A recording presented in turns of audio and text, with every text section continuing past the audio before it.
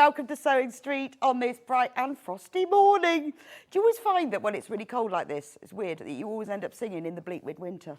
I've sort of walked the dogs humming to myself. Such a nice song, isn't it? And it is In the Bleak Midwinter on a frosty morning, but it's not frosty in here. It's nice and nice and warm. So I hope you're going to stay with me all morning. We've got loads of fabulous things today, and we've got a bit of a dressmaking masterclass, 2 hours of it as well. But we are going to start with all your essential quilting tools today, and we're going to have an early bird, which is for this early bird can be used for all of your sewing. Da, da, da, da, da. It is Quilter's Starch Savvy. So this is a synthetic starch spray. You might have heard us talk about synthetic starches, Best Press, Starch Savvy. This is one of those synthetic sprays. It's fabulous. So it's not like your old-fashioned starch that would make your collars and your cuffs really, really crisp. It's a synthetic, and it's fabulous. So what you do, particularly with patchwork and quilting, is you get your fabric, you give it a quick spray, and then you press it. And it gives your fabric an extra stiffness, not like super stiff, but an extra stiffness, makes it easier to cut, easier to sew, and also stops it distorting. So if particularly you're doing patchwork and quilting, and maybe you're cutting across the bias because you're cutting triangles, this will keep it more stable. Once you start using synthetic starch, you'll use it all the time. If you've got a piece of fabric that's, you know, when you buy a fat quarter or half metre and all the creases are ironed in, spray it with this. It comes out magic. It's wonderful stuff. You can run your fabric through the machine, won't affect it, and when you wash your fabric, it completely disappears. It is your best friend for stitching. Oh, we have a slight broken graphic issue. Okay, so we're just going to bend the graphics because I need to be able to show you what the special offer is on that. I'm going to start with the menu while Ben sorts out his numbers. So coming up today, obviously, to start with Start Quilting. These are your essential tools. So if you've never patchworked and quilted before, I'm going to show you all the essential tools that you can use, from pins to thread to needles to spray starch. If you are already a quilter, there'll be lots of things here that you may need or want to add to your sewing arsenal, and that's at 8 o'clock. 9 o'clock, we've got the lovely Holly Dennett in today, who is going to give us a fantastic dressmaker.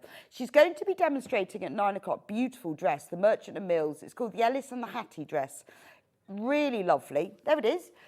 It comes, you can make it like this with sleeves. It has a beautiful darts across the bodice and a nice pleated drop waist, or you can make it without the sleeves, depending on what look you want. And Holly's going to give us a real in-depth masterclass on what darts are, how you transfer them for your pattern, how you mark them on your fabric, and how you sew them. So that's going to be great. It's a great dress, and the patterns are available. There's 2 patterns because it's available in such a large size range. Marvellous. Then at 10 o'clock, it's designer fabric bundles, including some amazing waterproof William Morris. I didn't even know we did waterproof William Morris. Glorious. So we've only ever had it on air once, complete sellout. We've got it back in stock for the first time today. So that's lovely. And as well as that, we've got some really great Sanderson bundles. We've got Liberty bundles. We've got little bundles, big bundles, all sorts. So this is a way of you adding to your fabric stash or starting your fabric stash. Holly will be back with us at 11 o'clock to show us how to make the lovely Maison Fauve, the Chelsea Blouse. The Chelsea Blouse is gorgeous. It's got some really nice little tucks across the top of the bodice, which are really lovely and give a real shape to the blouse. It's a beautiful blouse and a real must-have to your wardrobe, to really simple enough to make, but looks really classy. And again with that, we're going to go dressmaking masterclass, and Holly's going to show us in depth how you do pleats and tucks, how to mark them, how to sew them, and all the bits you need to know. So if you've got any dressmaking questions at all today, it's a good day to message us in. And at 12 o'clock, we're going to finish off the day with homeware kits. We all love a kit, don't we?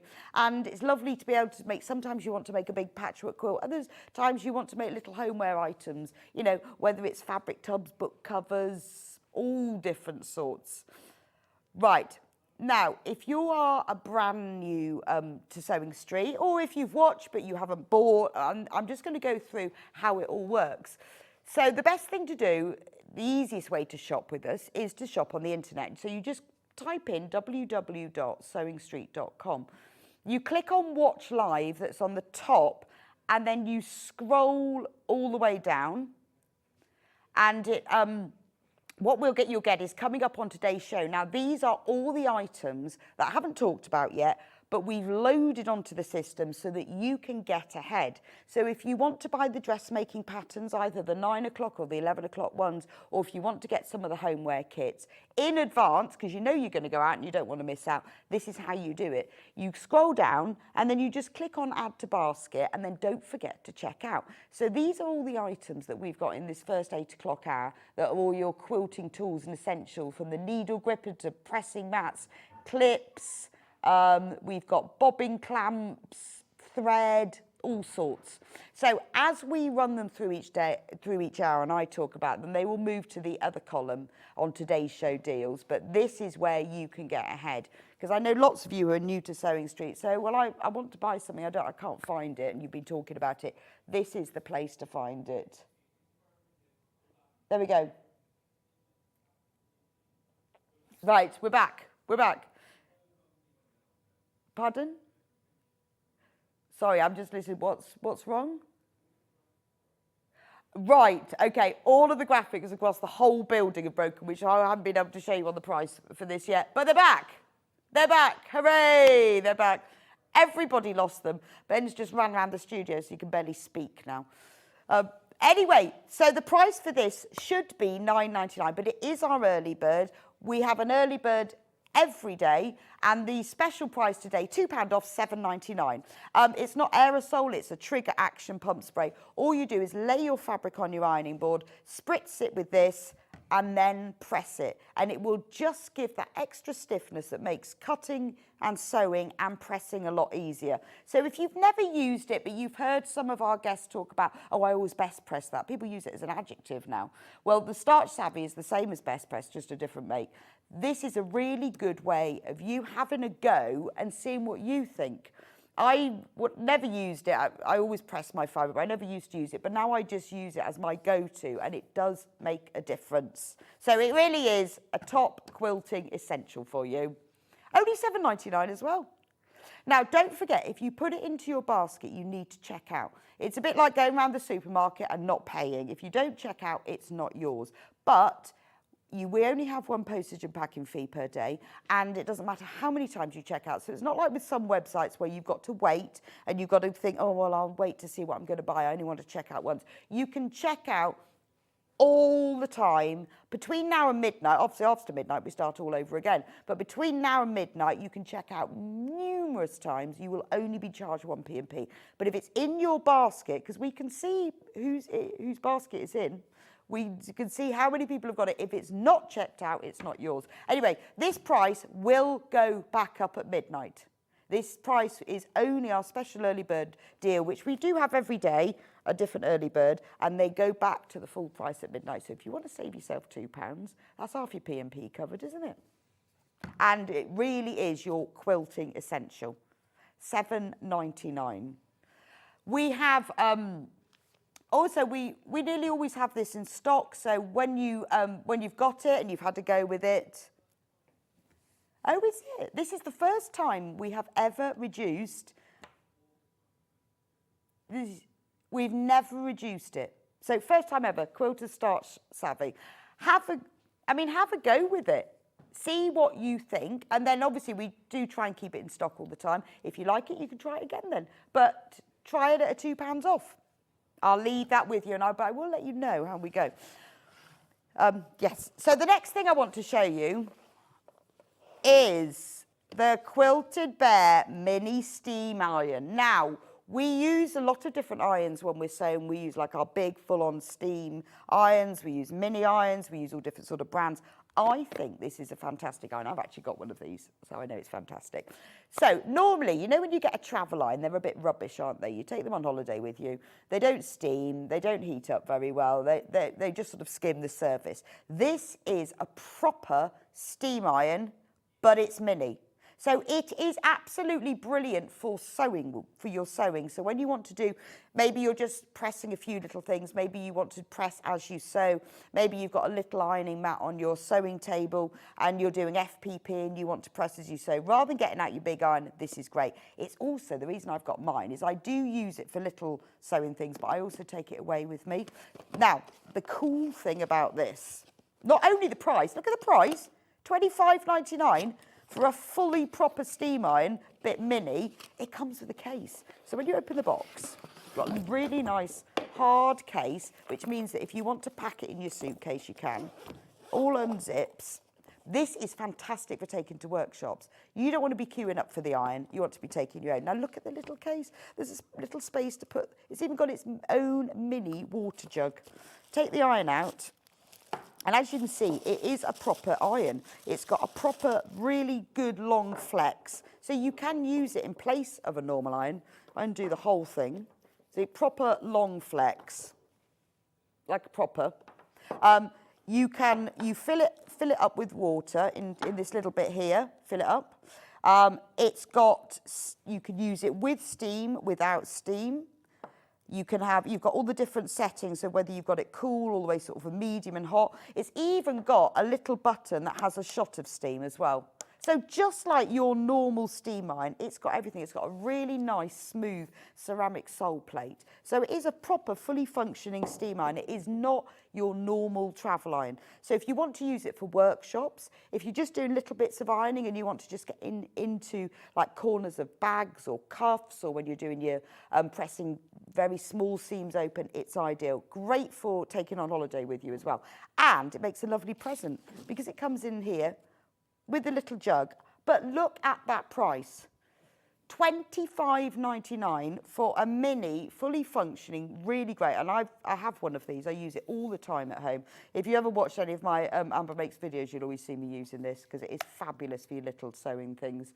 It is a great price. It is one of your well, an iron is a sewer's essential, isn't it? But we don't always want to get out the big iron, and particularly if you're going to workshops and you want to take one with you. Why I like it is the fact that it comes with the case as well, because, you know, travelling with an iron, how do you travel with that? And they've designed it in such a way that it's very ergonomic, so it's got a nice handle to hold on, but then the cord easily wraps around that section and it fits neatly back in. So you've got everything that you need, all fits in really well into the case, zip it up, and then you're ready to go. And I think that's a fantastic price. £25.99 for a proper steam iron. And that is great quality as well. It's a lovely gift for somebody as well. Because, you know, anyone who does sew, well, anyone, even if you're going travelling, it doesn't have to be for sewing at all. I mean, it's a mini steam iron. It can be used for anything, but who didn't want one of those? Look, there we go. Amazing. Right. But we do have another iron as well, because obviously we are talking quilting essentials. Right, now this is your full Beldray iron.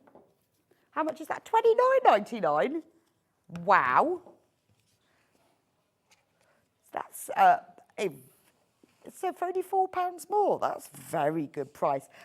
This is a cordless iron as well, which is brilliant, isn't it? Because sometimes that's what you need, is you want to be able to take it off and iron over there or something. You know, sometimes you want to be able to have it, but you want to be able to have it close by. But if you want to be able to take your iron to press it in a different place, or if you're not near a plug, or it's actually lighter, because obviously you can take it off the base to use it. So it turns around 360. It has different steam settings. It's got a shot of steam, and it has the spray. It's got the heat settings that go from synthetic, silk, wool, linen, cotton, just what you would expect from any iron. It's got a really nice ceramic sole plate. It is the titanium edition. And then can you see on the bottom here, there's the lock and the unlock button. So if you want to keep it on there because you don't want it to keep charging it, you just unlock it. But if you want to be able to take it off, really simple. It makes it a lot lighter to use because you're not then having to have the power within the iron. So if you've got an iron that's not cordless, the power has to be in the iron, but it makes it ever so light to use. And then you just pop it back on there. But if you want to keep it with the power on all the time, then you can just lock it back in place, entirely up to you. So it means that you can keep that off your ironing board if you want to. Use your ironing and then just quickly charge it up when you need to. £29.99. That's an amazing price, isn't it? It's a nice iron as well. So whether you want it for your sewing, whether you just need a new iron, it's a really, really useful. And I think it's really good.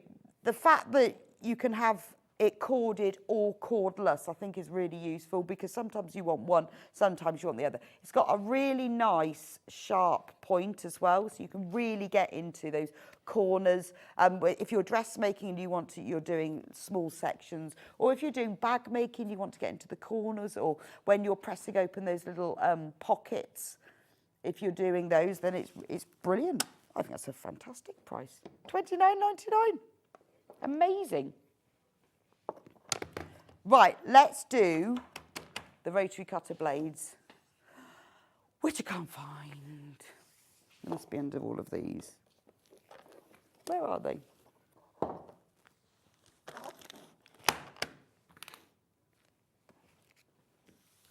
Ah. There they are, found them, sorry. Rotary cutter blades, I mean, this is your essential for quilters, isn't it? Is having a rotary cutting equipment, your mat, your ruler and your cutter. Now, these are 45mm blades, which is your standard rotary cutter. That was what most rotary cutters are. These will fit any brand of rotary cutter. As long as it's 45mm, which is what the standard is, these will fit any of them. £8.99, I mean, this is a must, isn't it? All you have to do is go for a pin and then you need a new blade. And it's very important that you keep them sharp all the time, because you know what it's like when you cut in fabric and you cut through and then you've got all those little threads that you need to break off. No good at all, are they? Yes. Right, so we're going to have a little, because we broke all the graphics and we couldn't really talk. Well, we didn't, because the graphics were all broken, and you couldn't actually shop at 8 a.m. Ben's going to do us a little discount, a little apology discount. Oh, that's a good price. £6.99 for 3 rotary cutter blades. That's amazing. They will come in nice little packet as well. But if you haven't got them, it is really frustrating, because you've blunted your blade, you're going through fabric, particularly if you're cutting through more than one layer. You have all those threads you then have to cut off with scissors. Always good to have spare. I always have spare blades and spare needles, because it's most frustrating when they break, or when you've chipped or cut out the edge, or they just blunt after a while, don't they? £6.99. These will fit, as I said before, into any brand of rotary cutter. That is just over £2 a blade. What a bargain. And like I say, so this is, let me just show you, because I've got a clover one here. It's your standard rotary cutter. So remember, it doesn't matter what brand, whether you've got an Alpha one, Clover, we do all different brands. These blades will fit into all of them. But that is your standard rotary cutter size for that one. There are bigger ones and smaller ones, but we thought, because it's our quilting essential show, we would give you the standard blades. Only £6.99. Pop them in your basket. Don't forget to check out. £2 off. That £2, that will go back up again at midnight. Any of the little offers and deals we do, nearly always, they will go back up again at midnight. And then you've missed the deal. That's a shame, isn't it? Fabulous. Fabulous. Right, what should we do next? Yes, now, this is an amazing quilting essential, H640. I know we're always going on about, H640. H640 is a fusible fleece or wadding. They call it fleece, but it's the same thing, fusible fleece or wadding. Now, the joy of fusible fleece or wadding is that if you want to quilt something, probably not your whole patchwork quilt, but something smaller, it is fusible on one side and not on the other. So you can iron it onto your fabric. So maybe if you are making a bag and you want to line it, you can put this between the lining and the outer, and it will give it a bit of structure. It's really good for smaller quilts or little wall hangings or makeup bags or anything you want to add a little bit of substance to. Now, this is a 1 metre piece. So it's 1 metre long, 90 centimetres wide. it's £9.99. I always have this in my stock because it's really, really useful to add in, for adding into things. And if you look on our website, how much is it? Yeah, the half metre is £5.99. So this should be £11.99. But it's not, it's £9.99. It's because of the bulk buying, isn't it, buying a metre piece? Now, obviously, if you multi-buy these, they will come as metre pieces. But it doesn't add too much depth, thickness. So when you want to do like a small bag, or maybe you're doing table mats, it's just enough. You can then quilt through it or not. But it takes the stress and the hassle out of quilting. Because it irons on, you haven't got to do any basting, tacking, safety pinning into place. You just simply press it on to the wrong side of your fabric. Now, it does have, on the back of it, it does have a few instructions. So it does say 15 seconds with a damp cloth. So what you're supposed to do is place this glue side down onto your fabric, so your fabric's underneath, then take a damp cloth, I usually use a tea towel or something, put that on top and press it for 15 seconds. Now everybody has their own special ways of doing it. Some people do it with the fabric on top, so that you'll do it with that side. What I would say, if you're doing it with the fabric on top, you don't really have to have the damp cloth so much. It's when you've got the fleece itself on top, you need something to protect it. If you press on top of here, and because you've got to press for 15 seconds, you know, you might find this surface melts a little bit. So don't press directly onto it, but do it that way instead. But actually, if you go onto the Vliceline website, because this is who it's produced by, they do a whole long set of instructions and tutorial of exactly how to use it. But it is so useful. I mean, particularly when you're doing homewares, when you're making things like doorstops where you want to add a little padding to them. I mean, I often use it when I'm making something that I just want to have a little bit more structure. Even if I don't quilt it, it's really useful. But if you're new to quilting and you've never tried it before, start off with H640, because you then don't have to bother with all the tacking and the basting and everything, because you just press it into place and it's gone. If it comes unstuck at all, if you haven't pressed it for long enough, you just pop it back under the iron and press it again. But this is a whole 1 metre piece. And if you multi-buy, you will get it all as 1 metre pieces.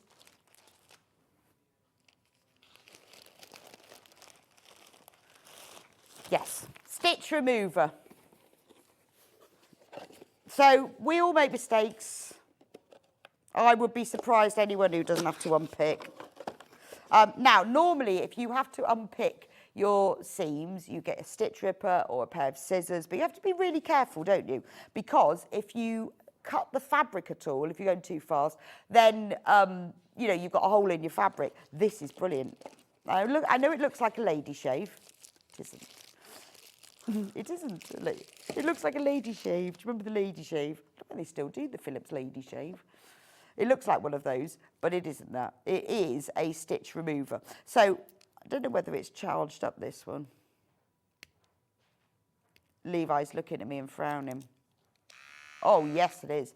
So what it does is it doesn't cut you, because I have tried it before. So you can put it on your skin, and look, it doesn't cut at all. But if you've got a seam, all you have to do is run this along the seam, and it unpicks it. Immediately, it won't cut the fabric, though. What it's also really good for, if you've got like something like a T-shirt that's got a logo on it. Oh, have you got some sewing there? Oh, yeah, we've got a video of it. Yeah, so if you've got a logo on a T-shirt or a pair of jeans or something that you don't want on there, if you run this across it, it undoes all the stitching and it doesn't cut the fabric. That's amazing. Do we get to see the finished thing?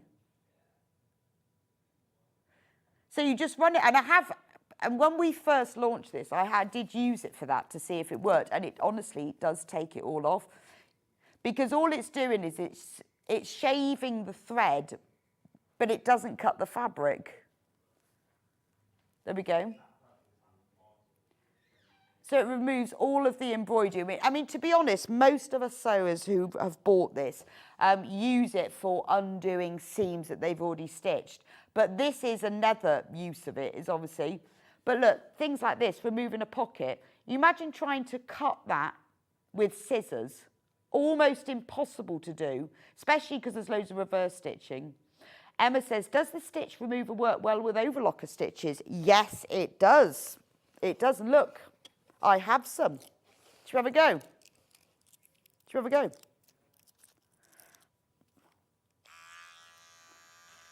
Right. Look at that. So I could just, well, I could just run it over like that, couldn't I? Or I could run it like that. Look at that. So if I wanted to undo the overlocker stitches, you can run them like that. You can run it along there. If you are undoing seaming, it's brilliant. Right, I'm going to do that. Look at that. Just pull them out now. If you're undoing a seam between two pieces, you just run it along the seam and it undoes it all. This is amazing, isn't it?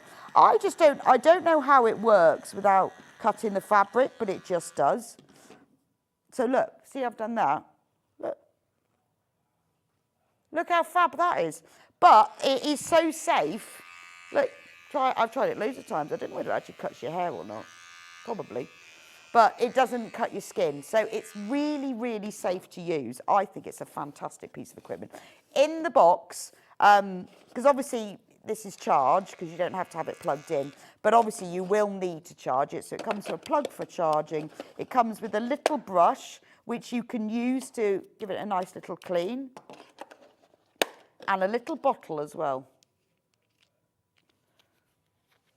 Right, so we are selling it for $29.99. Oh, look, elsewhere, look at that, $34.99.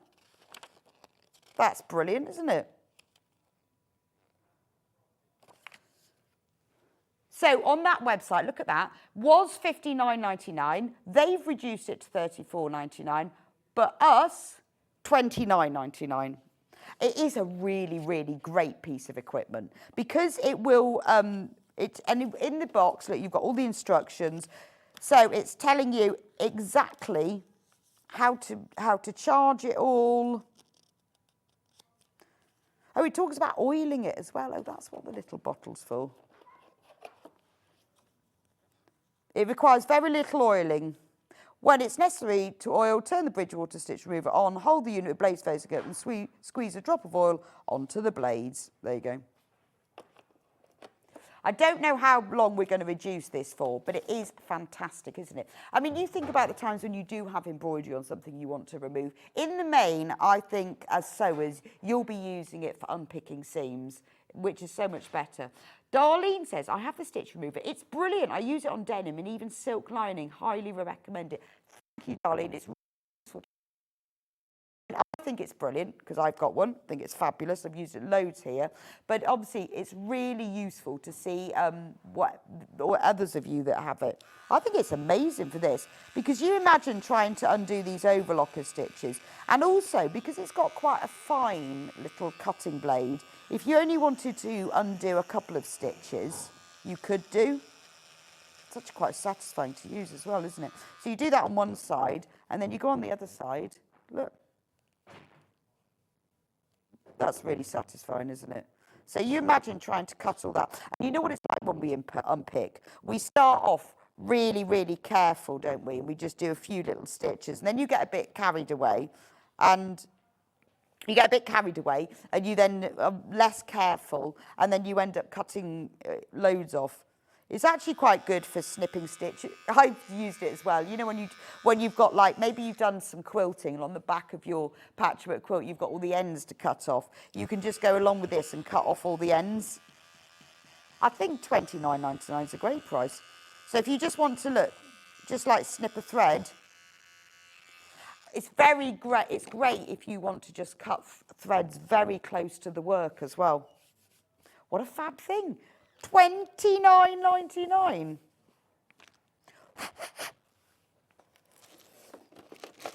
Give it a little graph paper. Yeah, I love the graph paper.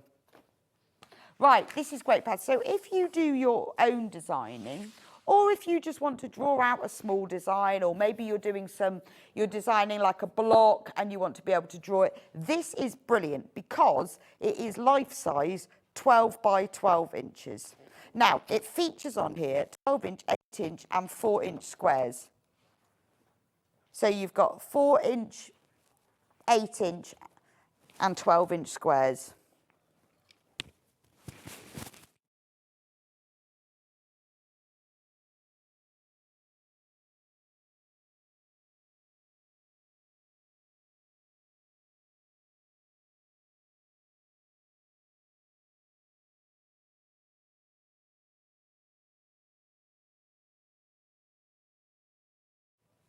Right, sorry for my silence. I had to change my mic. Something had gone wrong with it. Is that better? Is that better? There was a problem, they couldn't hear me. Anything else that go wrong? Sorry for that. I hope you enjoyed looking at the graph paper. So it's really great because you've got 4-inch squares. So each square is 1/4 of an inch, and is it actually the right size? I think for £6.99, you're getting all of these, you're getting 25 sheets. So, like, for example, you know, if you want to draw some blocks out, you want to see how things work. Also quite good if you want to design like little knitting patterns and things. You know, when you're doing a chart for knitting, that's what I use mine for, because the squares are nice and big. But because it's actual size, sometimes if you are drawing out a quilt block or you're drawing out a pattern or something, you can't really get an idea of what it'll look like. But because when you draw it on here, it'll be the actual size. Each of the squares is 1/4 of an inch. It's so easy. It's easy then to add on your 1/4 of an inch seam allowance because you know that each square is 1/4 of an inch. £6.99, it's really, really useful. It's the sort of thing, I mean, I use graph paper all the time for designing, but when I'm doing quilt blocks, I like to use this because it's actual size. Worth having, definitely worth having. I think that's a good price as well. £6.99, fabulous. Right, I'm going to recap the early bird because I know we've had a lot of problems with, I don't know the graphic what's going on. Maybe it's because it was below freezing or something. Anyway, so if you were struggling to get this morning, this is our early bird. So we have an early bird every day, which means it's a product that we choose that we give you a special offer, a special discount on. It might be a new product, it might be one of our favourite products, but this is the first time we have ever reduced the Quilter's Starch Savvy, £7.99. So this is your synthetic starch. If you've heard guest designers talk about starch, best press, starch savvy, it's the same thing, it's just a different brand. It's a synthetic starch that you spray onto fabric, which gives it an extra slight stiffness. It won't make it like cardboard, but slight stiffness that stops it fraying while you're sewing as much. Not completely get rid of it, but it will slow down the fraying. It will also help when you are cutting fabric on the bias, whether that's curves or whether it's across the bias for triangles. The fabric won't stretch and distort as much, and it presses, sews and cuts better, and it also gets rid of the creases when you've bought fabric that comes pre-folded like fat quarters. So all you do is you put your fabric on the ironing board, give it a quick spray. It's not an aerosol, it's a trigger action pump. Press it, and then you've got that synthetic starch on it, and then it washes away afterwards if you want to. £2 saving. Now that's only going to be till midnight. Special price, only till midnight. And we've never reduced it before either. Should be £9.99. So if you've heard us talking about it, if you've always wanted to have a go, if you find when you're using fabric, whether you're using a cotton lawn and a patchwork weight fabric, whatever, if you want to give it a little bit more body and crispness for while you're sewing. For example, if you've ever sewn with cotton poplin, which is a much more tightly woven fabric than quilting weight fabric, it's crisper.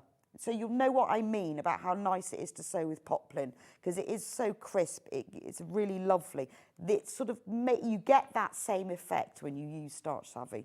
So save yourself £2, pop it in your basket. What a great price. Oh, the other thing was the rotary cutter blades.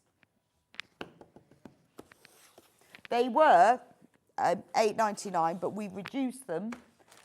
No, I've got them, just lost them, put them underneath everything else.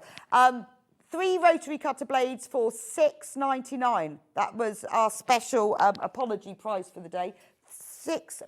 3 rotary cutter blades, get the wrong way around, for £6.99, which is a fabulous price, isn't it? They will fit any brand rotary cutter as long as it's 45mm, which is your standard size anyway. But worth having.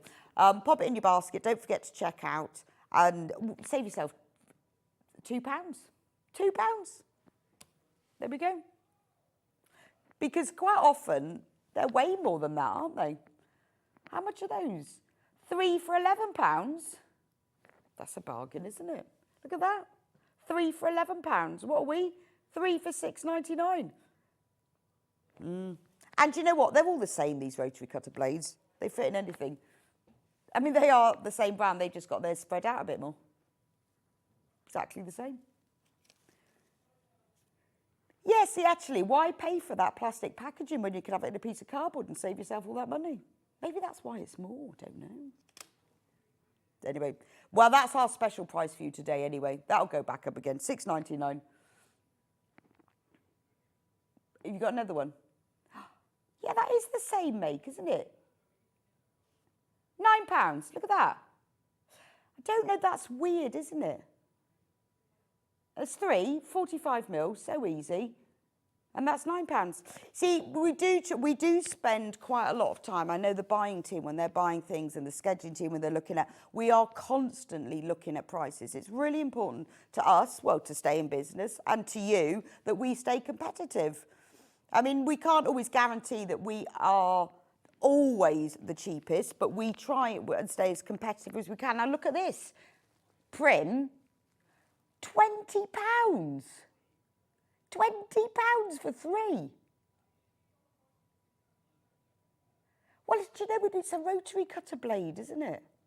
Well, so we're always constantly looking at prices to make sure that we are the same as everyone else. We try and be cheaper if we can be, but it is really important. And also for you, because, you know, if you're like me, you're looking at prices and you're shopping around all the time. You're not going to buy things if they're more expensive, are you?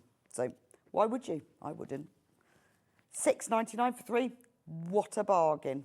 What a bargain. Let's do friction pens. I love friction pens.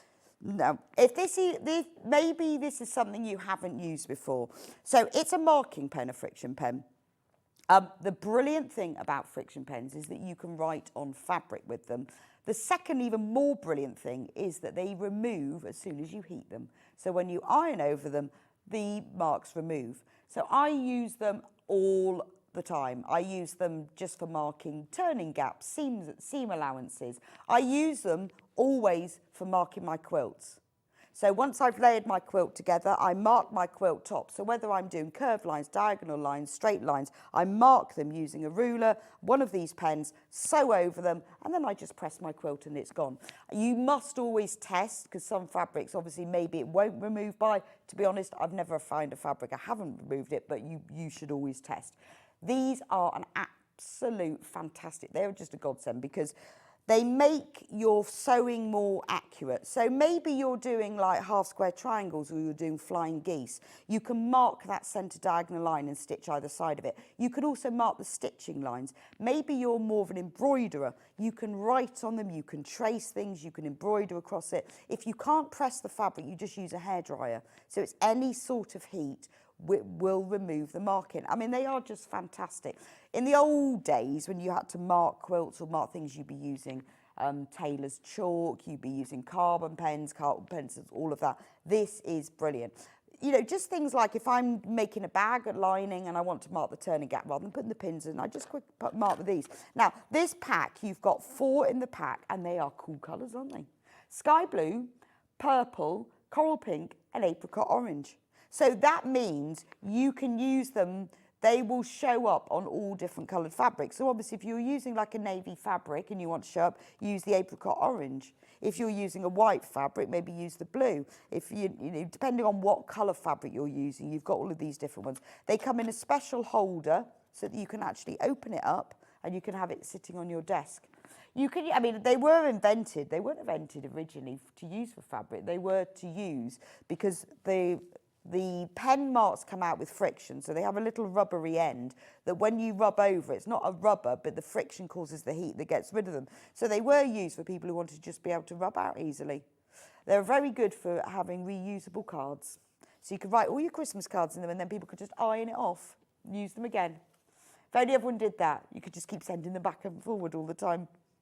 It'd be great. You still have to pay the postage though, unfortunately. Oh, yeah. And then if they got really, that's true actually, because when they get really cold, sometimes I've heard people saying they've taken quilts on flights when they've been going to quilt shows. And then when they get to the quilt show, because the cold makes it come back. So if you have removed, it has to be really cold though. So if you've removed marks and you don't want to, if you put your fabric in the freezer, they come back again. Once they get back up to room temperature, they'll go again. But it does come back if you go really cold. So £10.99 for them, really, really worth having. What else should we do? Yeah, Aurifil necessities. Now, these are fabulous because we talk about all different sorts of threads, and I'm not a thread snob at all because I honestly believe there are different threads for different tasks, and it depends also what your budget is and what you're doing. So you might want to use a less expensive polyester thread if you just do loads and loads of seaming. But if you're doing, maybe you're making a patchwork quilt and you want to use your top quality thread, Aurifil is really worth it. It's an Egyptian long staple cotton. So it means because the staples, so the fibres of the cotton are much longer, you don't get all that bobbling and fluffing. Actually, when you look at the price of it as well, we always think of, people always go, oh yes, Aurifil's that really expensive thread.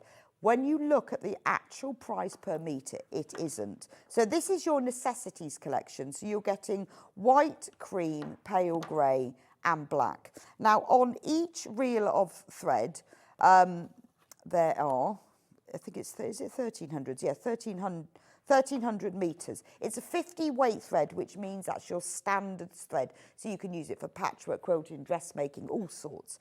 It goes a really long way. I've made a whole patchwork quilt and quilted it using just one reel. Although it's 50 weight, it's the same weight as the normal thread you'll use because, as I said, because the staples lie very flat, it sits within your fabric better. So if you work out the metre cost of it, it's not as expensive as you think, but it's a very fine, beautiful quality thread. And we are going to give you a special New Year price for it as well. No way. £34.99 for 4, that's all 4 of them, they come in this nice box as well, 4 1,300 metre reels, £8.74 per spool. That's amazing. If you've never used Aurifil before, but you've heard people talking about it, it is like one of the top quality threads. And you thought, oh, I don't know whether I use it. Take advantage of this amazing New Year offer. If you have used Aurifil before, then this is brilliant. I use this grey, because I have this pack, obviously. This grey I use a lot for coloured fabric. So when you're doing like rainbow fabric and you don't know which colour to use, this grey is a very warm grey. It fits in really well. We've got loads and loads if you've got this in your basket now. The white is lovely. It's not bright, bright white. It's a very slight off-white. You've got a really nice rich cream, and then the black is great for using for navies or greys or blacks. But £34.99, that's a fantastic, £7 saving. £7 saving for all 4 reels of thread. If you find in your machine, because I know some people say in the machine, oh, my machine doesn't like Aurifil in the bobbin, just use a standard thread in your bobbin, even if it's just a polyester thread, which I have done with some machines I've found. Some brands of thread, I think, oh, my machine doesn't like, and I've just changed the one in the bobbin. But if you find, with any brands of thread, to be honest, just use a different one, more of a standard thread in your bobbin. But then just use your Aurifil for your top thread. Sometimes I don't want to waste the Aurifil in my bobbin. I'll use something else in there. Obviously, most machines, the majority will. I've just heard a few people saying, oh yeah, my machine doesn't like it in the bobbin, so just use a different one for that. But this is a great opportunity because these are a really good standard. Now, we don't have masses of stock of this. We've got 25 of you got this in your basket. You need to get checked out on that. But I'm not, how many have we got left in stock?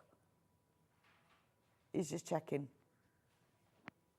Right, but we have less than that in stock. No. So if everyone checks out, we will have sold out. $34.99, save yourself £7 if you haven't tried Orifil before. It doesn't have to just be for patchwork and quilting. Even if you're a dressmaker or a home sewer as well, it is brilliant. I find it just sits within the fabric better. And it always has, although it's pure cotton, it does have the slightest sheen, which makes it lovely. It's a really lovely thread to use. I think also your problem you'll find is once you try this, you'll then want to use it all the time, and you have to buy all the colours. But it's a great thread. And as I say, it's so nice having such a big reel of thread. Because you know your standard 100-metre reels, you think, well, where's that gone? Half of it's gone on the bobbin, and the other half, I've only got half a reel left. These nice big 1,300-metre reels last such a long time. Right, we only have 17 left. We only have 17 of these packs left, and then they're gone. And we've got over 30 of you have it in your basket, and we have 17 left for your £7 saving. So I would go and check out with that one if I was you. Now, let's do bobbin clips, because I think these are genius. Because, you know, we sell all sorts of, it's great, this shop, isn't it? All sorts of things, all different prices. Now, this is brilliant. These are so affordable and they're brilliant. And all of you who use bobbins will know why these are brilliant. So, you know when you've wound your bobbin up and then the thread starts coming off, maybe it depends where you keep your bobbins, whether you keep them all together in a box, then they start coming unwound. Well, all you do is you get your bobbin. Actually, I'll find a bobbin, shouldn't I? I wonder if there's one in here.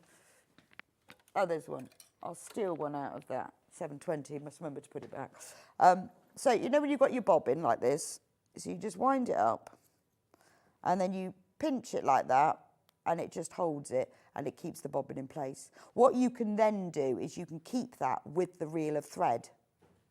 So then you've got your bobbin with that and it means it won't come unwound. Really simple. It comes with a chain as well. So if you want to, you can put the chain through and you can keep them all attached together. Through your chain, you see. Keep them all attached. Or you could join all of them together. So you could keep your bobbin thread. Because I find I keep my bobbins in one of those bobbin cases. But they still come unwound. Pop that round and that holds it really neatly, doesn't it? £9.99. And you get 20 of them, colour-coded as well. Or you could just attach them all together with the little chain and you could just keep them as a whole thing. And then you can easily see what colour they are. And they're nice and safe and they don't come unravelled. A really very simple but really clever invention. Look at that. Just perfect, isn't it? Oh, I want one of these. Why have I not got some of these? Actually, what I would do as well is I'd then keep them. So say you had like the Orifil threads, you could wind the bobbins up and you could just pop the 4 into the box, couldn't you? And then you'd always have the right bobbins with the right threads. But, or maybe, you know, maybe you just keep your bobbins all in a little box together. Just pop these round. They're only £9.99. Loads and loads in your basket. We've only got 16 left. That's really good, isn't it? £9.99 for those. I think that's really clever. You are going to save thread. This is actually going to save you money. I'm going to put that back. Otherwise, next time someone who uses the 720 will go, who stole the bobbin? Right, the quilter's tape is about to sell out. This is a single-sided quilter's tape. It's about to sell out. We've only got 3 of those left, so I'll just show you if anybody would like the quilter's tape. It's brilliant. Pardon? Oh, the mini. Where is it? Oh, I love this. This is one of my... Sorry, Ben's talking to me about the mini impressible. This is one of my favourite things because it's so cute. Oh, no, it's not that. Where is it? Oh, there it is. Do you know the box is the same size as the handle? This is adorable. And not only is it really cute, it's really, really useful. Again, this is another item that I own, funnily enough. Look how cute it is. Look. How sweet is that? I mean, I know it's adorable, but you can't just buy you can't just buy it because it's adorable. It's really useful for when you only want to press small things. So if you want to get right into a bit, maybe you're making a bag, you know, that's like a tube and you want to get the end of the bag inside, or just inside a purse or a little sort of zip bag. It's ideal for that. Really great for small like collars, cuff, little items. So if you've got the little mini iron, absolutely ideal for this. You could go to your workshop, couldn't you, with your mini iron and your little board. It's brilliant. And it's only £7.49. I just think it's fabulous, isn't it? And it has little legs as well. Little legs, and it folds flat. But it's great for those little ironing tasks because, you know, you get pressing mats and you get pressing boards, but you know it's got proper legs. It's not going to mark your surface at all if you're using like the wool pressing mats where you have to put on top of something. It's just great, isn't it? I think it's only £7.49. I love this little thing. And it just hangs, and then it just lays flat, doesn't it? So again, this is a great thing. If you've got the mini iron, say you've got the mini iron, how cool would this be?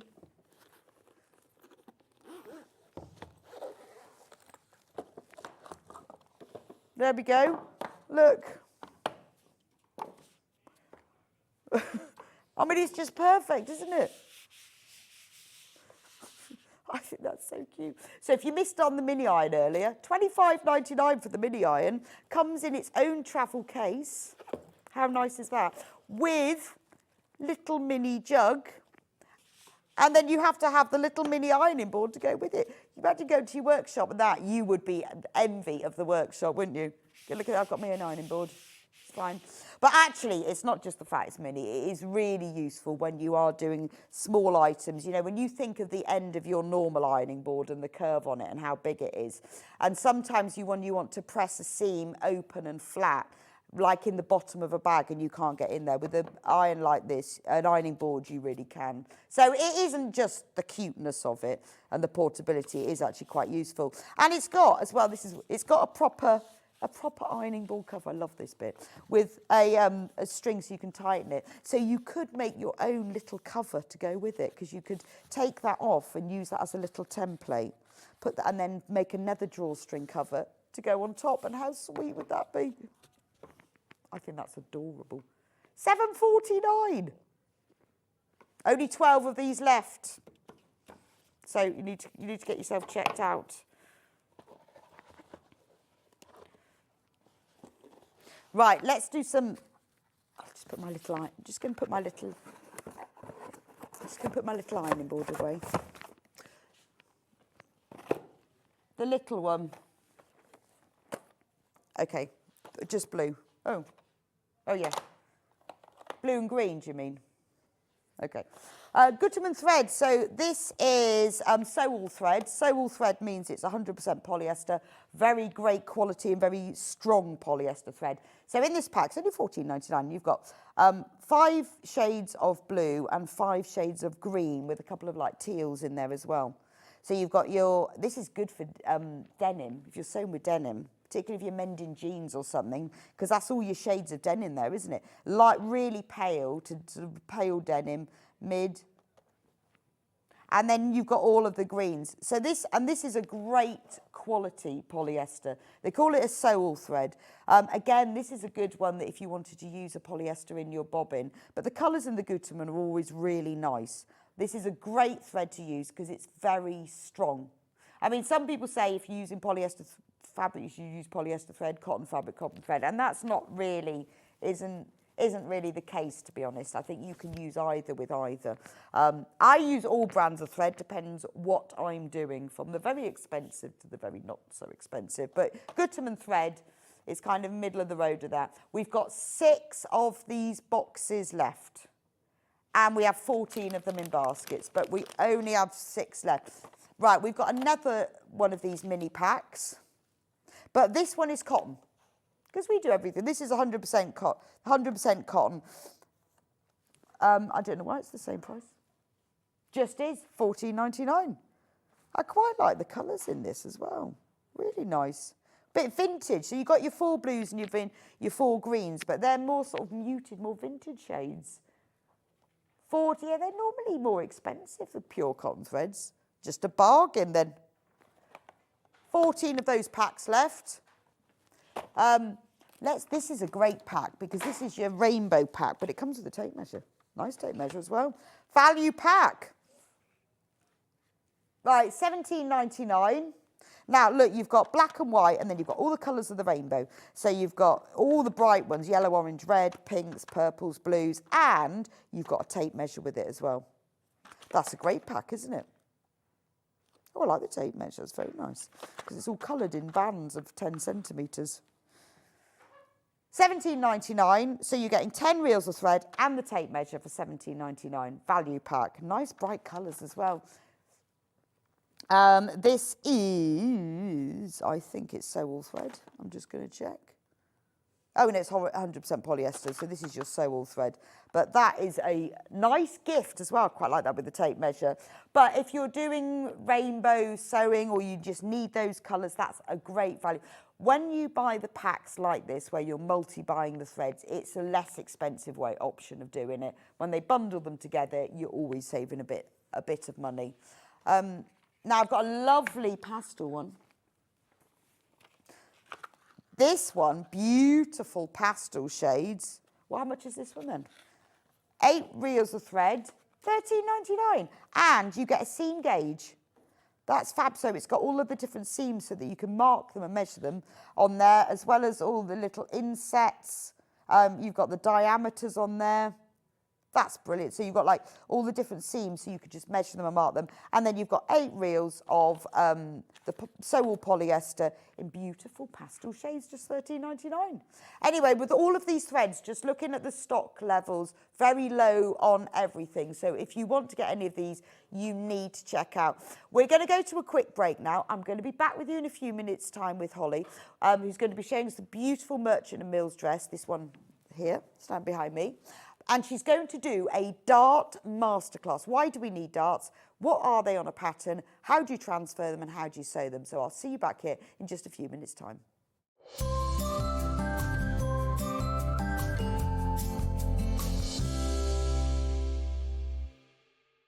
Every day, our experts will bring you a wealth of knowledge. They'll take you through the steps of making projects, and we feature fabulous tips along the way. Whether you're new to sewing or a seasoned pro, you're sure to learn something new.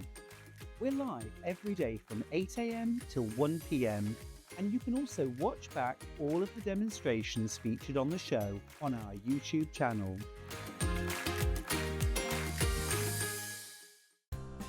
Looking for the perfect gift for the sewing enthusiast in your life? The Sewing Street gift card is just the thing. Choose between a physical card delivered to their door or a convenient e-gift sent straight to their inbox.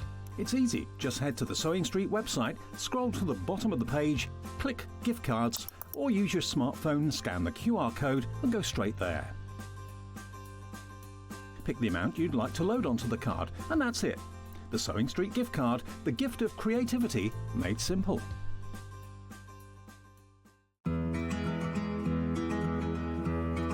Understitching is a term that I get asked about a lot.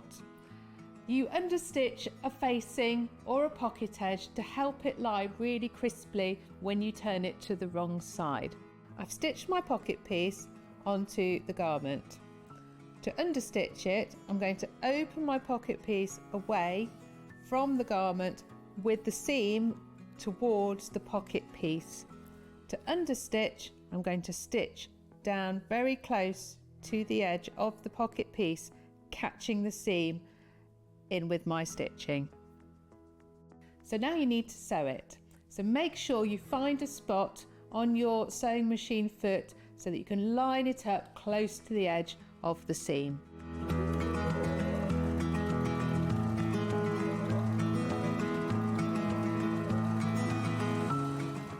You'll see that the seam has been caught out of the way, and when folded to the wrong side, your pocket edge is going to lie really nice and flat.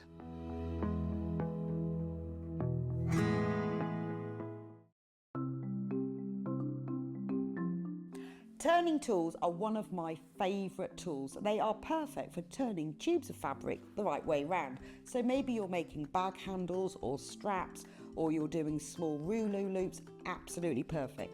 So if you've got a piece of fabric here, I've sewed it in half, right sides facing. Turning it right sides out takes quite a long time. So what you need is a turning tool.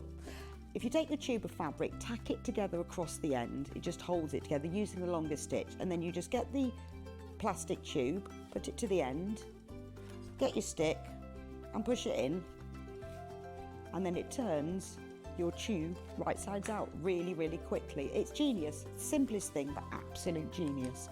Now, in these turning tool sets, you get different sizes. So that's the big one. So if you were using a narrower tube, then use the next size down. Now, when it's a short tube, I don't tend to tack the end. You can just fold the end in and push it through like this, and that will turn that right sides out. Look how quick it is. And if you're doing really small loops, like this one here, there's even a smaller one as well.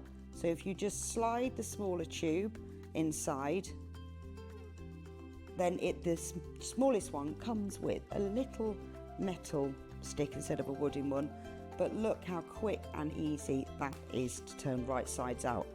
Saves you loads of time. When you get your set of turning tubes, do make yourself a little bag, just a little drawstring bag to put them in, because otherwise they get separated, and it keeps them all nice and neat and saves you so much time.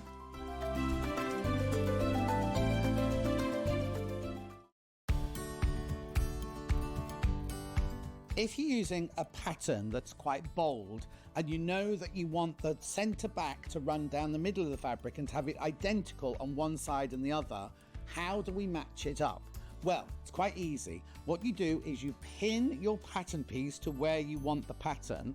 Then quite simply, you take a pen and you draw around the motif. You're only cutting one layer out now. You're only cutting one side of the back out now. You draw around your motif with your pen.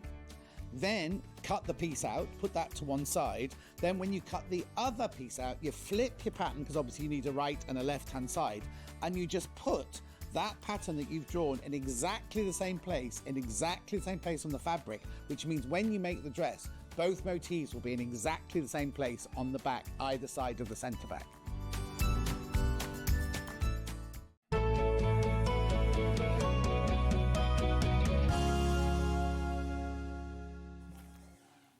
Welcome back to Sewing Street. So this is our dressmaking hour. Morning, how are you? Good morning. Hello, I'm okay. How are you? Excellent. Lovely to have you with us this morning, Holly. Really nice to see you.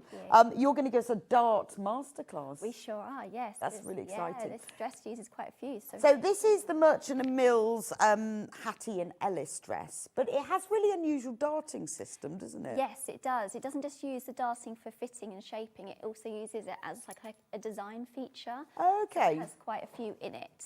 Because normally you expect to see a bust dart, that's quite standard, but this has darts across the top. Gives it a beautiful shape there, doesn't it? It does, yeah, it gives a quite different image on a plain fabric compared to a patterned as well, so yeah, it gives a nice I know, and what's detail. strange, although this is a larger floral, you can't see the darts. No, you can't see it. No, I know, so it gives a real different... Clever, yeah, clever. Different fabric to use. But is it not difficult though?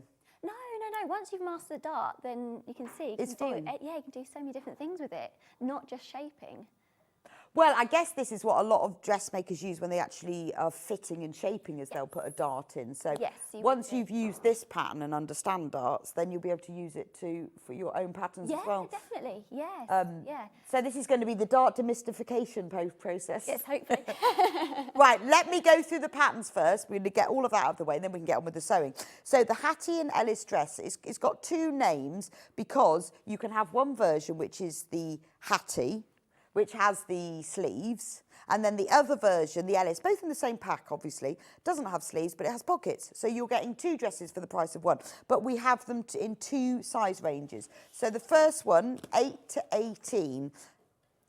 These are UK sizes, but let me give you the actual measurement. What they're saying is that the 8 is a 32¼ inch bust and the 18 is a 41¾ inch bust. So if your actual bust measures between 32 and 41, then get this pattern. Doesn't matter what size, number, whether you think you're a 10, an 18, 20, doesn't matter. Just go on this bust size. So 32 to a 41-inch bust, you need this pattern here. You are getting both patterns in the envelope. It's just they put the picture of one on one and one on the other, but you will still get both in both. So that's that one, £17.50. That's the size 32 to 41-inch bust. Okay, gorgeous dress. It's a beautiful summer dress. Obviously, it's really nice if you do it in these cottons, but it's really good for mid-season wear as well, because we've got some heavier weight canvases. You can do it in corduroys, and then because it's got that nice sort of elbow length sleeve, you could even wear it with a longer sleeve top underneath, or you could put a cardigan with it, so it doesn't have to be a summer dress, but it's a nice easy wear dress because it doesn't have a fitted bodice. We love a dress without a fitted bodice. So look at the picture of that one. That is the hat. That is, I forget, Hattie is the sleeveless. That's the Hattie version. So you can see that it's got that slightly dropped waistline with gathers. So it's not fitting, which makes making it easier, but there's also a lot of room for manoeuvre. So even with that dress, you could make that version. It's more like a pinafore then, with a long-sleeved, like, T-shirt top. The, I still keep forgetting which one, the Hattie version, would be like wearing a pinafore. And I like those big patch pockets as well. It's really, really versatile, can be used for all season wear, depending on the fabric that you use. Absolutely brilliant. I think it's a lovely dress. This is the first time that we've ever had this dress on Sewing Street as well. I think it's lovely because the size range is so big and the versatility. I don't know, they should, honestly, I think the dresses would sell better if they called them pinafores. Everyone loves a pinafore because that's what this can be so easily. And then you can have it, use it for the summer. Now, the other size, so if you are, ignore the 18 to 28, because everyone has different ideas on what size they are, don't they? So let's go, 18 is a 42-inch bust up to a 55-inch bust. It's very, very easy wear as well. As I say, remember, it doesn't have a fitted waistline. It's got that nice, slightly drop waist with all the gathers. So it's just easy fit, lovely. So if you are between a 42 and a 55-inch bust, you need this size. How did you find the pattern to work with it? It's a good one. Yeah, it's got some really lovely skills in it, which isn't too intimidating. Okay. Yeah, so it's really lovely. Like, we've got the gathered skirt, everything is a step by step, and it was really right. So really even lovely. if you're a newbie to dressmaking, you can give this a go. Yeah, definitely, because it's got, as you said, there's no fitting because it's a nice flowy. I think that makes, because you know when you've got a fitted bodice, it's a little bit trickier, and also it's got a really nice clasp with just a little button at the back. So okay, let me show you the there's no zipping. There's no zippers. So all you've got in the back, you've got that little opening, and then you've got a button and loop. Yes, so that's so it's the facing inside, which again is very simple to put together. Yeah, so nice I think and also I think without, particularly in the summer, you don't want it to be too tight. You want a bit of looseness, and if you want to use it like a pinafore to put over a long sleeve top, then you don't want it fitted either. And sewing with the cotton makes life a lot easier as well, because it does what you want it to do most of the time. So it's a lovely. And lovely look, pattern. it has side pockets. Yes. Yeah, that one has. So this version, the Ellis version, has inseam pockets, and then the Hattie version has patch pockets. But you could change them, you know, if you could do the sleeved one. Yeah, you can mix and match. You could, with the patch pockets. You could move, and those pockets are a really good introduction to pockets. Okay. I think sometimes pockets could be a little bit intimidating. Oh, okay. Again. So this could be a good. This is your first pocket. Yeah, very simple to put on those inseam ones. Which again, like you said, you can use it with, you could take them out or put them in or put them on the other version. You can real mix and match with it. Oh, I think it's fabulous. Fabulous it's dress, isn't it? Very universal. So those are the two patterns. If you've got any questions about sizes, if you've forgotten, just message us in. You can do that by either messaging us studio@sewingstreet.com, or you can message us on the Facebook page, on the fans page, and then I'll be able to tell you about the different sizes. Now, fabric bundles. Now, we have 2 different sizes. We have all the 2 different size bundles are in all the fabrics, so I will go through them all. So if you want to make this version, which has the sleeves, you will need a 4.5 metre bundle. There's enough fabric then for all the sizes, all up to the 55-inch bust, the size 28. But if you want to make the sleeveless version, you'll only need 3 metres for all the sizes. So we've got all of the 2 quantities in all of the fabrics. So we'll start off with this one, the one that Holly's actually made. So the 4.5 metre bundle of this fabric, isn't it beautiful? It's got like a really soft, gentle eau de Nil background. And then you've got this lovely floral. Now, this is a Rose and Hubble cotton poplin. So it's lightweight, but it has that really nice crispness to it. It's only £37.99 for 4.5 metres. But because of the cotton poplin, it really holds those gathers, doesn't it? Yes, it does. It makes it really lovely and really lovely to sew with as well. Because, like you said, you've got that structure that's stiff. It's got a, there's more, it's a more tightly woven fabric, so you get more structure to it. So absolutely gorgeous. So for 4.5 metres, which is enough for the biggest size to make the sleeved dress, £37.99. So have we got the same one at 3 metres? So if you want 3 metres of it, which is what you will need to make the sleeveless version, £24.99. That's fabulous, isn't it?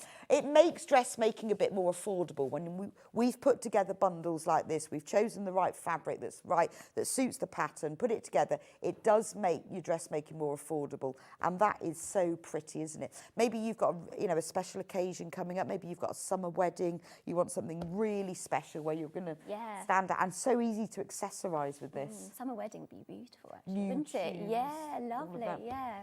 Gorgeous, isn't it? Yeah, absolutely. But, it could be nice in the spring as well. So that's the cotton poplin. We've got one more. This is getting limited now. Very, very popular.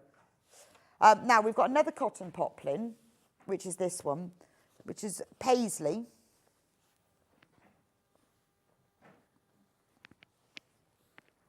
So this is the 4.5 metre bundle. £34.99, cotton poplin. It's paisley, but it's really soft, like sugared almond colours. There's sort of soft pinks and peaches. That's pretty, isn't it? £34.99, 4.5 metres.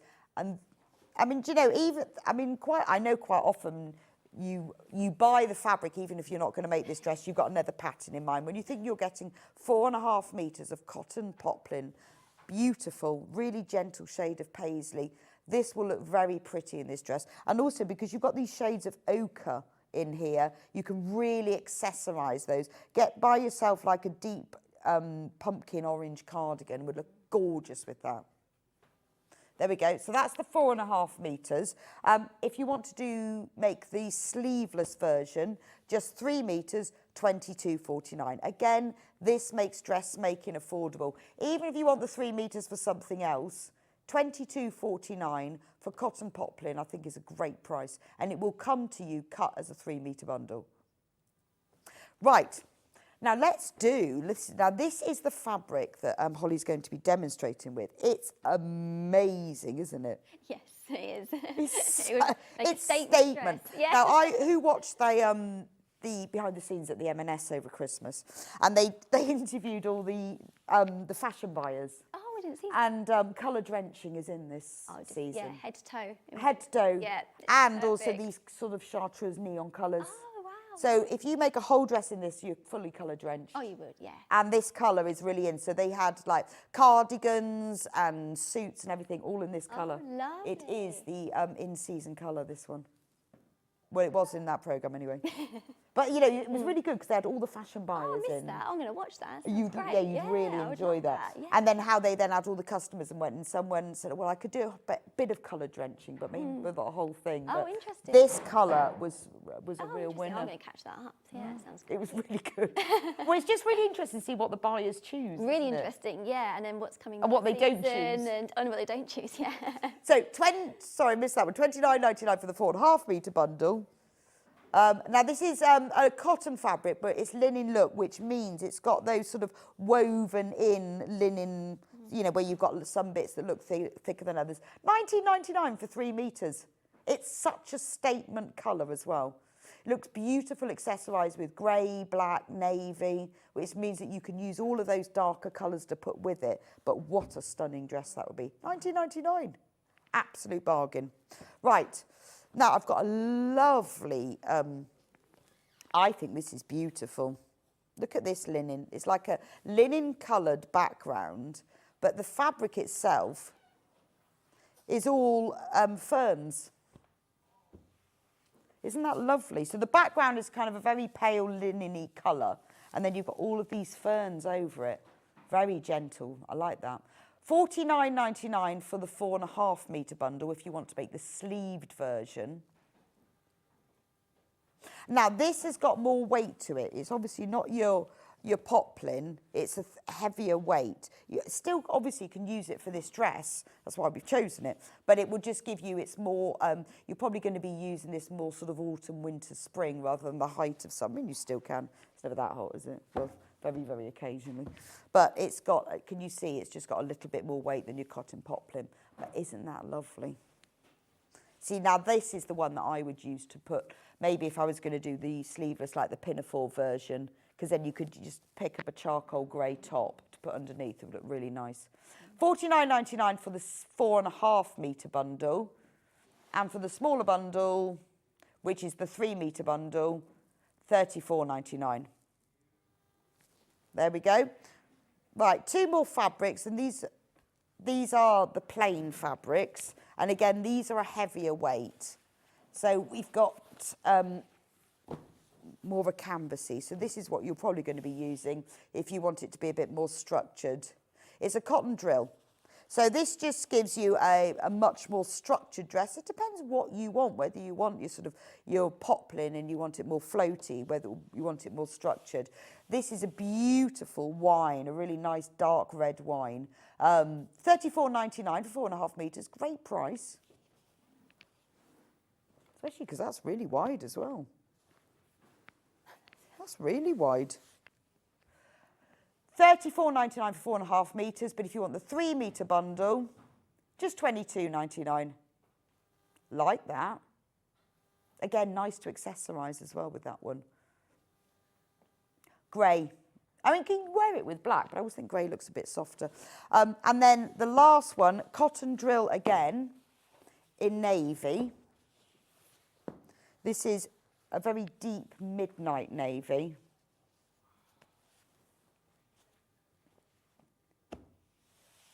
£34.99. That's the 4.5 metres. So the 4.5 metre bundle will make the sleeved dress in all the sizes, all the way up to the size 28, which is your 55-inch bust. So the 4.5 metres will make all of the sizes. No,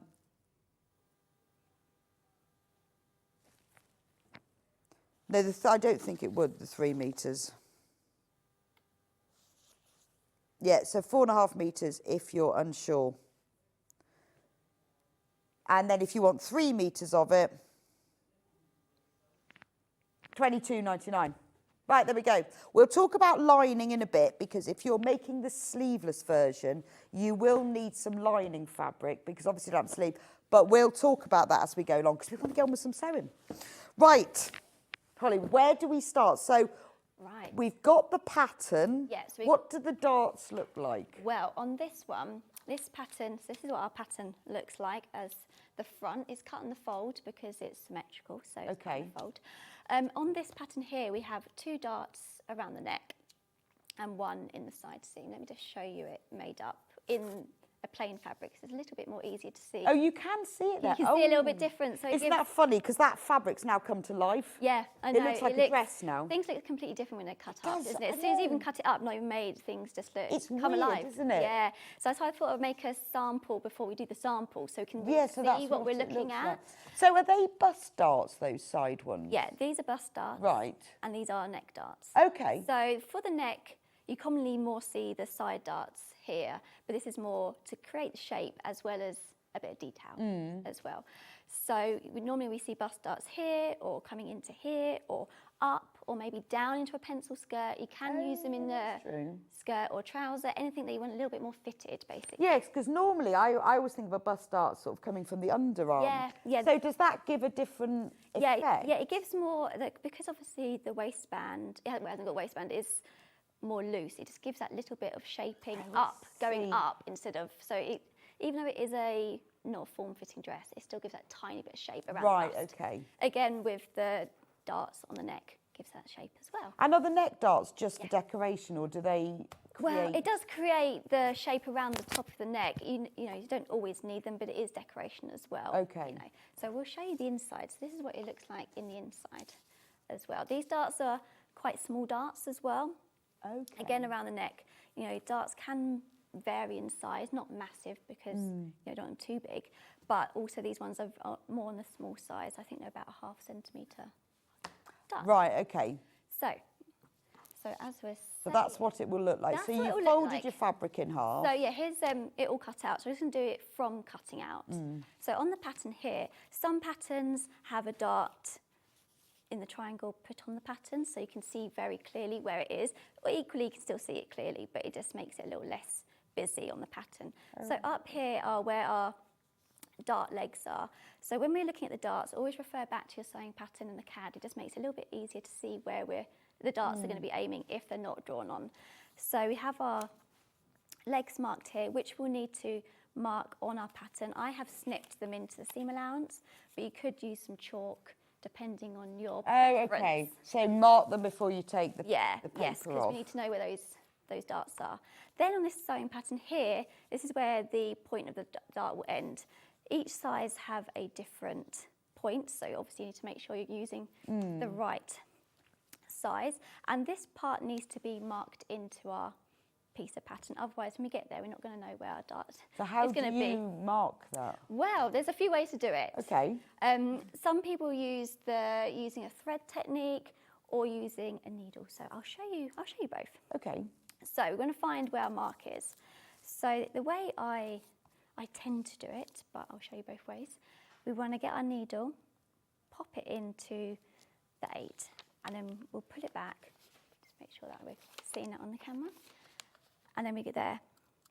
And then I tend to just mark it with a pin. Obviously, it does depend on your fabric. If it's a very lightweight fabric, you might not want to be putting excess pins in. And then it's marked there, and I would remember it's there. Another way of doing it, which would catch both sides as well, we grab our thread on a hand needle, make sure it's all in line, and then we pop it through, and we push it all the way through, like that. And then we're able to take away our sewing pattern, and then for this we need to make sure that we have it on both sides. Oh, I guess because you could mark it on... Yeah, we need it symmetrical. Right. Yeah. So we just pull it through, make sure that's all okay, and we just snip, and then we just mark the other dart under here with pins. So there's two techniques. Other ways you could potentially, if you have more of a hole in your pattern, you can just put a piece of use it invisible pen or chalk. Oh, and okay. poke through. So it's kind of like a bit of a preference way, but I'll show you two ways. Well, I guess, like you say, it depends on the fabric. I quite like the thread way. Yes. Because it's very permanent, isn't it? It's very permanent. So it depends if you're going to be doing it all in one go. Or if you're going to be coming back to it, the thread is permanent. If you're going to be marking it and then sewing it, then the pins can be sometimes a little bit quicker. Right, okay. But it does depend on what you're doing. Right, there we go. So we have both our darts marked, so in the two different ways. So with darts, you want to be sewing on your wrong side because all the inside is going to be looking like this. So this is what we're aiming for. Now, so these darts are quite thin darts. So sometimes the pinning can be a little bit different, or when you might want to sew them as you go, not pin all of them and then sew. So it just depends on where they're placed. So, right, so on our, catch the camera, we've got our two legs here. And what we're going to do, we're going to fold. So where we've snipped our ends are, we want to meet them together. Now this bit with a smaller dart can be a little bit more fiddly, but it's worth taking your time because this is what's going to be creating your shape.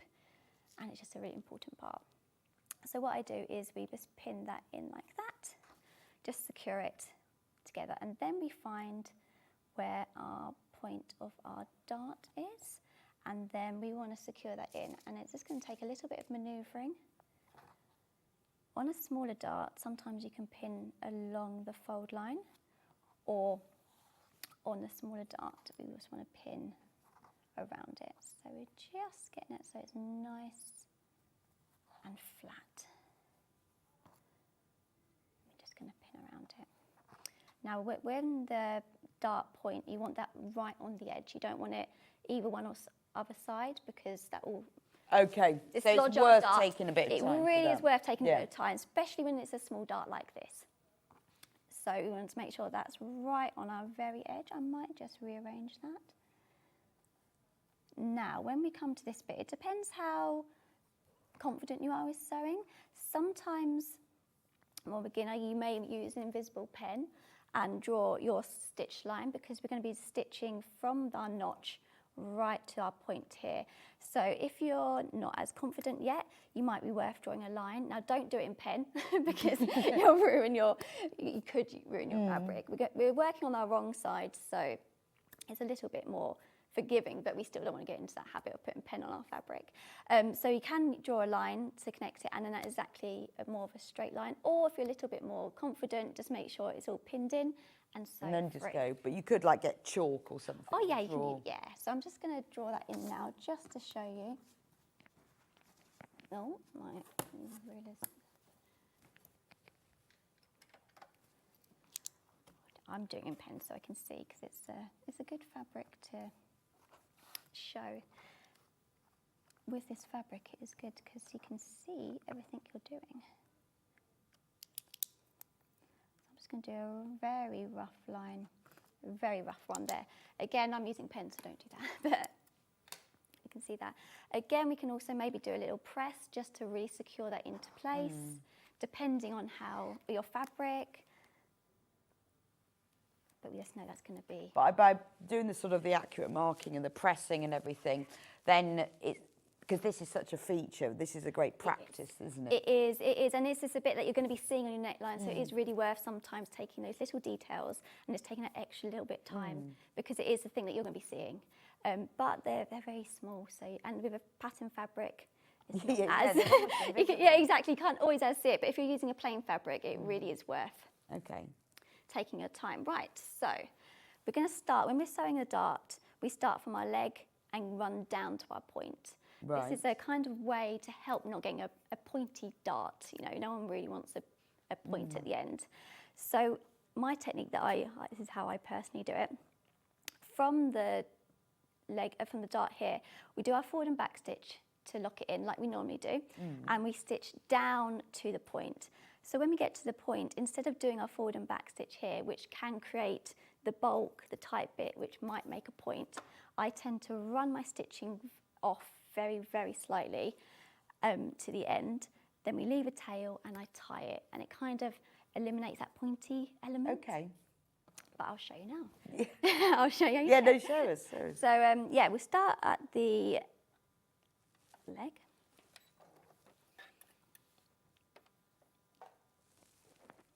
We do our forward and back stitch to really lock that in. And this is when we do mark our notches in, we don't want to do a very big stitch, because it can sort of, it's where you're going to be sewing. So when if you do tend to, if you use the scissors to snip it in, just do a very small snip. Okay. And then we sew down. This is where, if you do draw your line, it's very easy. So these are very small darts. So when we get to the edge, to the end, it's worth really taking our time, and we're just gliding the stitch off the edge, and then we do a few more stitches till we finish like that. We'll bring our needle up, and then we pull some thread off like that. So this is how we are going to be looking, and we'll just take our pins out. So we have our forward and back stitch here, and I'm just going to snip off these threads. We don't need them in the way. And now at this point we can pull off our marking dart. And you can see there, it just sort of really runs off. And then with these ends of these tails, we are just going to tie, this bit is a little bit more fiddly. And we're aiming to get that knot right at the end of the dart to secure in that stitching. This is the way I tend to do all my darts since I was taught it at uni, actually, doing it this way. There we go. So that's how our dart is looking. Brilliant. And then we can just snip it off and give it a very gentle press. Now with darts, we don't want to be pressing too much because it can distort the fabric, so just a very gentle way. And within this pattern, it does tell you which way to press your darts. Oh, okay. So it's important that you do that the right way. Yes. So taking the time to do that tying off just gives you a much neater... I think it does, yeah. It really doesn't give that pointed effect at the end because we need to secure that thread nicely, but just in a different way than our forward and back stitches. But I'll just give it a little press. I believe it's... So what did you do at uni then, Holly? Fashion design. Fabulous. Yeah, fashion design. And that included, I presume, all the sewing as well? Yeah, it does everything. You do, basically everything to do with illustration, design, pattern cutting, the sewing, the whole process. The whole thing? All the research, the inspiration. And what was your favourite part? Oh, pattern cutting. Really? I like the sewing because I sewed as a hobby before, around my last job. And then I thought, I love this so much. I want to go and learn pattern cutting. And you just learn everything. So I thought instead of doing a pattern cutting course, I was going to do a degree. Right. And just see how it goes. So I subconsciously kind of targeted the more sewing and pattern cutting area because that's the job that I wanted to go into. Right. But and I love the actual physical bit. But you learn everything, down to illustration, to CAD, to pattern, you do everything. Amazing. Yeah, it's a lot, but you get a lot of skills, so you can go into do lots of different jobs basically with it. And that's you learn these more. Yeah, but it's really nice to learn that sort of proper technically. Yeah, you learn everything when you first start, the first sort of sewing term, you just learn all these different skills to then be able to design and absolutely. Well, yes, because if you don't know how to sew a dart, then you can't design. Then you can't design one. So this is the very basis of it. Yeah, and that's what I really like. And I guess also understanding, like you say, you know now why you have a dart.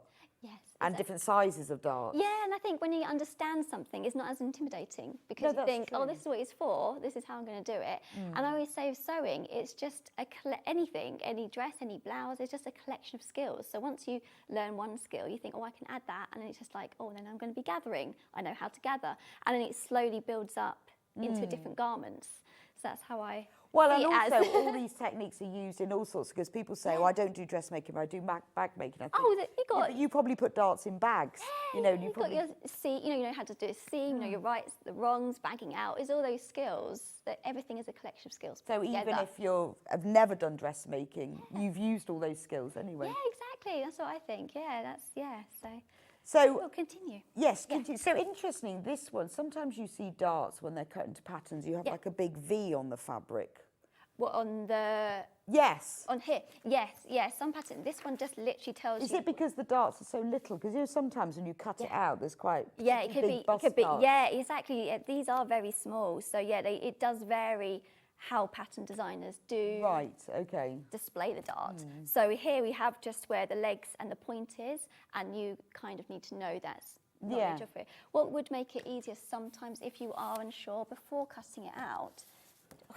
Can't get my ruler off. There we go. Like, for example, here, to visualise where your dart is, you could just draw it in, like that on the pattern yourself, and then you have that reminder of where your dart's going to be. So some patterns are drawn like that, aren't they? Some patterns are drawn like that. So that could be a way of helping yourself visualise where your darts are going to be. Again, where one is up here. This one does come from right in the corner, because like you said, some of the bust darts come from under the armpit. And is that dependent on the garment as to where it comes from? It can be a garment, design, fitting, it's sometimes, or just the choice of who's drafting the pattern. But it can mean a lot of things. But we'll just continue along here. So with the dart that's marked with a pin, it's exactly the same concept. With darts, I always think you've got to fold, and as long as you know where your notches are, it's not as confusing. So we just remember that the two notches go together. Yeah, I see what you mean. And then you sew from the notches down to the pin. Yeah, Okay. Notches are the key to sewing, isn't it? Sometimes people, sometimes you can easily miss them off and then think, the pattern mentions a notch, and you're like, oh, where is that? So always go back and just double check that you got all your notches, because they are important. It's like a guide of where everything should go. It's like a roadmap. So I'm just pinning around the fabric to keep it nice and secure, because you don't want to get it all nice and in place, get over to the sewing machine and it's all wobbled around. Okay. But when you're using a cotton or woven fabric like this, you do have that grit it kind of stays in place and holds. Sometimes if you're using a viscose or a silk or something that's a little bit more shiny, it doesn't always behave as you like it to do. But yeah, which would equally be lovely in this dress. So yeah, so we're just going to sew this dart along, again starting from the legs. Oh, why are you beeping at me?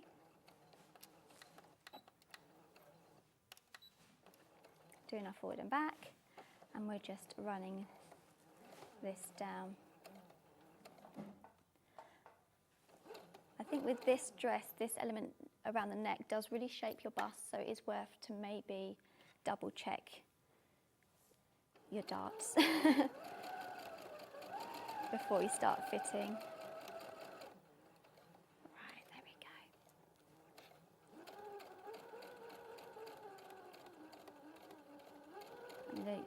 Really running it off smoothly. Again, if we run off too quickly and have a bit more of a staggered end, that's also when we get a bit of a pointy dart or a bit of a... And that's what makes your dressmaking look more professional. I think it's all those tiny little things that are really worth spending time or just learning that skill, because they do make such a difference.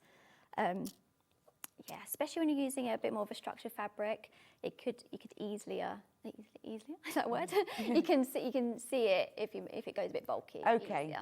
So again, we just tie that off.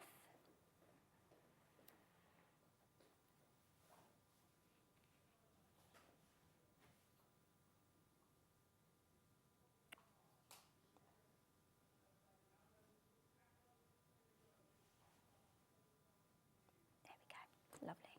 And we just snip that back. We want to make sure that's tied nicely and then snipped off. Brilliant. I'm just going to run over the patterns before you do the next one, so don't worry, you're not going to miss anything. Ah, lovely. So for the dress, now whether you want to make this the sleeved version, or whether you want to make the sleeveless version, and you can have inseam pockets or you can have patch pockets, the small size first. Now, both of those patterns are included in there. They've just put a different picture on the front of them. So whether you want to make the sleeveless more like pinafore dress, or whether you want to make the sleeve dress, this is size 8 to 18, which in reality is a 32 to a 41-inch bust. Just £17.50. Everything you need is in there. It's got all of the pattern pieces. It tells you all the fabric that you're going to need with all the different skill levels and all the instructions.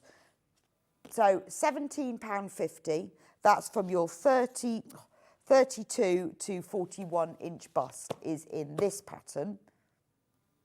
Now, if you want a 42 to a 55-inch bust, which they call 18 to 28, but I prefer to give you the bust sizes because it depends how you measure yourself. So if you want the 42 and a half to 55-inch bust, you need this pattern, okay? It's the Ellis and Hattie, and it's because you're getting 2 patterns for the price of 1. There we go. Now, something we've also been given today, these new scissors. These are so cool. I'm going to take them out. These are cool. So we've been given these as new today, especially for this dressmaking show.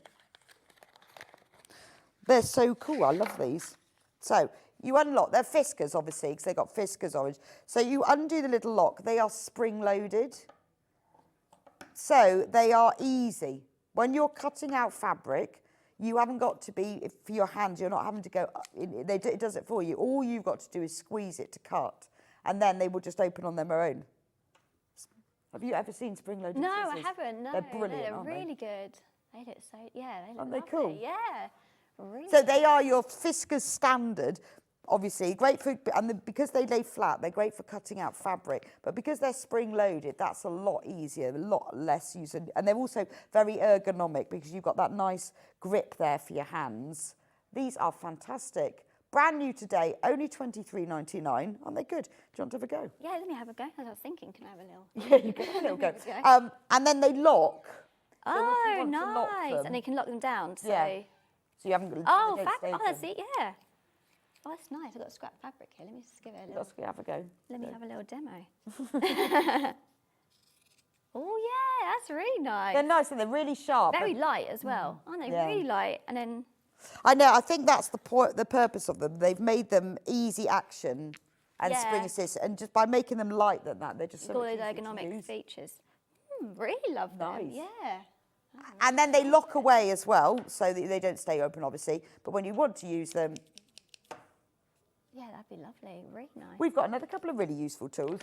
The tabletop seam ripper, we've got some great things today. Again, this is Fiskars as well. Have we got one of these open? Can I open it?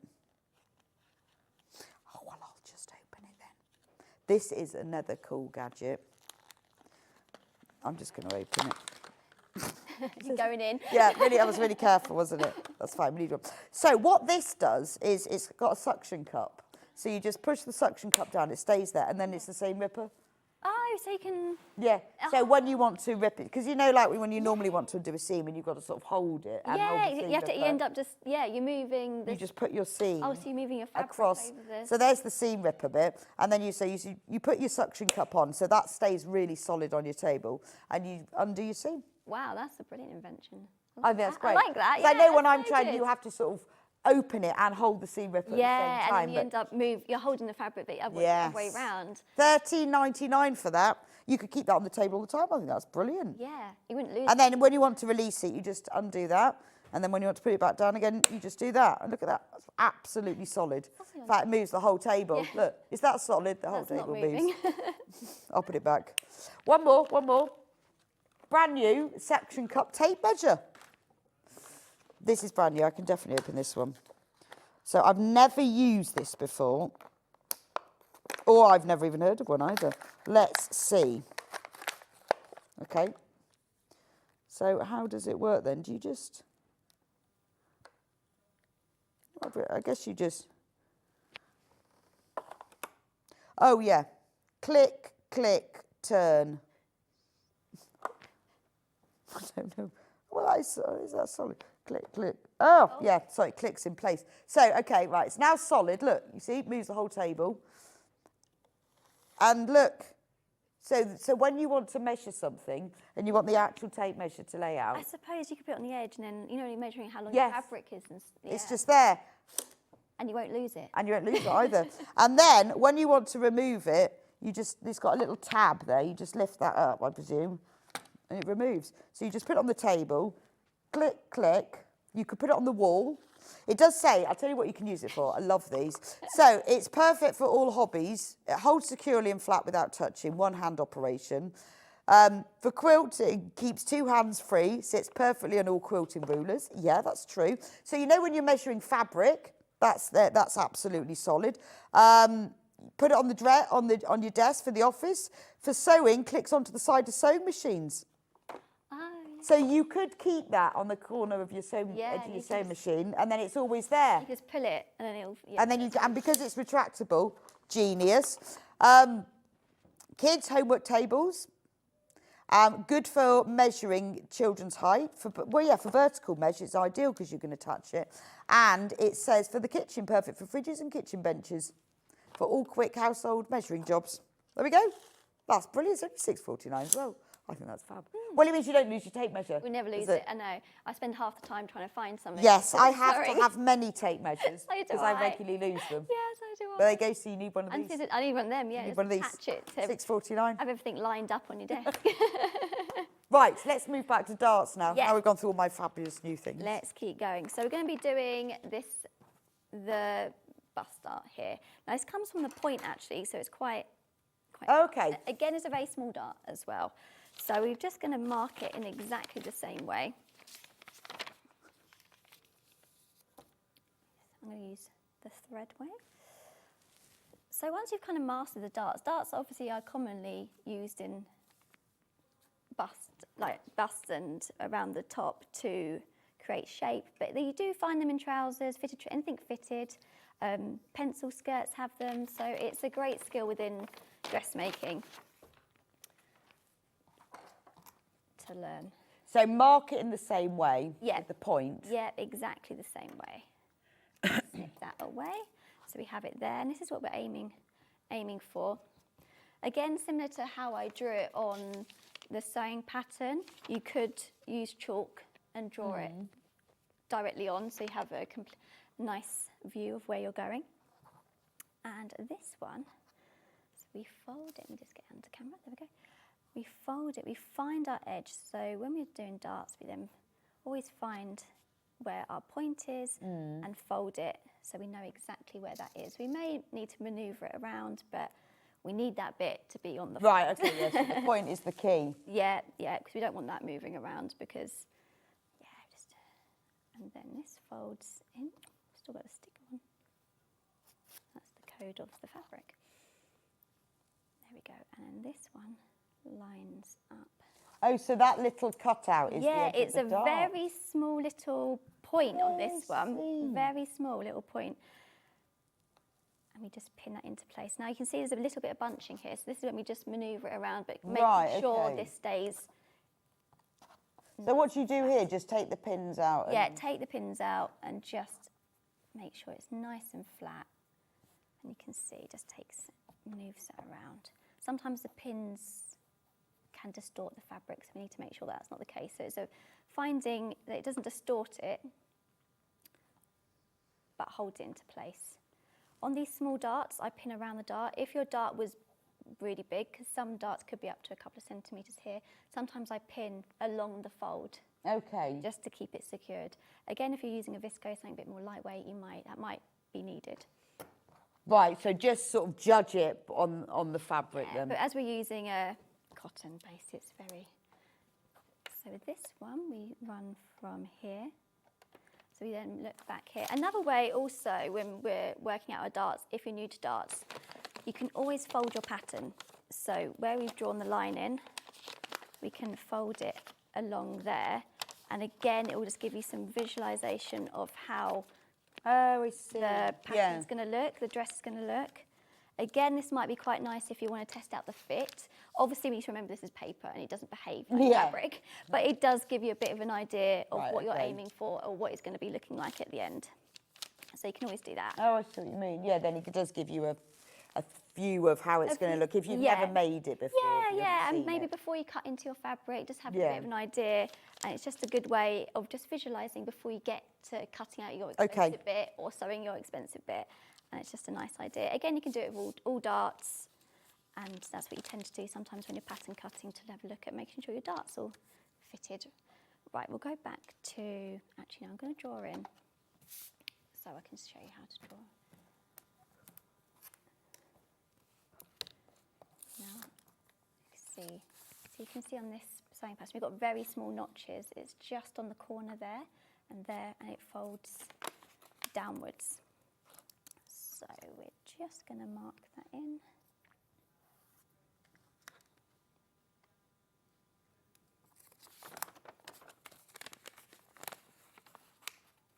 Lovely.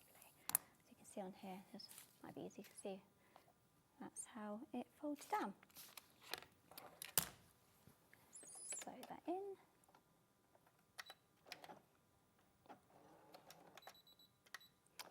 Keep pressing the wrong button because my other button on my machine's the other way around.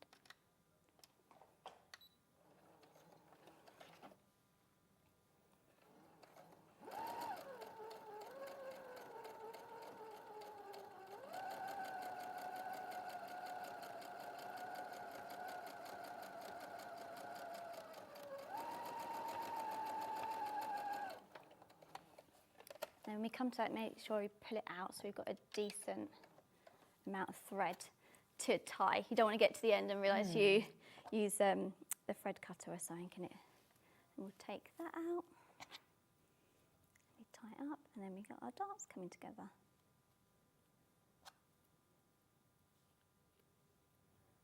So you can really see the darts if you use a plain fabric, like the dark fabrics you got there would really show your darts nicely as the design detail. Yeah, it's interesting, isn't it? That the plain ones, you'd think with other things the plains don't show up, but with darts they are more visible, aren't they? So just going to give that a little And then give it a little press. Yeah. I think it'd be really lovely in the... So if you're making the sleeveless version, you have to have lining, and I guess is that because you need you haven't got anything to finish? Yes, you haven't got arm anything to finish it off. No, so it just gives that nice element of a lined detail. Yeah, because you need to finish your armhole. So for the lining, yep.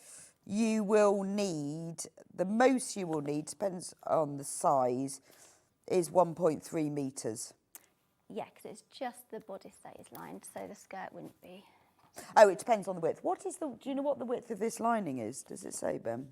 Well, I'll measure it with my tape measure because I have a new tape measure now. So I'll just let you know. I've got a new tape measure. Easily measure. So this is 150. So you will need 1.1 meters is the most you'll need for the largest size. So, which is quite good, isn't it? So for the largest size, the most you will need is 1.1 meters. You can probably get away with a meter, I should think. Right, so if you want to line yours, we have it in half meters here. It's only 149 for half a meter. So just put as many units as you want, whether you want half, 1.5. If you want 1.1 meters, go up to, you'll need 3 units. So we have got cream. This is a proper dress lining fabric, especially for dress lining, because dress lining fabric is much lighter weight. That's the point. And slippy. Yes, very slippy. Need to be pinning. So you can get it on. Yeah, true. Slippy. Maybe you want nude or what is it called? Tan? Camel.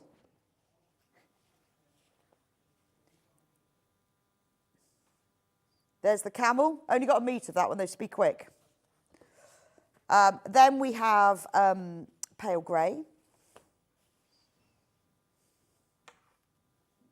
There we go. Silver, otherwise known as silver. Good price for this because this is your proper dress lining fabric, which is really important because there are different linings you can get. Sometimes people just get, you know, thin polyester, but this is proper dress lining because it's made to the right weight and so that it slips over. And very inexpensive as well. Then we have chocolate brown, otherwise known as brown. But it's kind of milk chocolate, if you want to know the exact shade of it. Only $1.49 if you need some lining fabric. And then finally, we have a dark red. What's that one called? Wine. It is, yeah, dark red, see?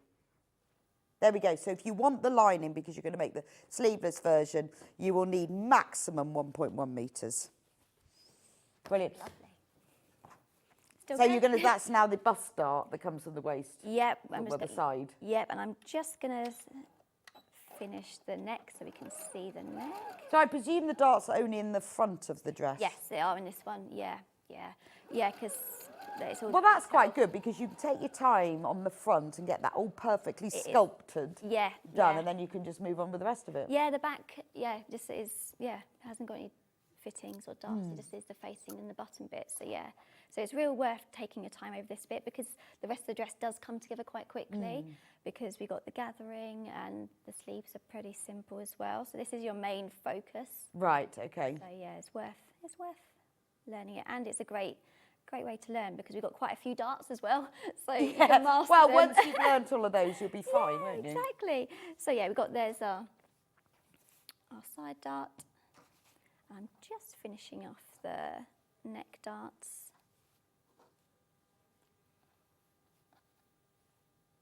I really like them, and I've not seen a dress before like that. No, I hadn't. Neck I hadn't either. No, I hadn't either. So I like the Merchant and Mills patterns because they always have something like that. I mean, there's always a feature in them that's a little bit different. That's it's that uses dressmaking techniques, but as features as well. Yeah. And whenever we do one of their patterns, it's always the same. Oh, really? They always have really interesting features. And also, I think the way that the patterns are created and cut are, you know, with the sewer in mind, not just about the design, but about, does this make it easy to sew? Or Yeah, make it work definitely. better? Yeah, no, it's a really interesting feature. Yeah, I haven't seen many dresses like that at all. Normally you just get like a plain neck and then you'd get some darts. Yes. But again, you can play around with the feature though, can't you? You can make it, if you want, make it a feature, or Well, in a also, pattern, you it's a don't see nice it. thing if you need to adjust, because It is. if you want this to be more sculpted, you could then go, oh, I'll just add a little bit more to that. Exactly, you dart. can make your dart smaller and bigger. And then, you know, sometimes you may want it more fitted around this top area, and then a flowy skirt. Okay. So I hope that's really helped. The complete darts masterclass that was. Hopefully. It was really interesting about how you know, different ways of marking them. Yeah, it's just finding the way that you.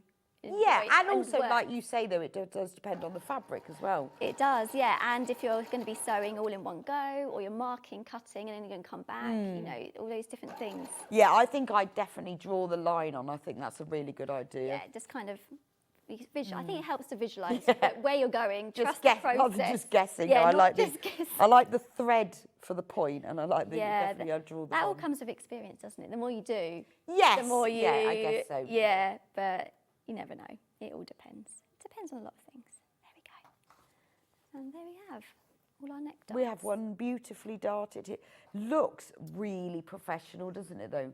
Yeah. It looks like a proper tailored garment. It does. With it those does. darts in. And like now you've demystified it. It doesn't look difficult, but that looks like a proper tailored because garment. it's only one skill, but it's created Yeah, quite a I think it's impact, lovely. isn't it? You know, not too many different skills. It's just the one thing, but yeah, made a lovely impact. Gorgeous. And a I think lovely that's fit lovely. as well. Right, so if you want the pattern, the one that we've got on screen at the moment is the larger size range. Size is 18 to 28, which is a 42.5-inch bust up to a 55-inch bust. And everything that you need is in there. So when they say Ellis and Hattie, that means that you actually get both patterns in the pack. Clothes, not fashion. I love that. That's true. That's nice. That is nice. Yeah. Yeah, that's the point, isn't it? So it all comes in, I love the way it all comes in an envelope, and then it comes in a smaller envelope as well. So if you do trace your patterns, you see, you can keep them in there. You've got loads of pattern pieces in there, loads of instructions, all the lining, all the pockets, how to do the hems. Yeah, like you say, it's very comprehensive, isn't it? Yeah, it gives you a lot of information. There's yeah. a lot of information in here. I really like how you can mix and match this dress. So if you like pockets on the outside, you can add it in. If you want it inside, yeah. But you think you're getting all of these pieces in here. You've got all of that information. So whether you know, you might decide that you want to make the sleeve version, but you want to put the patch pockets on, which I guess you could. Exactly, yeah. Or you want to do the pinafore version, but you want to put the inseam pockets in. Or you could always shorten the sleeve if you're a bit more advanced and want like a shorter Oh, sleeve. yeah, that's true. Yeah, it's very could simple shorten. adjustment to do. So you got. So for I love that. $17.50, this is fantastic value for money. Brilliant. Right, well, thank you so much, Holly. That's been fab. thank you. I know, but it's really nice because obviously we don't have time in our sort of hour to do a whole dress. No, that's what I was thinking. So focusing in on one skill like that is so useful. Hopefully it It's helps brilliant. someone. Well, we will see you back here in an hour. Yes, you where will you're going to do. show us how to make the fab Maison Fauve blouse. Yes, beautiful blouse. Which is gorgeous. Yeah, Well, beautiful. I don't know where it's gone. I don't know where that's gone. It was around a minute. Anyway. It's here. Where is it going? Can you Okay, show can us you get the... it? Yep. I just spied it out there. There we go. Oh, yes, Oh, they've got a picture. Oh, there's They've a got a picture of it. But Yeah. yeah. It's gorgeous, beautiful fabric. And we've got that fabric as well, that beautiful peacock fabric. Yeah, it's lovely. Beautiful. Again, so you're going to be focusing on tucks. Yes, we're going to be doing, again, the front detail. We're going to be doing a masterclass on how to create these tucks and how to do it successfully, basically, and make it look beautiful and give a nice little element to look at when you look at it. Oh, it's a really lovely blouse. Yeah. So I will see you back here in a few minutes' time where we are, and we're going to be talking about fabric, got loads of fabric included. I'm going to be starting off with the amazing polyester waterproof William Morris. Very useful for all your garden makes. And things like that, I think, because, you know, at some point we are going to go out in the garden, but things like picnic blankets and all sorts. Anyway, lots of others as well, particularly the sanders and fabrics. I will see you back here in a couple of minutes' time.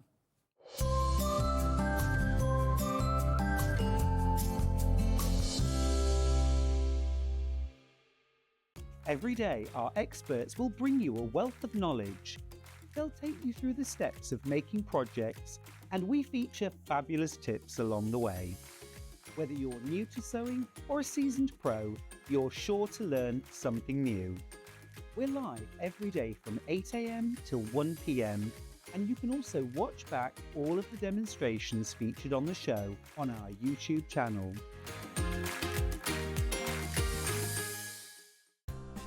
Looking for the perfect gift for the sewing enthusiast in your life? The Sewing Street gift card is just the thing. Choose between a physical card delivered to their door or a convenient e-gift sent straight to their inbox. It's easy. Just head to the Sewing Street website, scroll to the bottom of the page, click Gift Cards, or use your smartphone, scan the QR code and go straight there. Pick the amount you'd like to load onto the card, and that's it. The Sewing Street gift card, the gift of creativity made simple.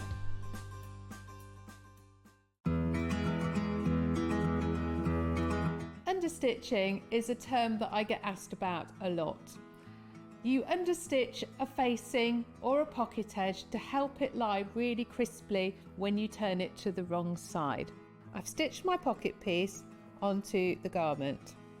To understitch it, I'm going to open my pocket piece away from the garment with the seam towards the pocket piece. To understitch, I'm going to stitch down very close to the edge of the pocket piece, catching the seam in with my stitching. So now you need to sew it. So make sure you find a spot on your sewing machine foot so that you can line it up close to the edge of the seam.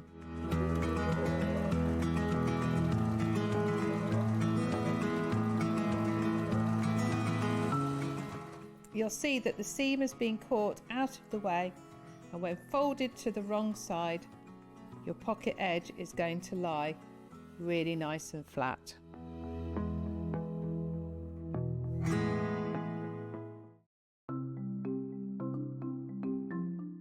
Turning tools are one of my favourite tools. They are perfect for turning tubes of fabric the right way round. So maybe you're making bag handles or straps, or you're doing small rouleau loops, absolutely perfect. So if you've got a piece of fabric here, I've sewed it in half, right sides facing. Turning it right sides out takes quite a long time.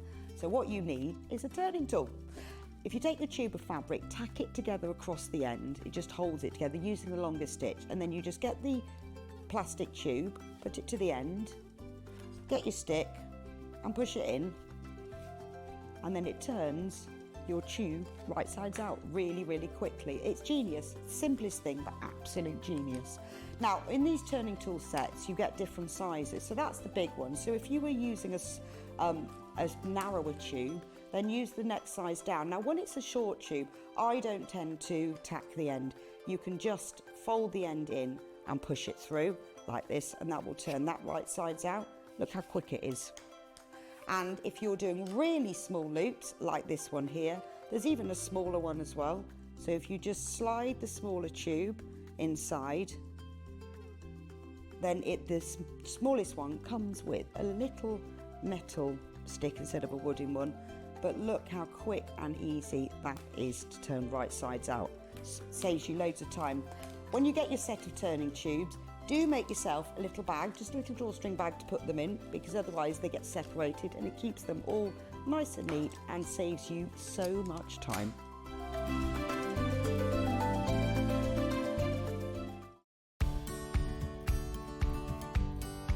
If you're using a pattern that's quite bold and you know that you want the centre back to run down the middle of the fabric and to have it identical on one side and the other, how do we match it up?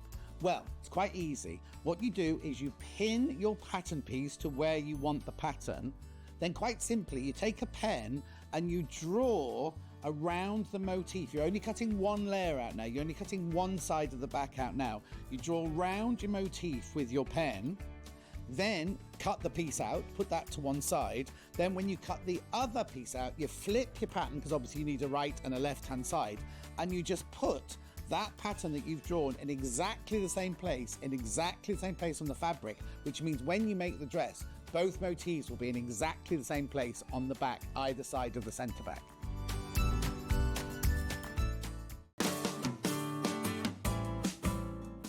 lot of people get terrified when they see a commercial pattern and they see all the lines, all the dots, all the triangles, have no idea what it means. Well, watch now and I'll show you. So the first thing you're going to do is decide what size you're going to cut out. And then it's really important that you follow that line on every single pattern piece that you cut. As you can see here, they're marked up by a different pattern and also the number. When you first open the pattern, you must choose the size that you're making. And whatever you do, you stick to that size. So all the different sizes have a different marking, either a long dot, a small dot, a dash, a dot and a dash, or something like that. Always stick to the same size on all the pattern pieces. And the notches, all of the notches are there for a reason. All the little triangles and all the circles are there to be copied, and they must be transferred onto your main bit of fabric. Whenever you see this symbol here, I know it's written down here, but sometimes it's not written. Those two arrows on a square, they are always cut on the fold. And what you do is you fold your fabric in half, you lay this line along the fold mark, and you're cutting the whole piece out in one. And then what's very important, if you want to lengthen or shorten a pattern, don't just add it to the bottom. What you do is you take this line here, and to make it longer, you cut the pattern through there, you open it up by how much you want to extend it by, put a piece of pattern paper behind it, and then redraw this line in here so that it's an even line. Because as you see, the bottom of the pattern isn't a straight line, and if you were just to add to that, it would throw the waist seam. What you need to do is extend it or shorten it from that line, then you keep the waistline. Obviously, I've just shown you the blouse, but the same principles apply for the sleeve. Remember, the back of the sleeve always has two notches, the front always has one notch, and also the skirt, because the notches will match up to the seams that are in the bodice. So make sure you always follow all the lines on the pattern.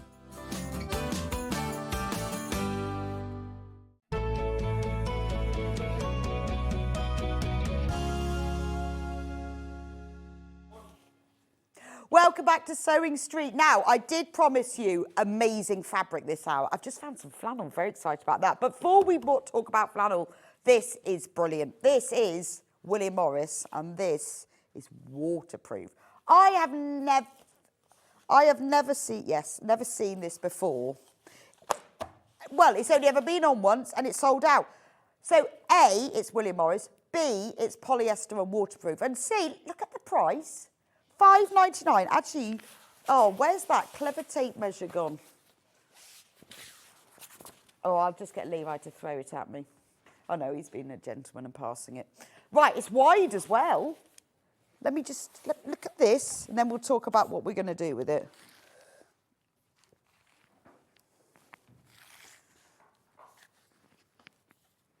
Actually, I should have stuck it to the side. It's over 150 centimetres wide, so it's over 60 inches wide. So it's super wide. You can see it's quite thick. So I'm thinking, say you were making a picnic quilt and you wanted this for the bottom of it. Maybe you just want a nice waterproof sheet to put in the boot of your car. Placemats, outdoor tablecloths, things like cushions for your garden bench or your outdoor seating. You could even do complete new covers for your chairs, couldn't you? Placemats indoors, lovely. So although it's, because you look now, you can see how stiff it is. Be nice for an apron, wouldn't it? Maybe you make like lots of aprons for a group or a craft group, or you make to sell. So much of this in baskets. Now, it's 60 inches, a little bit more than that, 150 centimetres wide, and it's only £5.99 for half a metre. It's also a multi-buy thing. So those of you who are regulars to Sewing Street will know how this works. If you want more than a half a metre, you put that number of units in your basket. So, for example, if you want 1.5 metres, put 3 units in your basket. When your order goes through to our warehouse, the bolt is taken off the shelf, it is cut personally for you, and you will have it as a complete piece. So don't worry when it says half a metre that you'll get 3 half metres, you won't. But I've got it in lots of different prints. This is the first one. So this is Strawberry Thief in navy. I mean, can you imagine? Maybe you've got a load of outdoor furniture and it's, because after a while, even if you remember to bring it in when it rains, it does go a bit tired, doesn't it? Right, 48 of you have got it in baskets. We only have 62. Now, let me show you how amazing this is. Ben showed me this earlier. Hang on, I've got to I'm going to fold it up a bit so I can pour it off again.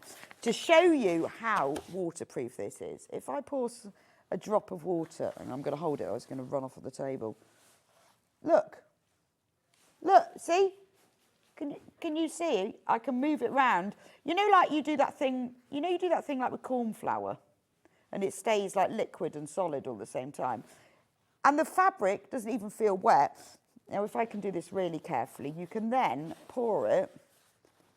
I'm going to pour it. Look at this. Ready? Pour it back in. And it doesn't even feel wet. It's that waterproof.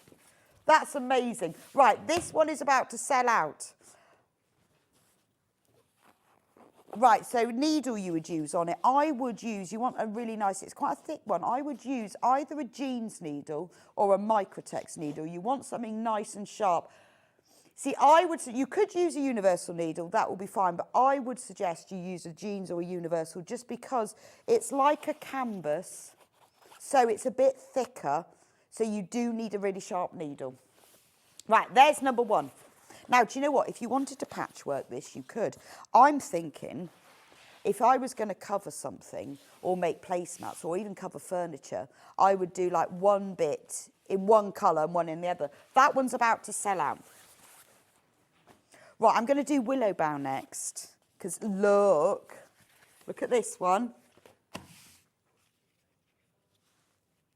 Yes, look at that one. That's lovely, isn't it? I will keep them all and I'll put them next to each other at the end.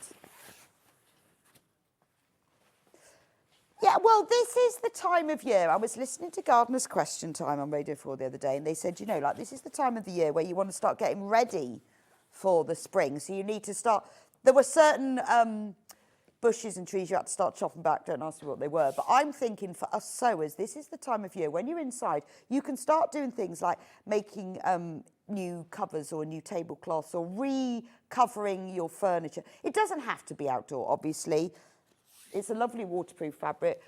Thank you for the needle info. I've got 4 units to make a lining for my car boot. Now, that's a really good idea because you know what it's like in your boot? You take stuff down the tip and it all gets messy. If you had a piece of this that fitted your boot exactly, because actually, I mean, what I would say if you want to finish it off, it doesn't need hemming because it doesn't fray, but obviously it doesn't look as neat. I don't think I'd hem it because it depends on what you're doing, but if you want it to be nice and neat, it's a bit bulky. I'd get a cotton fabric and bind the edge. It would look really nice. You would have the poshest boot cover. So cut it so it fits perfectly and then just bind the edge. But if you want to hem it, you can, but obviously because it's thicker, you're going to have it a little bit more bulky. So for a nice, if you're making a tablecloth with it, then I would cut us, even if you're doing straight corners, cut a little curve, then you can bind the edge. But boot cover, because then if you line your boot, you can then use that if you go out for a picnic and you need to sit somewhere. But this is the time of year where you could be making boot lining covers. That is nice, isn't it? Can you imagine 48 of that in baskets? You imagine how much a boot liner cover in William Morris would cost. Next one is, I'm trying to do them in the order that I like them. It's difficult to choose. Look at that. Oh, do you want the code? Again, yes. Now this one has got birds on. Birds, and what are those? Are they pomegranates? Oh yeah, that's so funny. I've just looked at the screen and it says pomegranate kingfisher, and I'm going, birds. £5.99. That is lovely. The first Strawberry Thief one has sold out. And the Willow Bough is, I'm just going to put them aside. I really like this because I love the shades of teal in it. Just, you know, I tell you what, if you got a metre would be enough for an apron. I mean, more than one apron, but you'd need that for the length of it. Hey, what if you needed like waterproof trousers because you cycle to work? Can you imagine? Whole outfit, cagoule, trousers and everything. It'd be brilliant, wouldn't it?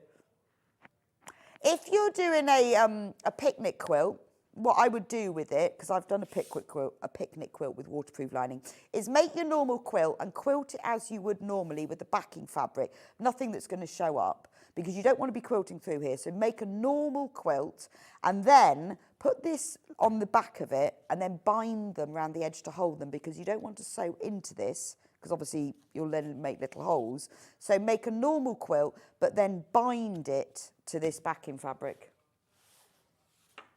Right, I'll put this one away because we've got lots of that one. Now this, right, the willow bower is just sold out. This, there is a theme. Oh, that's lovely. Now, yeah, no, RXC 403. Oh, hang on, I can get 461. Right, right. It's very similar. It's... So this is this the honeysuckles? Golden lilies. Right, from now on I will be reading the descriptions. That's lovely, isn't it? I mean, these are all the iconic William Morris designs, aren't they? Beautiful. I bet you're struggling now. I'm thinking with my cast, and I've got a red car, what colour boot lining should I have? Would look cool though, wouldn't it? Actually, I'll tell you what would be nice is shopping bags for the supermarket, because I've got loads of, I have them all in my boot. I've got a lot I've made myself, but if you make your own forever bags for the supermarket, how posh would you look like? And these would cost a fortune in that National Trust shop, wouldn't they? If you bought like a really big holdall, maybe for the beach or for picnics, it'd be about 40, 50 quid, wouldn't it?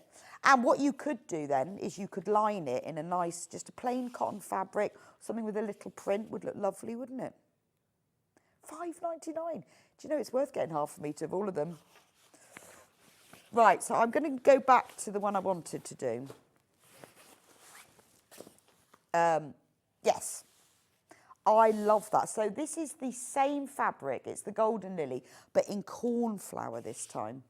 Now, I don't know whether we've got any of that left, but doesn't it look nice with the kingfisher and pomegranate? That's beautiful.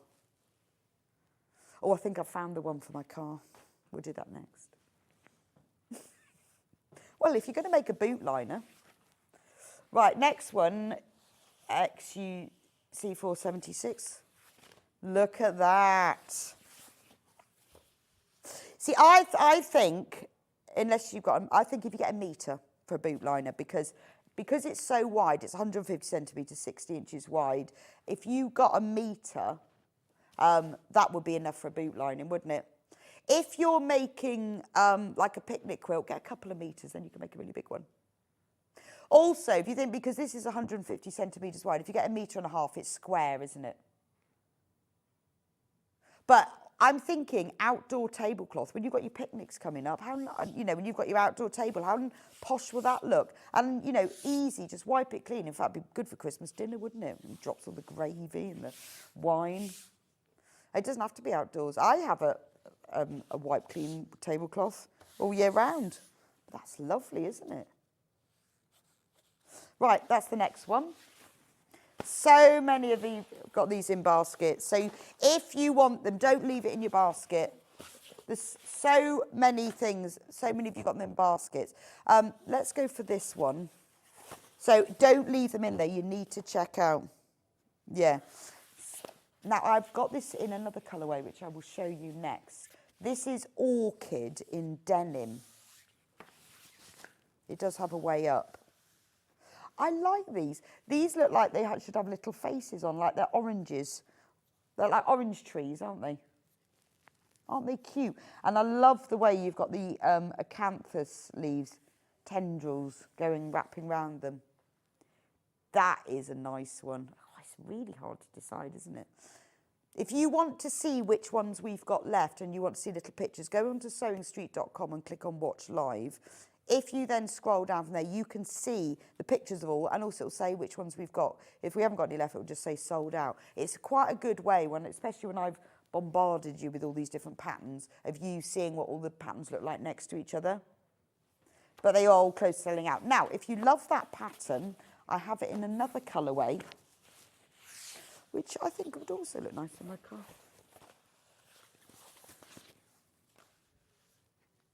That's lovely, isn't it?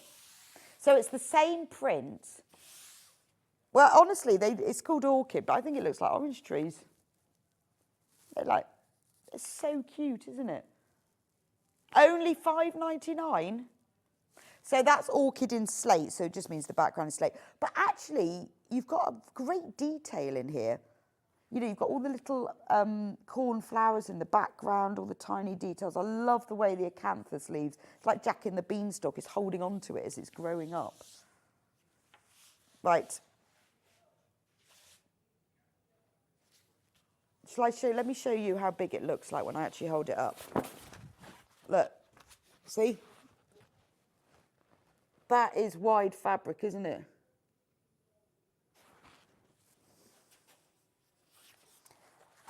I think it's a bit more than water resistant. I think it's almost waterproof, isn't it?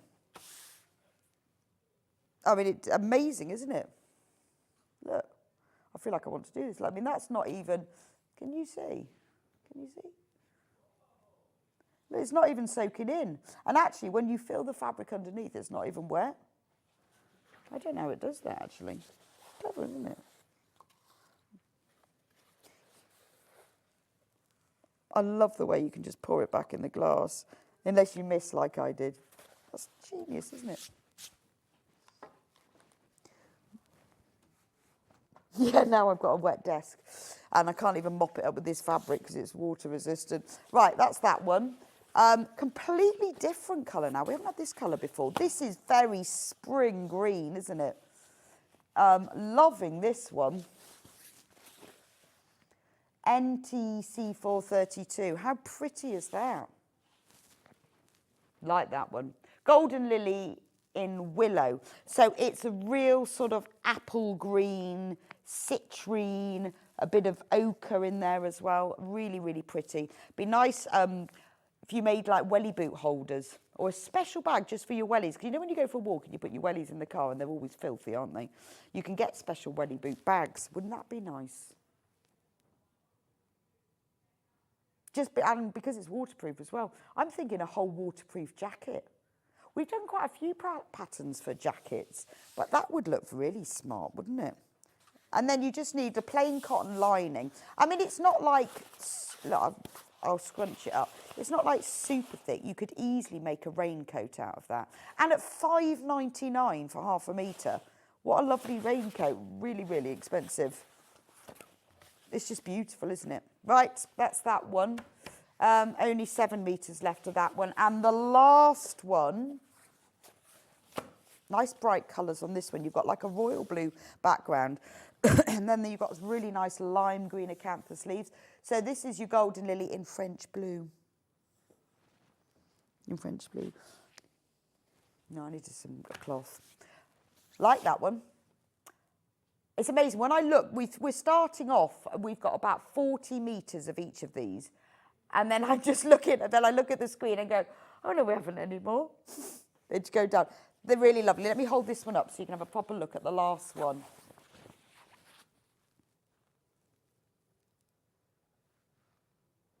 Anyway, have a look on the website and you can see which ones we've got left. So if you really want one, then you can see how you compare. We sold out completely the last time we had them, and then it's taken a while to get them back in. So if you want one of these or some, remember if you want more than a half a metre, put the number of units in half metre increments in your basket. It will be sent as a whole cut piece. So when you make your full raincoat and matching trousers, it will all match. Can you imagine? It'd be like a vision. Hello, Rebecca. I'm going to make my dog a posh waterproof coat from the Golden Lily cornflower one. Oh, that's such a good idea. How did I not think of that? What a brilliant idea. My dog's got a very nice barber. But I think, which she's very proud of, but everyone else laughs at, I'm thinking I might make her a coat. That's a really good idea. What a good idea. What pattern are you using? Or are you just cutting around one you've already got? Yes, we'll do flannel next. I'm just thinking, I wonder what colour. I guess you just get a coat that looks nice on your dog. I think that would have looked nice on my Luna. Suit her. That is such a good idea. Please do send me in your ideas because I love to hear what you make. Well, so does everyone else because just like me, you don't want to know you're going to make a dog coat. Now, I love this because I love flannel. And because I was thinking about picnic quilts and things. So I would make a picnic quilt because this is easy peasy, isn't it? Or any quilt, because it is a 10-inch charm pack. Now Levi has very kindly said I can take them out as long as I keep them in order. I'm going to sneeze. Sorry. Where did that come from? There must have been dust in that packet. Okay. This is beautiful. It's Riley Blake. They are 10-inch squares and you get 42 of them. There's a picture of all of them. So look how lovely they are. It's all 100% cotton flannel. But isn't that lovely? So you've got like a plain red. Oh, thank you, Ben. Ben's come to mop up the mess I've made. You've got like a check, a gingham. So those are all the reds. So can you imagine laying all of these out? You could make a whole quilt, or I'm thinking if you've got that William Morris, make this as your picnic quilt because it's flannel, be really cosy. Or what a lovely quilt for a child's or a teenager's bed or for your spare room, and nothing complicated either. So all you have to do, you could, and what you could do is you could do like all the reds on the top row, like this. I mean, you could obviously go fancy with it. You could sew them together to make 4 half-square triangles, and then you could turn it into a pinwheel. But for a really quick and easy quilt, this is great. So you've got all the reds, then you've got the yellows, then you've got the greens. So it's like a flannel rainbow, but not like super primary bright, really nice, gentle colours. There's all the greens. Here's the blues. And actually, if you wanted it to go further, if you bought yourself some a plain flannel, like a cream or a white, and then if you did turn them into half-square triangles and made it into pinwheels, it would then go twice as far. And then you've got all of the beiges, browns, and charcoals. I think £54.99 is a great price because that is 42 pieces, 10-inch squares. So what have they got? 1, 2, 3, 4, 5, 6, 7, 8. So that would be 80 by 1, 2, 3, 4. 80 by 50. That's big, 80 by 50 inches. Obviously, you'll lose a little bit in your seam allowances. But that's just one pack. So if you wanted to make a really big quilt, buy yourself 2 of these. And so if you could make a flannel, so that would be 80 by 50. So if you wanted to make it 80 by 100, you'll lose some seam allowance in there. So let's go like 75 by something. If you bought 2 of these, you could have an 80 by 100 inch quilt. That's massive. You wouldn't need it that big. For £110. Out of flannel, absolutely gorgeous. And then you can go as fancy as you want, but if you just sew the squares together, if I show you the picture so you can then see them all together, imagine putting them all, you could choose how the order went. It would be absolutely stunning and cuddly and lovely. And because they're all there, and also the way that the colours have been put together, they all blend really nicely as well. So they're all the same tonal range. And you've also got the same prints, but in every colour. So where you've got the spotty red, you've then got the spotty blue and the spotty green. I think that's a lovely pack. I would really like that. Is it what, sorry? It's a brushed cotton, yes, it's just a brushed cotton. Yeah, so we call it brushed cotton mainly in the UK, and in America mainly they call it flannel, but it's 100%, it is just 100% quilting weight cotton, but brushed. That's the only difference. It's not thicker than it feels thicker because it's been brushed, but it is a normal 100% quilting weight cotton that you can wash and you can quilt and you can do everything with. Treat it like a normal quilting weight cotton. The only difference is the surface has been brushed so it's nice and smooth. And it's fabulous. I love that. Yeah, get yourself 2, big quilt. Or, if you want to make a single bed or you want to make, you're thinking like, your picnic quilt, and because I'm thinking about this William Morris, you'll only need the 1 pack. But for scrappy projects as well, you don't have to make a quilt, just keep them, pencil cases, little makeup bags, 2 of them. Purses, 2 for makeup bags. Or, maybe there's a new baby or child in the family. What a lovely, snuggly little lap quilt to have. There we are. Now, if you're in the mood for William Morris, we've got a brand new mega bundle. It's called what? Emery Walker's House. And this isn't the price. I'm sure, isn't Emery Walker his like business partner? I think so, because I'm reading William Morris's book at the moment, which is very good, I have to say, because I never knew that William Morris wrote a book until somebody messaged on Sewing Street and told me. And so I bought the book. It's very good. I'm sure it was his business partner. Anyway, this is the mega bundle, 7.5 metres, but you're getting half a metre for free, so you're saving £7.99. So this is from his, I remember now, so this was his business partner, Emery Walker, and William Morris designed a lot of the fabrics that went into the upholsteries in his house. And I'm pretty sure his house has been kept as a museum. Oh, yes, I'm getting it now. His house has been kept as a museum, and all of these fabrics are in the furnishings, the wallpapers and everything that William Morris designed and is in his house. I've remembered it now. So there we go. So these are all the fabrics. So you are getting 15 half metres. And this is beautiful. So this is, because this all comes from one house, you know, you can imagine this all going together, can't you? Obviously, you can use them all individually. You can just add them to your William Morris stash. But how beautiful to create a whole quilt design from this. Now, you know, you see lots of different quilt designs around. Some, you'll see them in all different fabrics. And when you change the fabric, it's a completely different quilt. But I think there's such, the colours and shades. I mean, look at the deep green in the Strawberry Thief. That's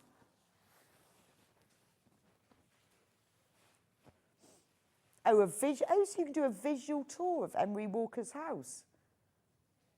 How cool is that? Oh, wow. Oh, look, there's the wallpaper. So we can now spot, look, this fabric here is that wallpaper. Isn't it? Oh, I don't know. Or maybe it's this one. Oh, I don't need to bother visiting it now. Just have a look round. That's amazing. No, look, I found that fabric now. Oh, this is genius, isn't it? Let's go in the next room. What's he got in the kitchen? Yeah, we've got all of these.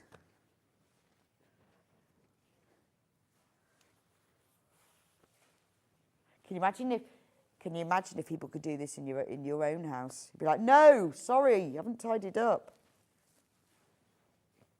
Oh, that's gorgeous. Look at this one. Is that fabric in the kitchen? Look at that.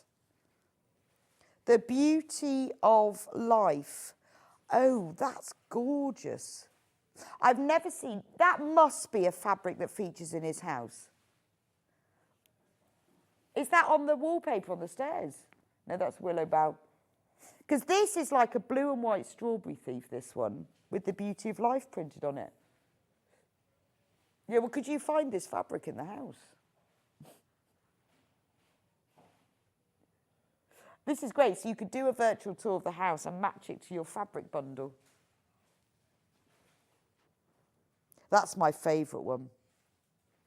I feel like I'd want to use this to cover something, or I'd cut that out the middle and use that in the centre of my quilt.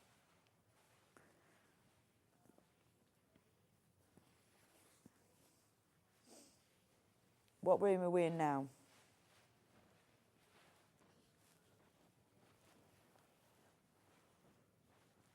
They're lovely, aren't they? But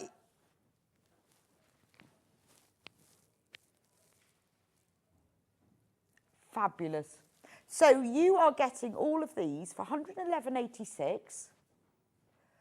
You're 15 half metres. You're getting half a metre free, so you're saying £7.99. This is Free Spirit fabric as well, by the way, so it's beautiful quality. There's such beautiful colours and the heritage in that, I think that is an absolutely gorgeous, iconic fabric bundle. We're in the one room, this is the room at the top of the stairs. Maybe this is his bedroom.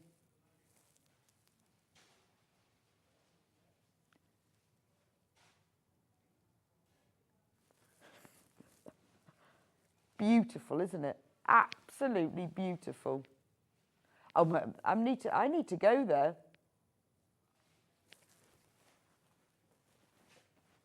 Imagine that's the servants' room if it's in the top of the house, don't you? Ben's having hours of fun with this. Look, he's even got a cross-stitch sampler up in there. Look at that.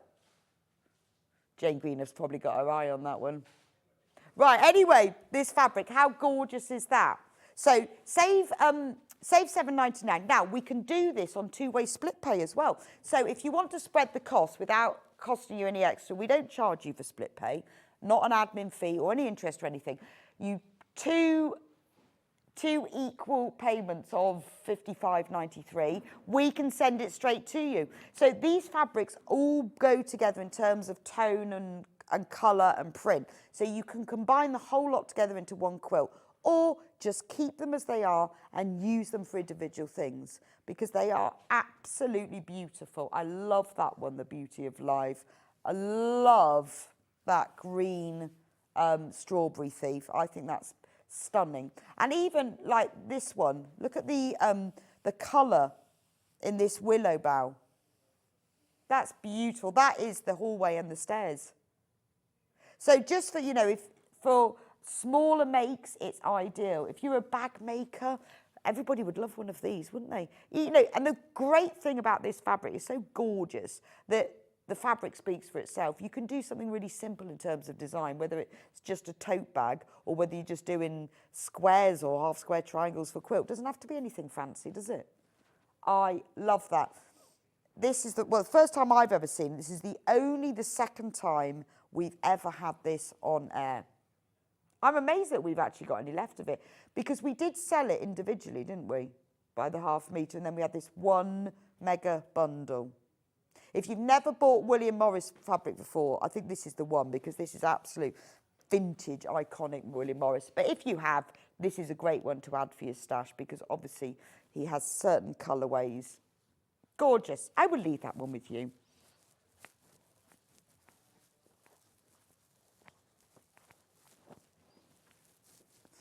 Right, I'm going to choose one. Yeah, let's do some under £10 bundles, shall we?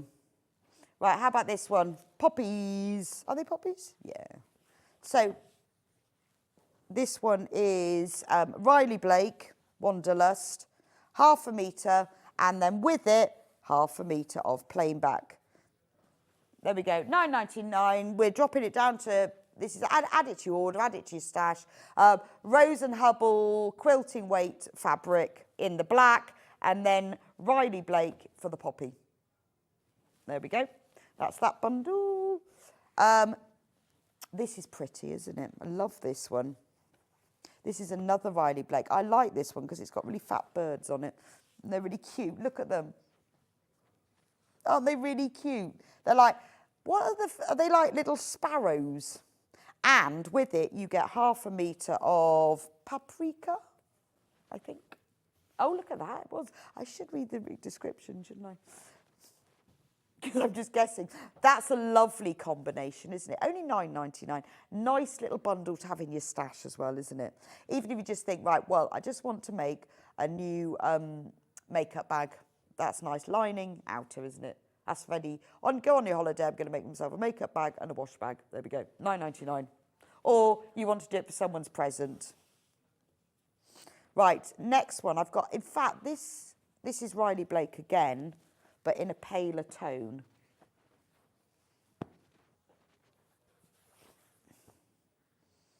There we go.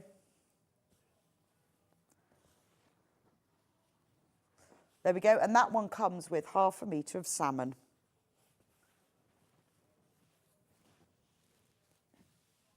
That's lovely, isn't it? I like those two together.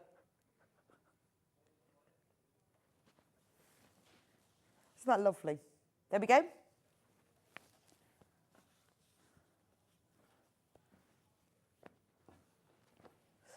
This is a lovely one because this is like a cheating one because it's got patchwork printed on it already. Look. So you've got 1/2 metre of the patchwork Riley Blake with 1/2 metre of yellow, like a lemon. Let's go lemon. Okay? And then the final under £10 bundle. Oh, this is a nice one because it's like, again, it's a cheating one. There we go. It is, look, I think that's really clever because you've got like a single iris chain running through the patchwork block. So if you just quilt it, so if you wanted to just cut out that square, you could just quilt it. It'll look like you've done it yourself. And once you've quilted it and gone round the lines, it will look like you've sewn it. And it's quite small as well, so a bit clever. That comes with 1/2 metre of white. Nice combination, only £9.99, so we've just taken a couple of pound off that. But the two obviously go together really well. Then across your 1/2 metre, you've got this repeated, but it's really pretty, isn't it? Nice for little designs where it actually looks like you've patchworked it yourself. Right, we are limited. We're limited on all of those, but we just thought you'd like them. Right, I've got some charm squares here. I just go and I'm back. They were just on the edge of the desk. 4 different sorts of charm squares. Let's go Ruby Star Society, called First Light. If you want a nice, affordable charm pack. These are all 5-inch charm squares, and there are 42. Look, can we have a little deal? So let me just show you. Let me show you the colours. We've got blacks, greys, greens. £14.99. Ooh, look, this has got metallic on it as well. Look, a bit of copper metallic. This is actually quite posh, this, isn't it? Oh, look at that one. It's got clothes on. That's really cute. Little blouses. Oh, what a lovely little charm pack. These are the designs on, there's more of them. The designs are really sort of miniature, but really unusual. Rather than spots, it's got little, like, mosaic prints. That's a lovely charm pack. I love the one with blouses on. They got that in the dark one. And that one's got copper metallic on it as well.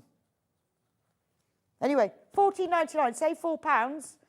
Yeah, because we need to clear these. We need to get more stuff in the warehouse. Let's take £4 off. Right, that's the Ruby Star Society one. Right, then we've got Warp and Weft. This is nice. So this is Warp and Weft, this is Ruby Star Society. So the print is woven into this rather than printed. So it has a much softer, gentler feel. How much is this one? £14.99. Can you see, you know when you have like fabrics where the stripe is woven in like this, it has a much softer feel to it, and they're all like this. But some of them are plain, but well, shot plain, because what they've done is the Warp and Weft is 2 slightly different colours like this one. So you get that really shot silk look to them. But the softness of these is gorgeous. Again, this is the sort of thing that I would want to make a little lap quilt from because it's really soft, or a little curtain for my kitchen. But buy a few of them, you get 42, but it's ever so soft. In fact, if you made a patchwork dress, oh, I love a patchwork dress in that. Be really, really soft because it's all of a woven fabric. And look, you're saving £4 for each one. Work out how many you need. That's really nice, isn't it? Okay. Then I've got, Kimberly Hind. This is Debbie Shaw's daughter. Oh, I remember, we launched this on Sewing Street. This is so nice because it's £14 14.98. It's called Cinnamon Spice, but it's got all those lovely colours and prints. You've got the oranges, you've got the cinnamons. See this one, you've got like the little cinnamon sticks and the teapots and the little tea bags. I love this one. This is all your kilner jars that you keep all the preserves in. And then you've got this dark chocolate brown with the sunflowers on. And then this is the one that looks like, you know, like the little sort of tea colours. So I remember when she launched it with her, the fabric by the half metre just sold out. So we're lucky we've got any of these charm packs left. It is really gorgeous, but the quality of the individual illustration and the prints is beautiful. $14.98 for that. Right, we only have 9 of that one left. And we've got 12 in basket. So if you want this one, then that's about to sell it. You need to be very, if it's in your basket, basically, you just need to check it out. And then the last one is, again, Riley Blake, A Walk on the Prairie. I don't think I've ever been to a prairie, let alone walked along one. This is, if you were to walk on a prairie, this is what you'd see. Oh, it's very pretty. It's like pretty and floral and pink. We've got ginghams and stripes and spots. Oh, this is very pretty. Let me, if I actually show you the back, you can see. Look, isn't that lovely? Look at the colours in that. So you've got sort of greens and beiges and greys in these beautiful prints. Oh, I do like that. $16.99 for that one, but we've only got 7 left. So you need to be quick with that one. Right, which one shall I do next? Oh, this is nice. Is this the Sanderson one? I love this. Now, I was going to wear it because I've got a jumper. I was going to wear that today. That has 3 flying geese, you know, like in Hilda Ogden's living room. They look just like this. Now, this 107.88. So you get a metre free. So you're saving $17.98. So this is fabrics from the Sanderson Arboretum collection. 2-way split pay. Wow. And we're going to reduce it. $89.99. That's ridiculous. $89.99 for 6 metres of Sanderson fabric. Now, although it's Sanderson, I know you're thinking cushions, and I know you're thinking curtains and sofa covers, but this is from the Sanderson archives, but it's quilting weight cotton. Let me show you. I love the flying geese. So you're getting 6 metres of Sanderson fabric for $89.99. Oh, I like that one. And their archives go back a long, long time. So you've got a real heritage in here. I love the flying geese. But then, you know, you've got that really lovely sort of 1930s print. Then you've got the big floral. Oh, that's pretty. Like lilacs. All of this. Oh, the strawberry's nice, isn't it? That's a bit like one of the wallpapers in the house. Oh, how about this one? That's like a proper scene, isn't it? I'm going to open that one out so you can see that one. Look at that one. Gorgeous. Look. There's a little frog. That's a nice collection of fabric, isn't it? For $89.99. Now, we've only got 20 of these bundles left. These have been flying out. And I'm not sure, I doubt very much we will get these back again. This is a specially collated collection.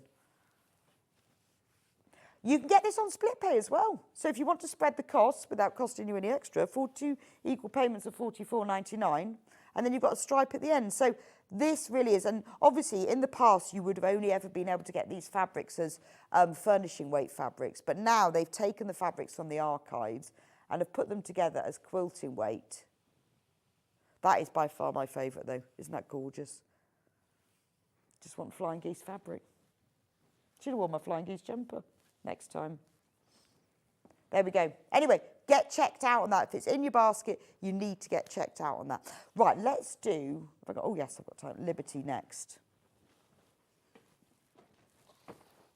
Right, This is the Liberty Fat Quarter Bundle. Now, this is a bundle.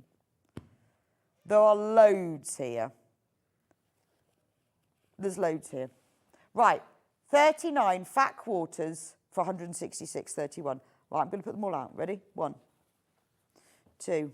I'm not going to open them all. They're all fat quarters.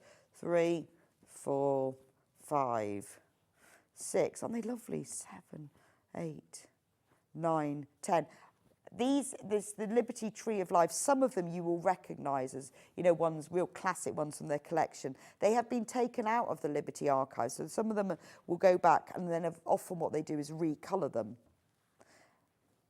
so that they look really different, but they're still Liberty. I mean, this is fantastic.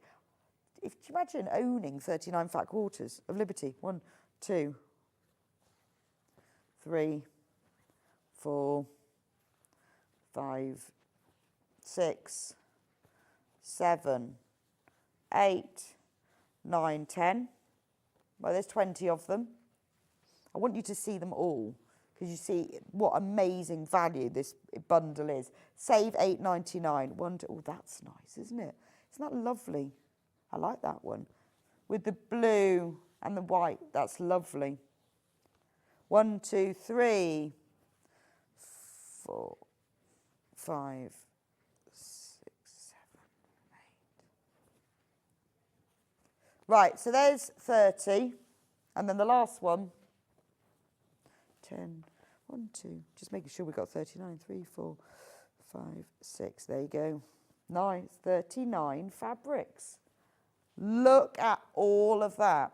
Let me pull it. Look at that. All of those fabrics. Aren't they joyous colours as well? You've got all the greens and the oranges and the blues, but the shades of them, they're just joyous and bright and lovely. 39 fat quarters, 166.31. And we can do that on split pay as well for you. So if you want to spread the cost, it's up to you when you come to check out. You can either pay all of it in one go, but if you want to spread the cost and you pay the first instalment now, we send it to you straight away, and then the other 2 instalments afterwards. That's a lovely collection, isn't it? Gorgeous. Right, what should we? I've got another Liberty bundle here, smaller one.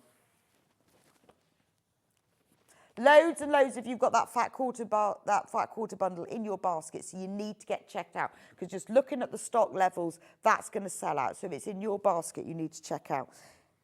If you want a smaller Liberty bundle, this one is a 2.5 metre bundle. So what you're getting in this one is 0.5 metre of each of those 5 fabrics in beautiful shades, yellowy mustards into that real tealy green. It's from the Heirloom Spring Fabric Mega Bundle. I think that is gorgeous, isn't it? £41.95. You're saving £3, but you are getting 0.5 metre, 5 half metres, which is what it looks like. There we go. 5 half metres of that fabric. Not bad at all, eh? Not bad. Save £3. Again, we are limited in stock on that one, so if you've got it in your basket, you need to get checked out. Right, what shall I do next? Oh, that's pretty. What's that one? Is that this one? I like this one.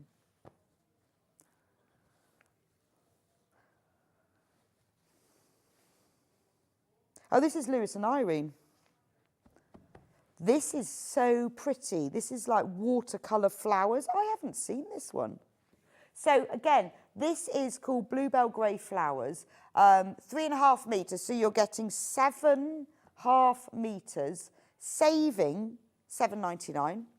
These are lovely. They're like real proper watercolour illustrations. And I love that one blender with it.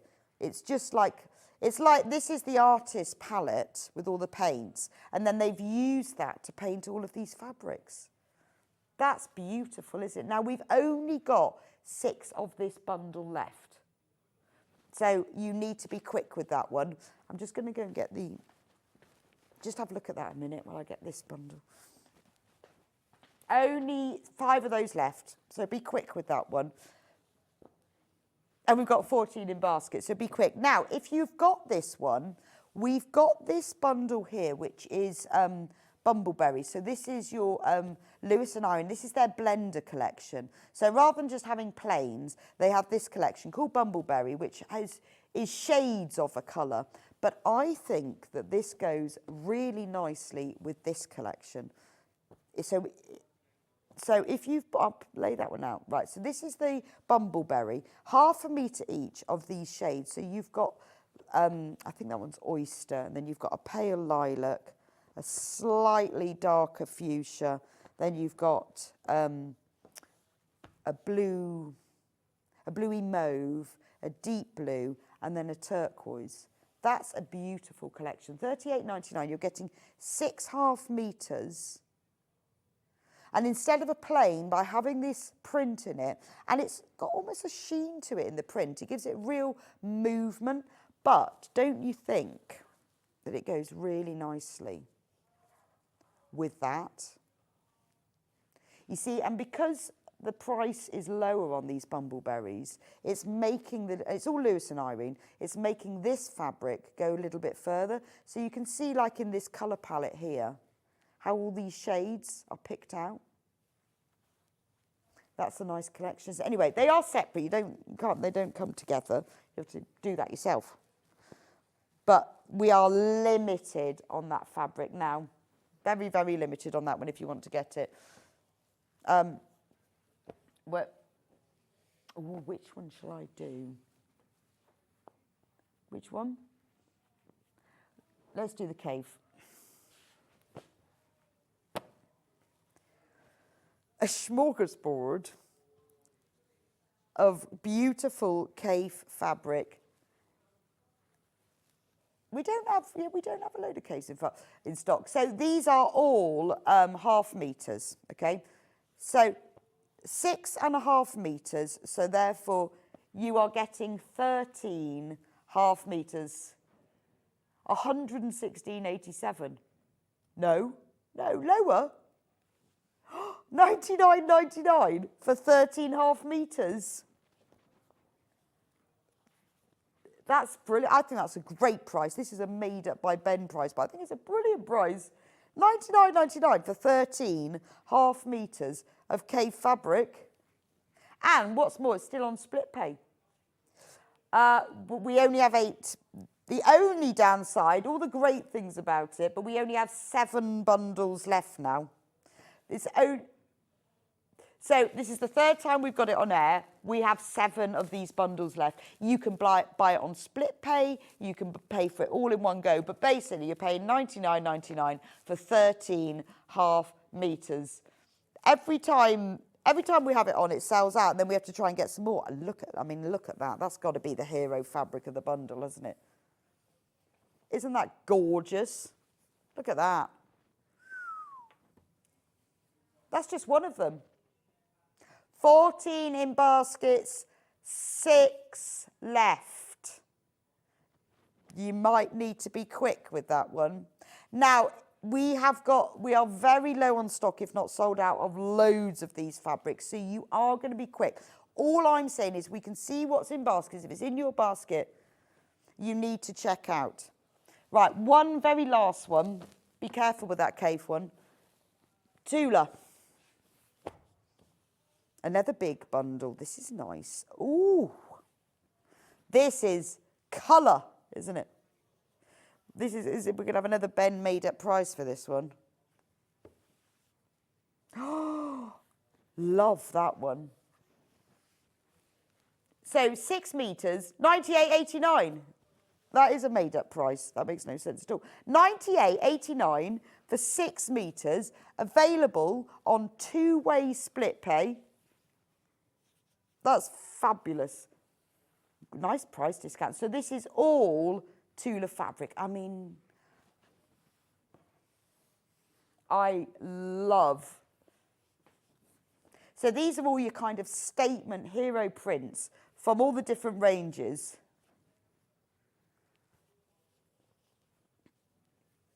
They are gorgeous, aren't they? Let me just put some across the bottom. These are lovely, aren't they? So we've got 12 different prints in total, but it's lovely to have, I mean, you can see, can't you, how all of these colours go together so well that if you made anything from this, it's just a riot of joy and colour. It's not just the colour, is it? It's the shades and the tones that she uses. And the fact, I like things like this one where you've got gingham in the background and then these massive bold flowers.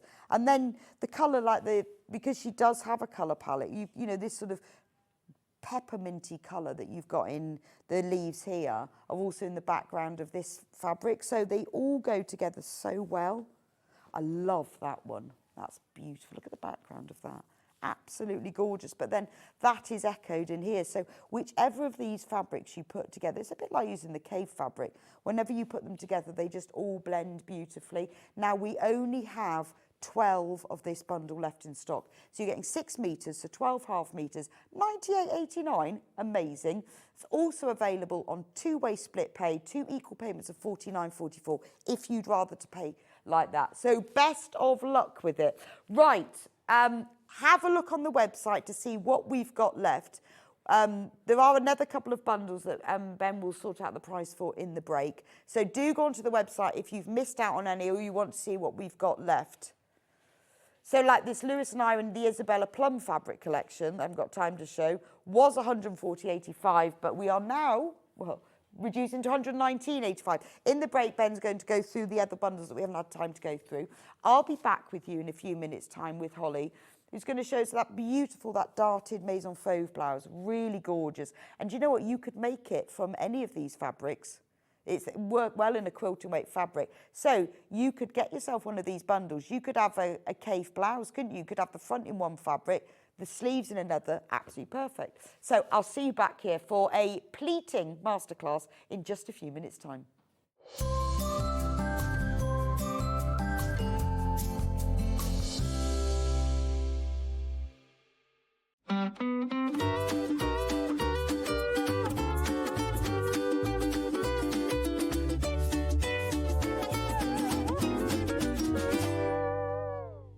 Every day, our experts will bring you a wealth of knowledge.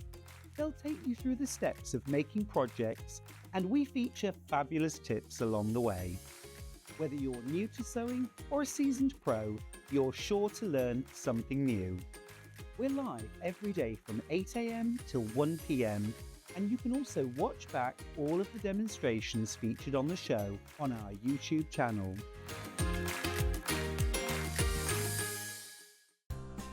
Looking for the perfect gift for the sewing enthusiast in your life? The Sewing Street gift card is just the thing. Choose between a physical card delivered to their door or a convenient e-gift sent straight to their inbox. It's easy. Just head to the Sewing Street website, scroll to the bottom of the page, click Gift Cards, or use your smartphone, scan the QR code and go straight there. Pick the amount you'd like to load onto the card, and that's it. The Sewing Street gift card, the gift of creativity made simple.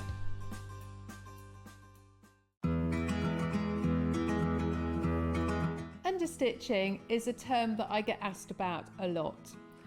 You understitch a facing or a pocket edge to help it lie really crisply when you turn it to the wrong side. I've stitched my pocket piece onto the garment. To understitch it, I'm going to open my pocket piece away from the garment with the seam towards the pocket piece. To understitch, I'm going to stitch down very close to the edge of the pocket piece, catching the seam in with my stitching. So now you need to sew it. So make sure you find a spot on your sewing machine foot so that you can line it up close to the edge of the seam.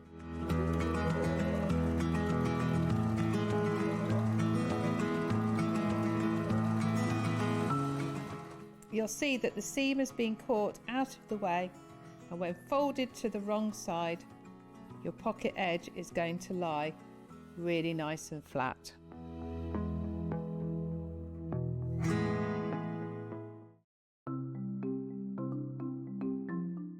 Turning tools are one of my favourite tools. They are perfect for turning tubes of fabric the right way round. So maybe you're making bag handles or straps, or you're doing small rouleau loops, absolutely perfect. So if you've got a piece of fabric here, I've sewed it in half, right sides facing. Turning it right sides out takes quite a long time. So what you need is a turning tool. If you take the tube of fabric, tack it together across the end, it just holds it together using the longer stitch, and then you just get the plastic tube, put it to the end, get your stick and push it in, and then it turns your tube right sides out really, really quickly. It's genius, simplest thing, but absolute genius. Now, in these turning tool sets, you get different sizes. So that's the big one. So if you were using a narrower tube, then use the next size down. Now, when it's a short tube, I don't tend to tack the end. You can just fold the end in and push it through like this, and that will turn that right sides out. Look how quick it is. And if you're doing really small loops like this one here, there's even a smaller one as well. So if you just slide the smaller tube inside, then the smallest one comes with a little metal stick instead of a wooden one. But look how quick and easy that is to turn right sides out. Saves you loads of time. When you get your set of turning tubes, do make yourself a little bag, just a little drawstring bag to put them in, because otherwise they get separated, and it keeps them all nice and neat and saves you so much time.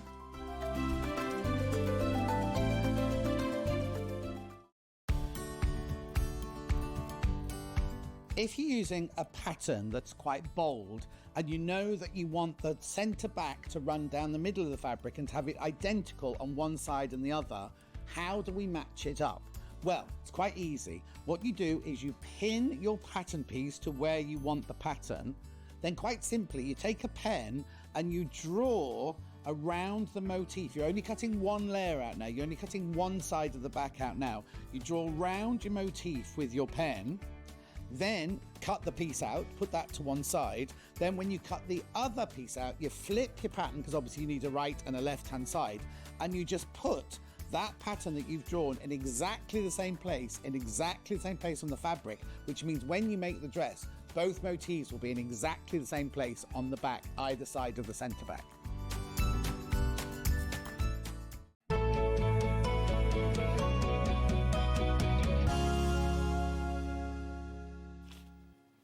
Welcome back to Sewing Street. So we're going to show you, well, when I say we, I mean Holly, not me. It's going to show you how to make this fabulous, it's called the Chelsea Blouse by Maison Fauve. This is a French pattern designer, absolutely gorgeous. We've featured a few patterns by them in the past, and they always have really clever features. A little bit designer, aren't they? A little bit French. Yes, yeah, definitely. Yeah, some lovely features in there, really nice little... So you've got this lovely, I mean, you've got... It's not an open, it's closed up here with the binding. Yes. But you've got these beautiful little pieces, which are just decoration. Yeah, just decoration, and they look really effective, but actually are really simple to do. Yes, definitely. well, again, it's a bit like the dress that we've just done. It's that it looks very professional, doesn't it? Yeah. And I love the raglan sleeve that you've got in there. And then on the back, you've got just the way... Well, the sleeve is slightly pleated, isn't it? Yeah, it's got some pleats that are they vary in length, so it gives that really nice sort of... You've got a nice bound neck. There's no closures or anything, no buttons or anything. It's just like that. No, you've got a nice sleeve with a cuff and nice pleats on the sleeve. So it's a beautiful blouse. This is the sort of blouse that if you went into a store, it'd be a really high-end store, wouldn't it? Now, when we did this, it's only been on once before, completely sold out. That was in September. Completely sold out, really, really popular.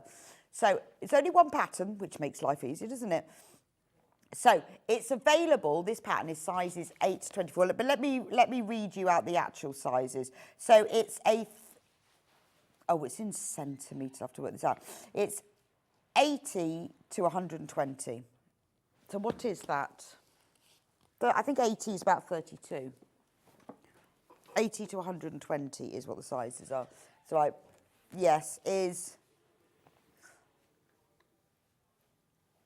that's because it's 31, Right, so 31 to a 48-inch chest. That is the size range for it. Everything you need is in there. There are also, I think, links to a video. Yes, For the individual yeah. techniques for it. I think it's an absolutely beautiful blouse. It's a real go-to. Now, the fabrics that you can use for it are lightweight fabrics, so 80 to 160 grams. Now, interestingly, quilting weight fabric is 140. So quite often we sell quilting weight fabric. Oh, this would be so lovely for dressmaking. You just need the right pattern. This is the perfect pattern because you can use viscose tencel, cotton crepe, poplin satin or twill. So if you've got a 140 gram cotton, which is what a quilting weight fabric is, this is the blouse. And, you know, all you need, everything is in the fabric, isn't it? That's what's saying it to you. You've got these beautiful little details. You know, once you've made this, it fits you. You can make it time and time again. It can be a blouse for a very special occasion. It can be one to wear to work. If you've made it, have you got a picture? Or let us know if you've made it. We completely sold out last time, so we would love to see your photos. Just email them in. Right, let me go through the fabric now. So, the fabric that you will need, 2 meters, okay? I haven't got this, it doesn't say on there. It must be inside, it says it. So let's start with the fabric that's actually in the model that Holly made. This is beautiful. It's Pima lawn. So Pima is really, really top quality cotton. And obviously it's a lawn. It doesn't feel, though, Holly, does it? It's quite as lightweight as some lawns, does it? I mean, it's nice and lightweight, but yeah, it doesn't lightweight, but yeah, it's a... You know, like the Liberty lawns are very, very fine, aren't they? Very fine. Yeah, it hasn't got that fine, but it's got the lightweight to it. Yeah, maybe because of the Pima cotton. Yeah, but it's beautiful peacock feathers. So, $24.99. So you're getting 2 meters in that bundle, which is enough to make up the largest size of this blouse. Amazing. We only have 15 of these bundles left, though. So, how many baskets? Right. And way more than that in baskets. Loads more. So if you've got it in your basket, you want to make this blouse with this fabric exactly the same, you need to get that checked out. I think that's gorgeous. Now we've got another, I'll leave that with you and I will let you know whether we have any left. We've got another Pima cotton lawn in this beautiful pink. Isn't that lovely? Gorgeous, isn't it? So again, you've got the lightweightness, is that a word, of lawn, but because it's the Pima cotton, it's such beautiful quality. It's fine, but it just feels a little more structured, I think, to sew with. But it's very smooth as well. It's really smooth. It's got some, it's a beautiful fabric to work. It's almost like a poplin lawn. Yeah, it's really smooth. Very, very but isn't smooth. that pretty? I like the shade of this because this is quite a dusky pink in the background as well. Quite vintage. Very, very pretty. So that is the Pima lawn in the pink. Now, if you want to make it in a viscose, I've got a viscose here. Now, this is a viscose challis, which is lovely because it has a really nice drape to it.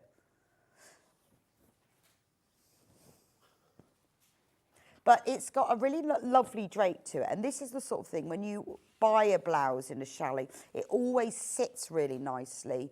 But this is where it's always quite expensive, isn't it? This feels like, you know, one of those really, so soft. Like a beautiful drape and all those things. Yeah, I mean, look at that. Look at the drape to that. That's absolutely gorgeous, isn't it? Beautiful. It does have a really lovely drape. So that is $34.99 for 2 meters, which is enough to make this. I think that would be a really nice blouse. So if you just drape that over there, you can see, can't you? Because that's how you can see. You see how it sort of drapes around? It's very forgiving and it sits really nicely on. I've got another viscose. This one. I like this one. It's a really unusual print, isn't it? Now, this is slightly heavier weight because it's a viscose cotton mix. So it's slightly heavier weight than the viscose challis. But it's perfect for this. Let me put it on my model.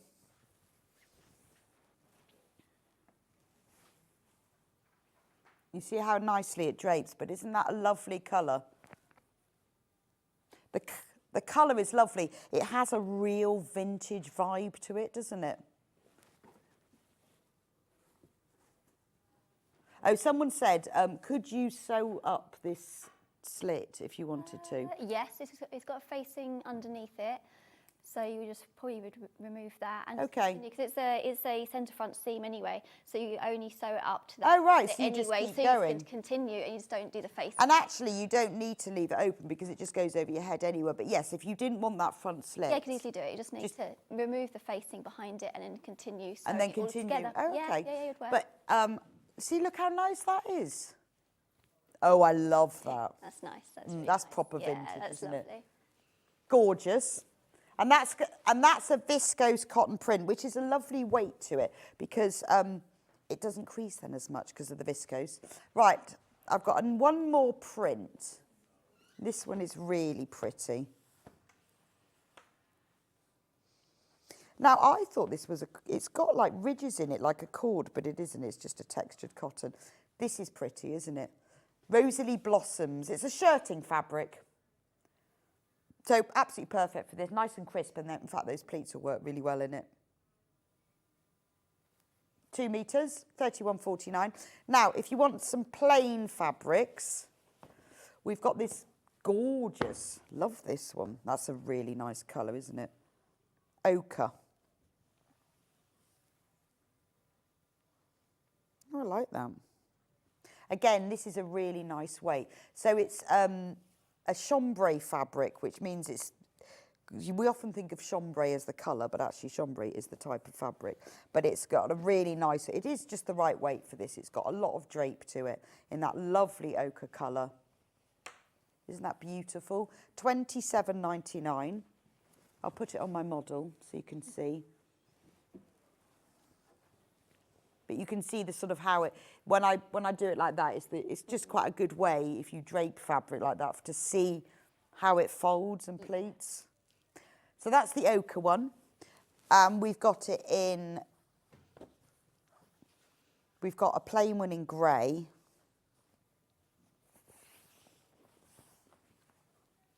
Pardon?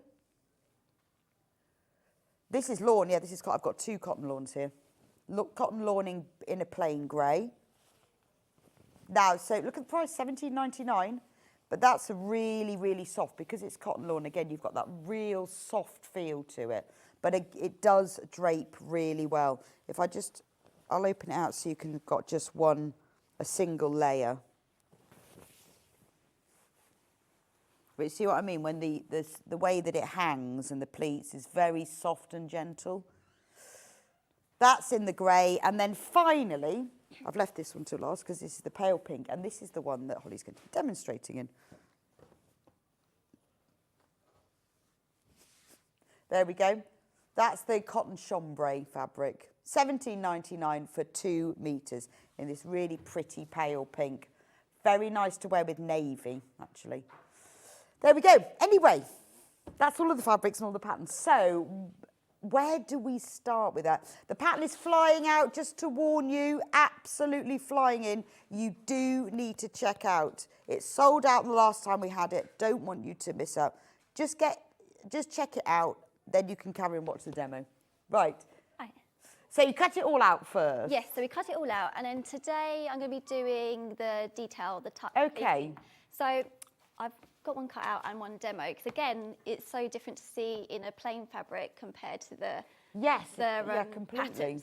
So this is what we're going to be creating. And with these pleats, it's the detail on the front. So with this technique, you're always working on the front, the right side of the fabric. Okay. Not like earlier when with the darts, we were working on the wrong side. So we've changed it up. So what does the pattern look like then to achieve that? So this is what the pattern looks like. Now, I brought it in because it's a little bit busy, but once you've worked it out, you've worked it out. It's got all the information on it. Right. So if you are unsure of what to do, it's all written down. So because of how the pleating is, and obviously you've got multiple sizes on your pattern, what I did with this pattern actually, with a crayon, I just went around the lines. Oh, okay. So you don't get confused. So you could trace it or You could trace it, yeah. or you could draw the definitely lines trace it, on. yeah, either one or the other. Equally, if you were tracing, you could still use a highlight or something over the lines just so it's quite clear. Right, So okay.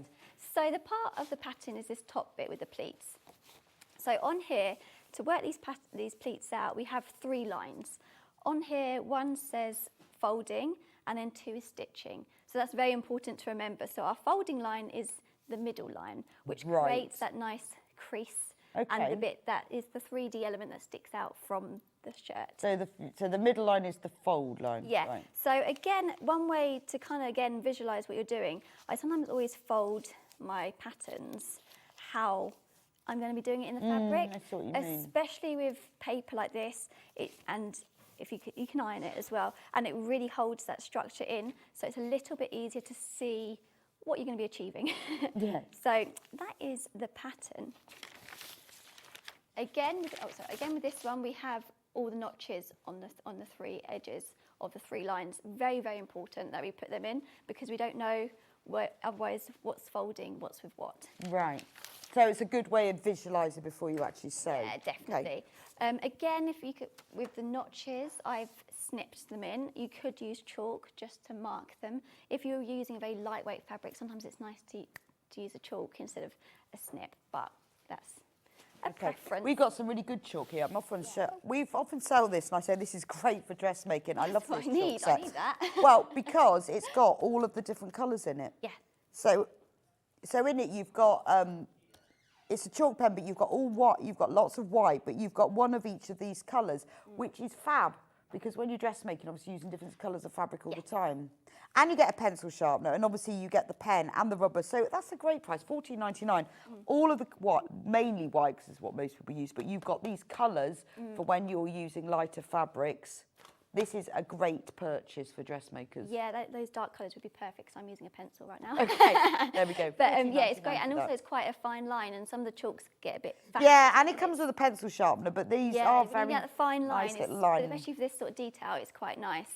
So what I'm going to do, I'm using a pencil so we can see it on my demo. Obviously, I'd use a chalk because we're working on the right side here, so we don't want anything being seen. Right. Okay. As well with the thread, we're going to be seeing the thread, so it's always good to, if you want to use a contrast, I'm using contrasting thread for the demo, but it can add another extra feature or make sure you could have one that matches. So you're going to just be seeing your stitching, so we just need to be aware of that. Oh, I see what you mean. Yes, because it does show whatever. It does show what you're seeing, so it can either be a design feature or it might be something that you want to hide off. And, So we're going to start with, so on our pattern, let me put the pattern in shot so we can see it as well. The middle line's the folding line. So with my ruler, I'm just going to draw a line to connect the 2 middle notches on each pleat. We've got 3 pleats, so we've got 3 sets of 3 lines. Yeah. So I'm using my pencil. Obviously, use your chalk. Do not do this, but for the demo, and make sure that they're all lined up. Again, this is what you need to take your time with because this is a real detail that we're going to be seeing when you're going to be wearing the blouse, especially on a plain fabric.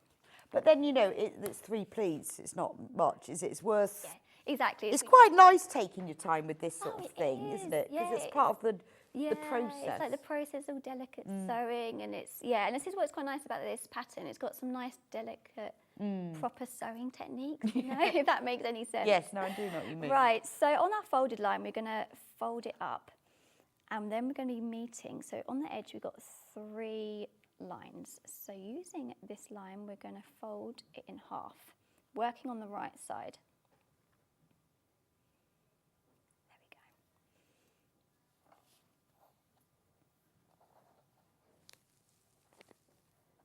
There we go. Can you watch your head? Oh, sorry. You're in front of So I was leaning over. Yeah, so if we're folding, again, it's quite nice. It's a nightmare with the overhead. Yeah, I just realised, because when I'm looking over. I know, but it's hard to look at what you're doing. Yeah, it depends. And put your head back at the same time.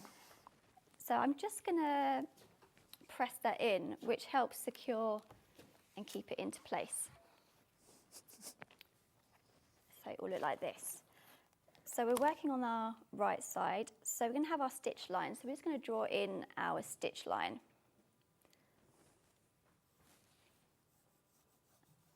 I'm drawing in on the bottom line, but you could do it on the top line as well. So it will look like this.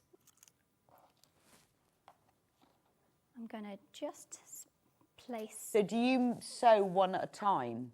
I personally. Right.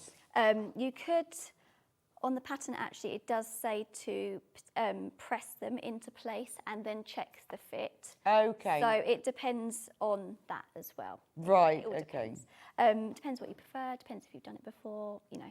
And also it does mention in the pattern, because we're working on the bias here, you have to be very delicate because it can stretch really easily. It will fold down to more straight, obviously, but we're working on the bias. So when we're pressing, we're not pulling. When we're sewing, we're not pulling, just letting it do its thing nice and gently. So here's our line here.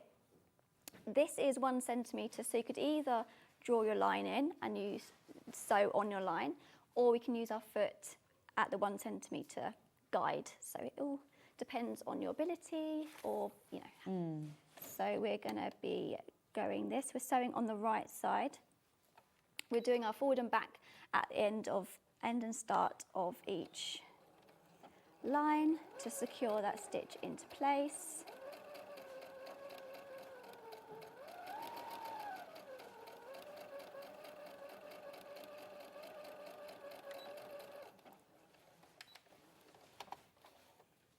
Oh, where's my snips? Here they are. And it will look. Oh, take that off. And there we go, there's our first pleat in. Obviously you can see, as I've used the contrasting stitching, you can see how prominent that is. I'm just going to snip away the ends because I think it's just great to keep. It's one of those things that you should do as you sew, but you don't tend to, and then it gets all, sometimes the threads are in the way. So we're just going to press this down.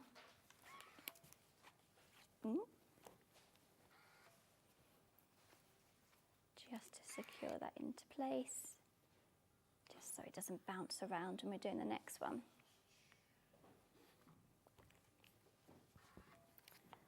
And that is our first one.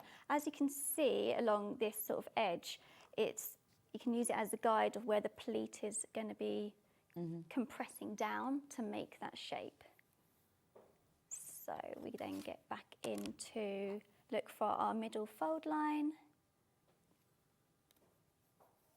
We draw our line if we need to.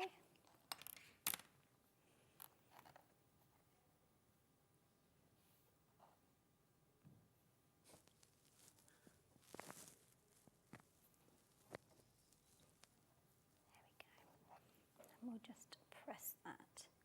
I think pressing is one of those, you know, when you're sewing, you think, oh, do I need to press everything as I go? I know, but then, it really does then you help. realise that you get so much better finish, Yes, and I you hate do. unpicking more. Oh, I know, and then you think, you know, especially when you're working with cotton, it presses so nicely to get into place, and it's that nice crisp It makes a finish. difference, It does, yeah. And it just has to become part of the process. But It does, especially yeah. with a fold like this. But it's like you showing, it's really nice to see, you know, the process of marking it and then, you know, take the time. Yeah, and I think, you know, this pattern, because you have some more of the delicate sewing parts, and then other bits come together really quickly. Well, Sue says, what a fabulous clear demonstration. Thanks, ladies. It is, isn't it, Sue? It's brilliant. Thank you, Sue. Because it's Very nice kind. to take the time to go through one technique in detail rather than skim across all of them, isn't it? Well, yeah, I think sometimes when you look at patterns, you think, oh, I like it, but what about this part? Yeah, I'm not doing it because of that. Yeah, and I think sometimes, you know, like I was saying earlier, it's just like skills put together. And once you've learnt this sort of skill, it's very similar to darting. It's just you're working on the outside in a different shape. Yeah. So it's just one of those sort of things. And once you get your head around, I'm working on the right side because I'm seeing it on the right side, you know, it's a process. It's a very similar technique to the sleeves as well, where that is, we're just working on the other side. Oh, okay. And it hides this bit inside, but gives a different finish, which is, I think, is really interesting.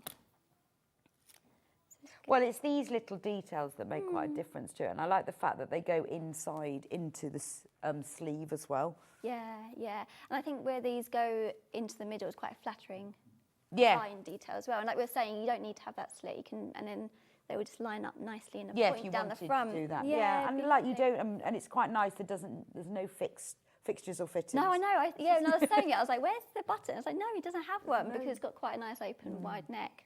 Right, we're just going to sew the second into place.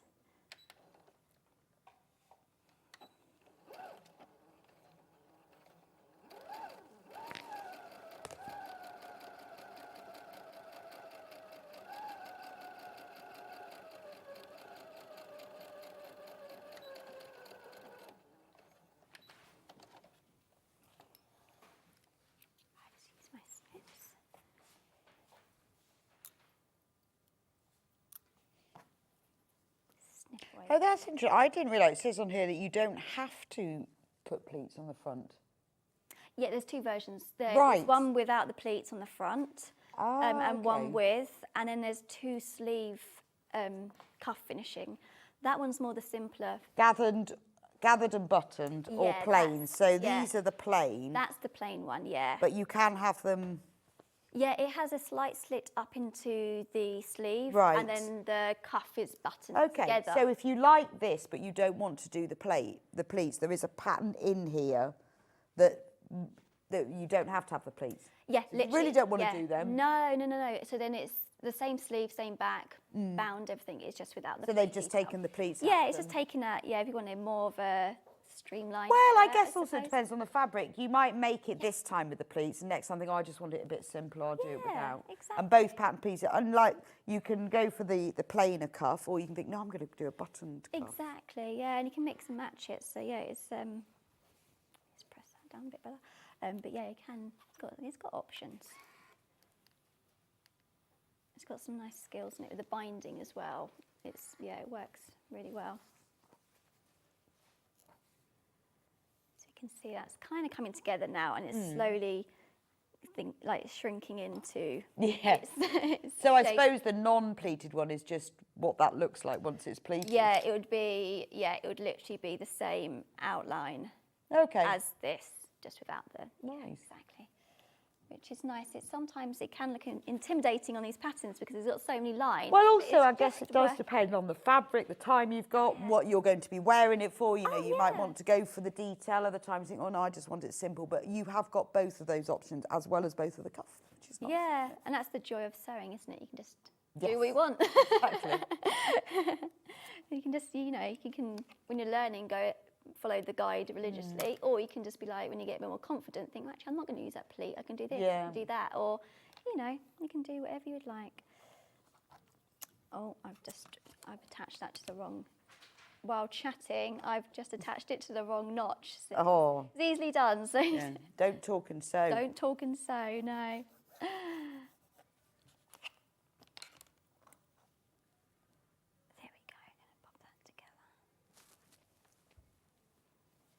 Press.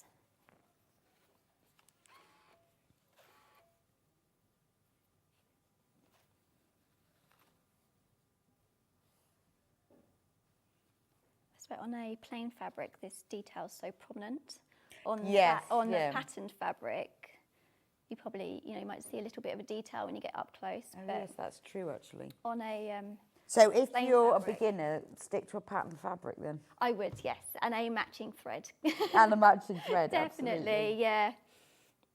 But you didn't, it's interesting because you didn't bother pattern matching it down the front, but you don't notice it. I was kind of working out, I didn't pattern match it completely. No, but you don't sort of need to, you don't. I just sort of worked out how it would still look in... Yeah, so it went that way. I didn't cut through. I know, I think sometimes we get a bit sort of overworked by pattern matching, but with this fabric, it doesn't matter, does it? And sometimes the amount of fabric can really, how much you're going to pattern match, true. Doesn't it? Because of how the drop and the repeat is. So it doesn't always, But with a plain fabric, you would see that seam more prominently up the front. But there we go.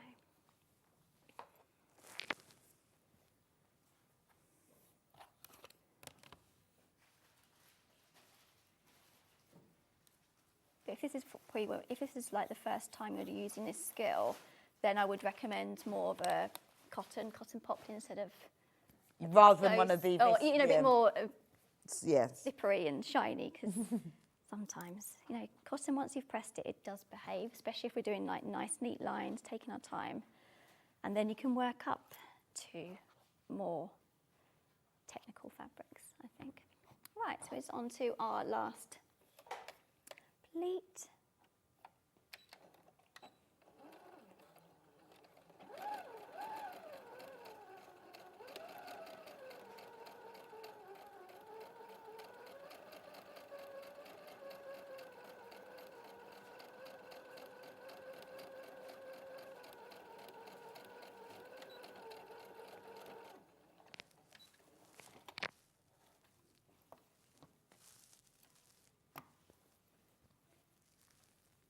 Pins out.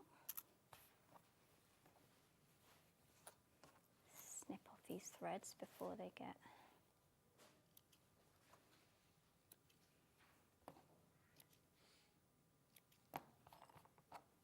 what's that? We're just going to press this down because our pattern presses like we want it facing down. Obviously, in some you can have it facing up, you can have it down, depending on other ways. But on this pattern, we are pressing downwards. Right. And that needs to be quite securely down because when we're fitting in the facing and the sleeve, we want that in secured into place so it doesn't wobble around or sometimes jump the other way. So we need to make sure it's all nicely pressed down and behaving itself.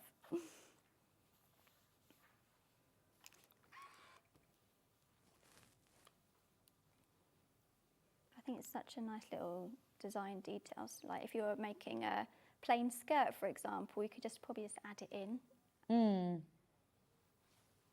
If you get more confident with drafting or adjusting patterns, then it would work. Well, I think this is a really good staple pattern to have, isn't it? Because it will go with so many different fabrics. You can use it for loads of different occasions, but it's got that really pretty, detailed, professional-looking finish in it. So when you wear it, you feel nice. It's going to feel nice, isn't it? It's going to feel nice. And it's the sort of thing people go, oh, where'd you get that blouse from? And all seasons as well. You don't exactly have hot summers all the time. We No, more of a lightweight, And it's a way of, because you only need 2 meters of fabric. It's a way of really showcasing a fabric that you love. Yes, you don't need loads.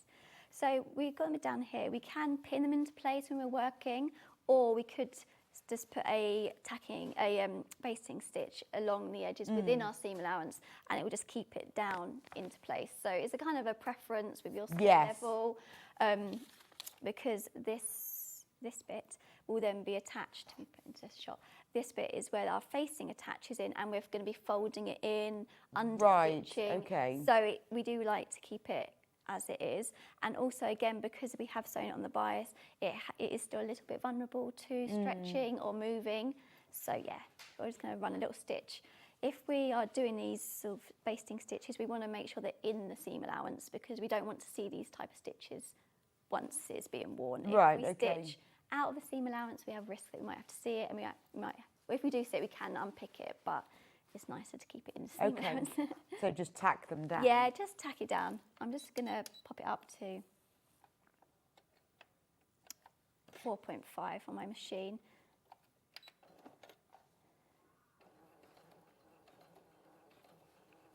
I haven't pinned it into place, but you might need to pin it into place.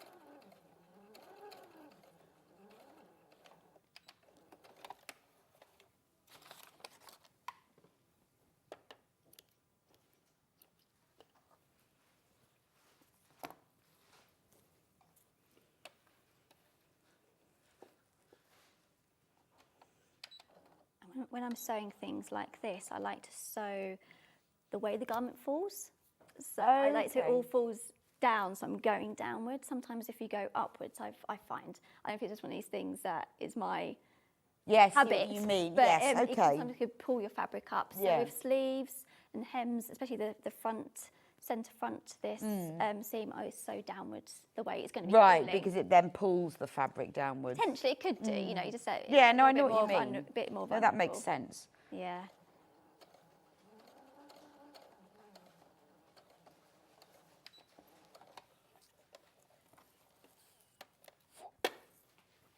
nice.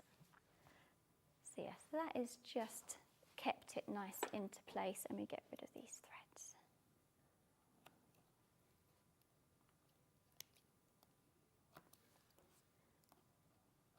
There we go. So when we get our other one, we can start to visualise, shot, there we go, how it's going to be coming together.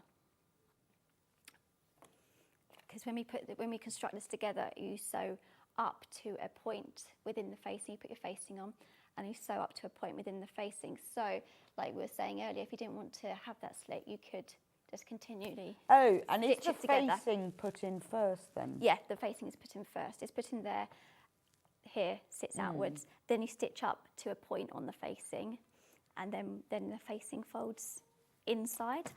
So okay, yeah. well, actually we could probably look at that on Yeah, here, and yeah. that might be easier for Yeah. you to explain. Actually, I'll have to just undress my red lady. But yeah, we could easily just stitch up the front, make sure these are nicely in line. Yeah, so if we look on Yeah, let's have a the look. inside of that. Yeah, here we go. So you can see the facing runs up here. So it's a folded over facing, and it's understitched together. So okay. you don't see the stitching on the front as well. So we've got the centre front stitch coming up here. So we could just continue it, Oh, I put it see. together. And it'd be exactly the same. then? Yeah, yeah, it's like what we're talking about, just another variation. Or I guess if you didn't want the slit to be so low, Oh yeah, you could work it to whatever yeah, height you wanted. you could work it Yeah, to like you the would- bottom of that pleat. Yeah, you just have to adjust your facing slightly. Yeah. But, yeah, you could easily, yeah, because it is a decent length of a slit. Yeah. Yeah, and I guess, and also I suppose if you made it and you went, oh no, I don't like that, you just take the facing off. Yeah, exactly. Yeah, just unpick it. Yeah, and start. Yeah, exactly. You can adjust it. That's to how true. you like. Or you could just sew it together. Yeah, or just Over sew it by hand. Yes. Might be a bit obvious though, mightn't it? Yeah. Oh, that's lovely. Right, I'm just going to go through the pattern again before Yeah. we move to the next stage. Right, so the pattern. Let's have a look inside, shall we? Just going to undo it. Sorry.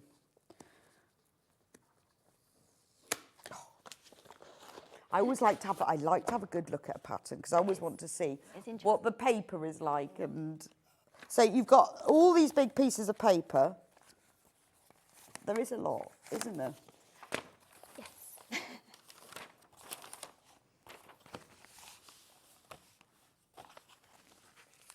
So nice thick paper.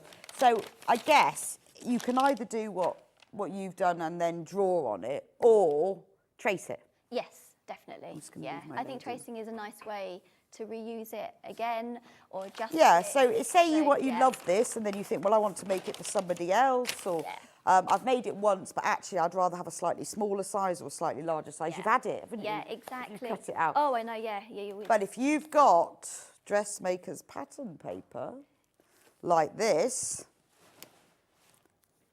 then you can trace it. So this is gridded. So when you use it, do you use a gridded or a non-grid or a plain? non-gridded I would use, but I have used that in the past So it as doesn't- well. It doesn't really matter, Okay. really. Yeah. So this is a gridded one, which I guess probably just helps to keep lines straight, doesn't it? Yes, exactly. Yeah, it is good when you're drafting because you can exactly know your lines are You can straight draw and them you've got straight, a guide. that's Yeah, true. yeah. So this is $11.99 and it's 10 metres, I think. Yeah, it is. It's a metre wide and then it's 10 metres long. So get into the, we'll try. I know we don't because we're all a bit lazy, aren't we? But it's good to get into the habit of tracing your patterns. Definitely, yeah, I really love it because it then gives you a little bit of flexibility to alter or draft something or just go that one step further with your sewing. And do you press your patterns? Yes, I do. Do you? Yeah, I do. Yeah, nice and flat, and yeah. Sometimes it does come out like that. Well, yeah, Well, because it does. folded up for ages, Yeah. hasn't it? It can alter. You know, it's only a few mils of the size, but you know, you have got fold is adjusting it a little bit, but yeah. And because I'm never really sure, I just sort of iron them. Oh, I just quickly iron it. Okay, but does it matter about the heat? Don't go too hot, obviously. But just iron them. Just iron it, but don't and then go too trace hot. them. Yeah. And it's worth having it. I mean, I have mine. I keep mine in my sewing room, usually in the wrapping paper basket. And if it gets creased, don't worry, which it will do, because it ends up binding over. It's long, You can just press this as well, yeah. and it will press back into place. But it is worth getting because it means that you can use your pattern again. It means if you decide I want it bigger or smaller next time, then you've got your pattern, and you can just keep these in the envelope. And I know we're much too lazy to do that, but it's nice a good to. idea. Yeah, I think it's nice too. And I guess, does it make, because you've got a lot of sizes on here. You have a lot of sizes, and there's a lot of detail lines on this one, so I think it would be really good to trace it off. I like to trace my patterns off personally. I know, I never used to, but then there was once when I realised I wished I had. And then you learn from your mistakes in sewing, don't you? No, Don't learn. most of the time you might not need to, but I do like the way as well that obviously, because this is a French company, but everything is in French and English. Yes, it is, yeah. Which is great. You're not going to be left with what's the opening notch, what does that mean? I have to translate anything. Yeah. Now, this is the instruction. So you've got all of these pattern pieces, there's loads, it's all in there. These are the instructions. So we have obviously like the pictures of it. And again, everything is in French and English, so you will be fine. In fact, look there, so the pattern goes from a size 34 to 52. That's I guess the chest measurement. I don't know. Yeah, maybe it is. Was 34, 80? Yeah, I think so. Because they've said, unless that, oh no, maybe that's a size. Don't know what the 30. Yeah, I just went by my. You just went by bust measurements, okay. Yeah. So I think it's like a 30 to a 44. And then there is also, you see, which I realised last time we did, you can find a step video of the pattern on the YouTube channel as well in the tutorial section of the blog, which I think is brilliant. Brilliant, yeah, because sometimes you need to visually see it, don't you? You can see well, the also pictures, you've explained the can, pleats to us, but the next stage I guess is like, is it doing the binding of the collar or is it the sleeves? Yes, you construct the front, then you would do the sleeve details, then you would put how the sleeve is cut. You put the sleeve onto the front sides and then attach the back, and then you can work on the front, and then you do the cuffs at the end, and then you bind it all at the very end. So you can follow a video, which is brilliant, isn't it? Because so if you really want to make it and you think, oh yeah, but I'm not sure I'll remember how to do that bit, it's all on here. I think just how you learn, isn't it? Some people are visual, some people are I think sometimes seeing somebody do something, it does really help, doesn't it? It definitely does, yeah. Cutting layout and then assembling it. So this is all the pleat bit. Well, you can watch this back when you get your pattern because obviously Holly's showing you how to do it. And then it is nice that it does go through it in detail with nice diagrams as well. Yeah, it's really good, yeah. I judge a pattern a bit by that as well. And then this is the cuff. Okay, so it's just like a little round opening. It's not like plackets. No. It's like a slit, and then you pop the cuff on it with the button, which I think is a really lovely detail. Just like that. There's the front and back.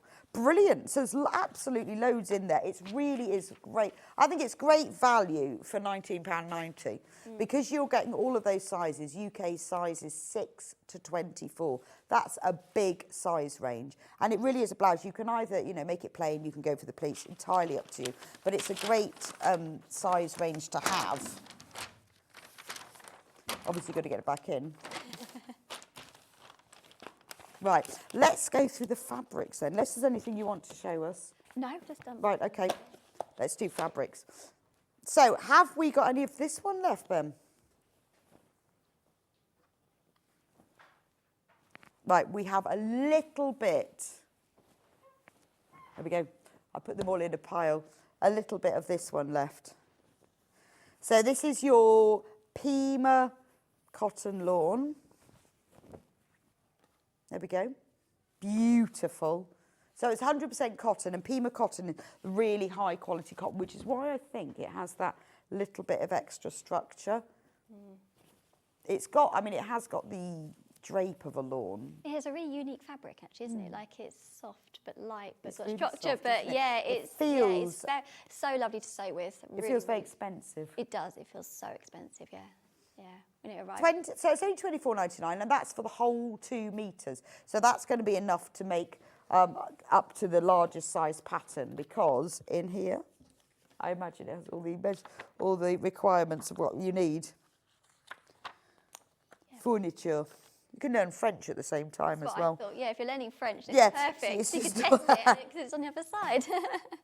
Yeah, it does give you the how much you need for the different sizes, but 2 metres is enough for all of them. There we go. So that's the peacock, if you want that one. Right, then which one? The pink one. So the next one is again, this is your beautiful Pima cotton, exactly the same as the peacock feathers, but it's in the pink instead. So pretty. It's quite a sort of salmon-y pink in the background, a darker pink. It's not like really bright. It's quite vintage. Yeah. I would say, yeah, it's a good description. Yeah, it's more salmon-y. Yeah. It feels, yeah, it does feel a bit vintage, like you need to have a knitted cardie on top. Hand knitted by you, obviously. That's how it feels. I like that. Completely different look. See, this is the great thing about finding a pattern that you like, is that as soon as you change the fabric, It can give you a completely different look. I know, For it's different- weird though. Yeah, for different events or time of the year, you know, you can go lightweight in the summer, more heavier. because I don't think you find that when you buy clothes. You might see things in different colours, but Yeah, you don't get a whole range of. it's not the whole range of prints, so they Yeah. always do look a bit the same, just a different colour. Whereas when you start changing prints, it's a completely different thing. Yeah. They are £24.99 for that one. Let's do, actually, we'll do the this lovely challis, the viscose challis, which I think is gorgeous. The pleating detail on the sleeve would look so different in that. It would just would, be a wouldn't lovely it? drape. Yeah. Yeah, Because it really does drape, doesn't it? Yeah. Look at that. It's, you know, that's going to hang beautifully, isn't it? Yeah, it will do. And it's lovely because it's navy, but the actual flowers are like a creamy peach almost. I think. Nice, isn't it? Beautiful, but you can see the drape on that, can't you? It's sort of, it's billowy. It's wrapping the air. I love that one. Then there's our I think this is my favourite one, but I love these vintage fabrics. So this is like soft furnishings, isn't it? It's lovely, I think that is gorgeous, but that has got a beautiful look. So this is a cotton viscose mix, which is quite nice because you've got the structure of the cotton, but then the viscose means it doesn't crease so much. Let me open it up so you can see the drape on that one.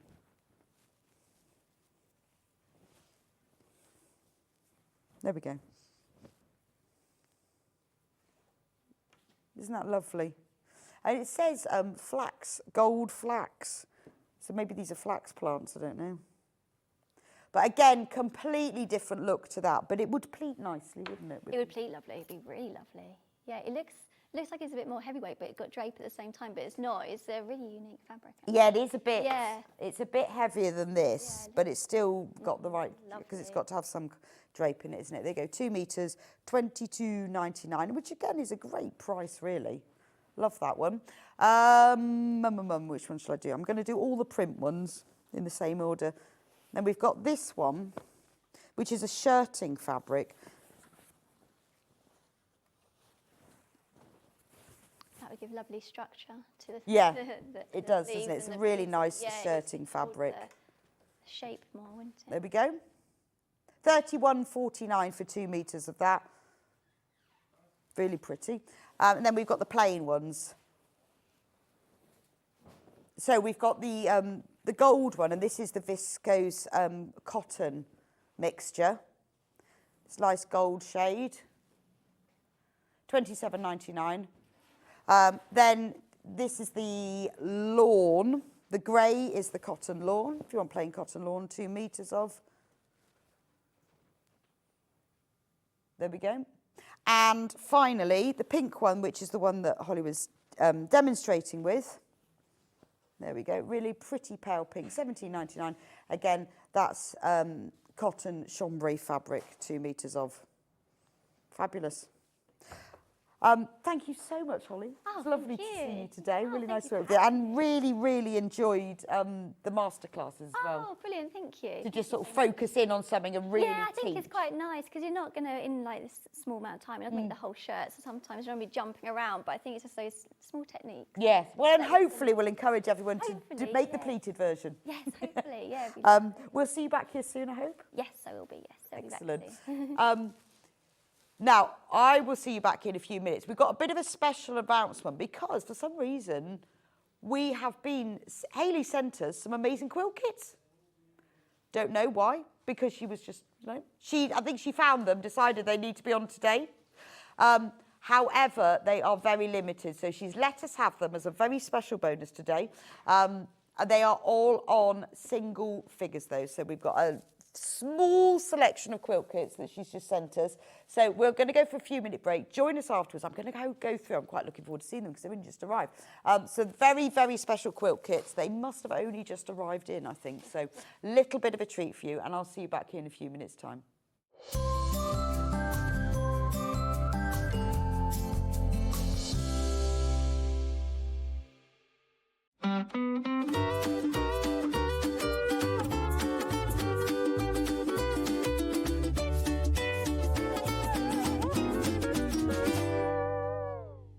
Every day, our experts will bring you a wealth of knowledge.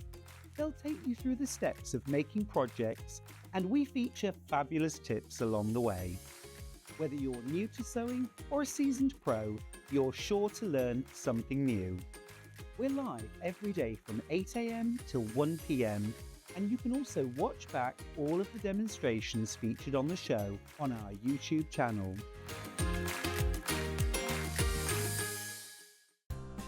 Looking for the perfect gift for the sewing enthusiast in your life? The Sewing Street gift card is just the thing. Choose between a physical card delivered to their door or a convenient e-gift sent straight to their inbox. It's easy. Just head to the Sewing Street website, scroll to the bottom of the page, click Gift Cards, or use your smartphone, scan the QR code and go straight there. Pick the amount you'd like to load onto the card, and that's it. The Sewing Street gift card, the gift of creativity made simple.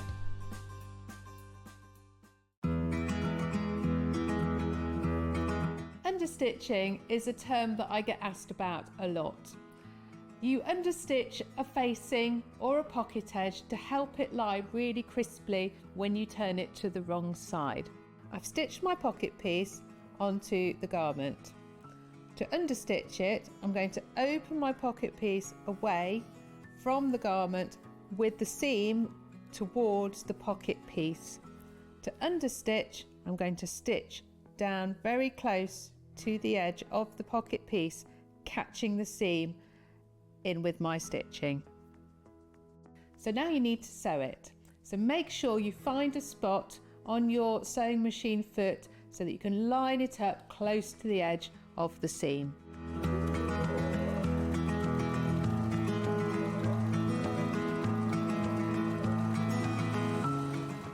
You'll see that the seam has been caught out of the way, and when folded to the wrong side, your pocket edge is going to lie really nice and flat.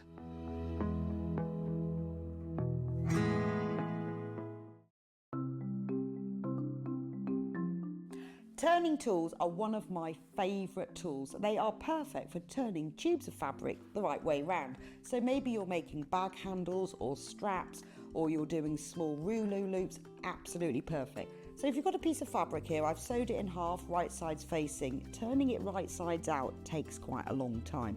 So what you need is a turning tool.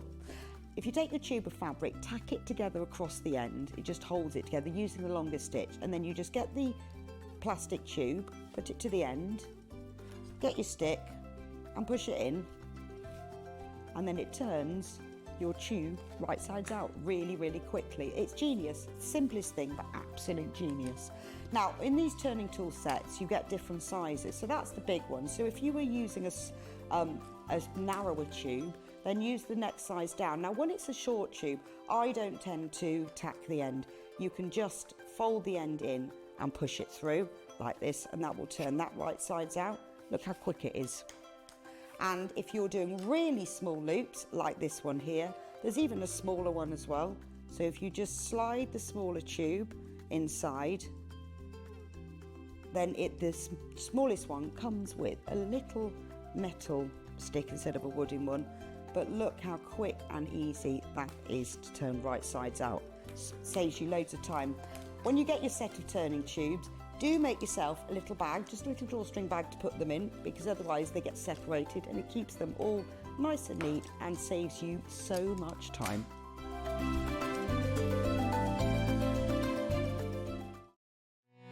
Meet the Elna Experience 450. Precision, speed and simplicity. Your perfect partner for all things sewing.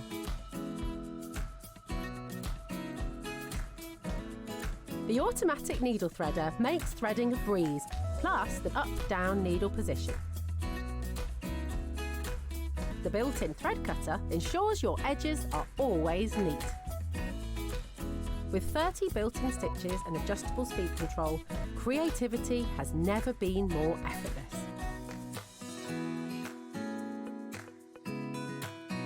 With its user-friendly interface, the Elna 450 makes sewing a breeze, whether you're a beginner or a seasoned pro. Whether you're crafting a quilt or sewing your next outfit, the Elna 450 Experience sewing machine is designed to inspire creativity and deliver outstanding results.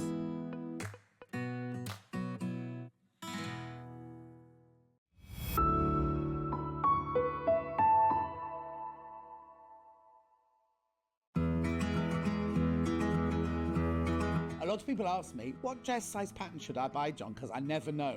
I can't answer that for you, because if you go by your commercial shop bought dresses, if you go into different shops, Wallis, Marks and Spencer's, Topshop, any of those, size 14 in every single one of those shops will be a different size, depending on the designer, depending on the pattern cutter and the pattern grader. What you need to do when you're making your own clothes is don't think, oh, I buy 14 from Wallis, I'll make a size 14. What you need to do, and this is the sign of a good pattern, what they have is they have your body measurements, which are the ones that you have to go to. Now, it's sometimes a little bit depressing because you buy a 14 in a shop, and on a pattern it could say that you're an 18. Ignore that, nobody will ever see that. What you go by is your bust, waist and hip measurement on the pattern, and then if it's a good pattern, underneath it, it will tell you the finished size of the dress, which shows how much ease it's got. So what you can do is you can look at, say you look at this one and you say, oh, 100 bust, 82 waist, 106 hip. Obviously that's in centimetres. You think, yes, I'm going to make myself a size 16. You then look at the finished size here of the size 16, and you can see that you've got 12 centimetres ease around the bust, you've got a good amount of ease around the waist and a lot of ease around the hip. Then what you do is you then look at the pattern, the finished size around your body, and you think, oh no, that looks like it might be too big. Then you can go down a size or up a size if you don't think it's going to be big enough. But the thing I always say is make a toile. Get yourself a bolt of calico and make a toile, and that's the way you'll make sure you buy the right size pattern.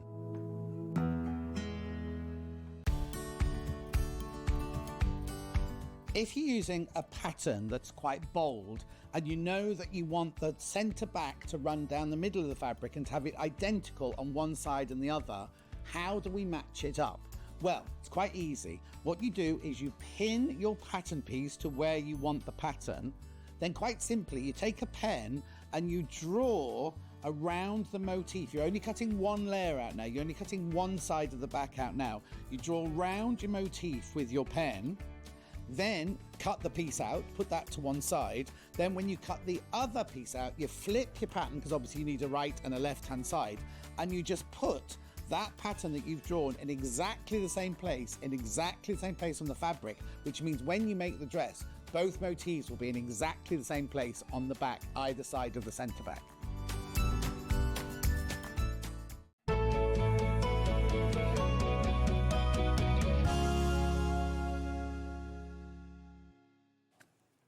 Welcome back to Sewing Street. So this hour is all about, we've got all sorts. We've got some quilt kits, we've got some homeware kits, and we've got a brand new fabric bundle, which I haven't seen this before. So I had a little look through. Let me just move my desks a bit. A little look through in the break. I think this is fabulous. Well, if you like cats, this is fabulous. Right, here's the price, £108.50. Anita Jerram, What Friends Are For, a mega bundle. So you get a panel and you get 12 pieces of fabric, but you get half a metre free. Let's start with the panel because the panel's gorgeous. These are absolutely gorgeous. And we've got 3. Wow, look at this, right. So be quick, okay?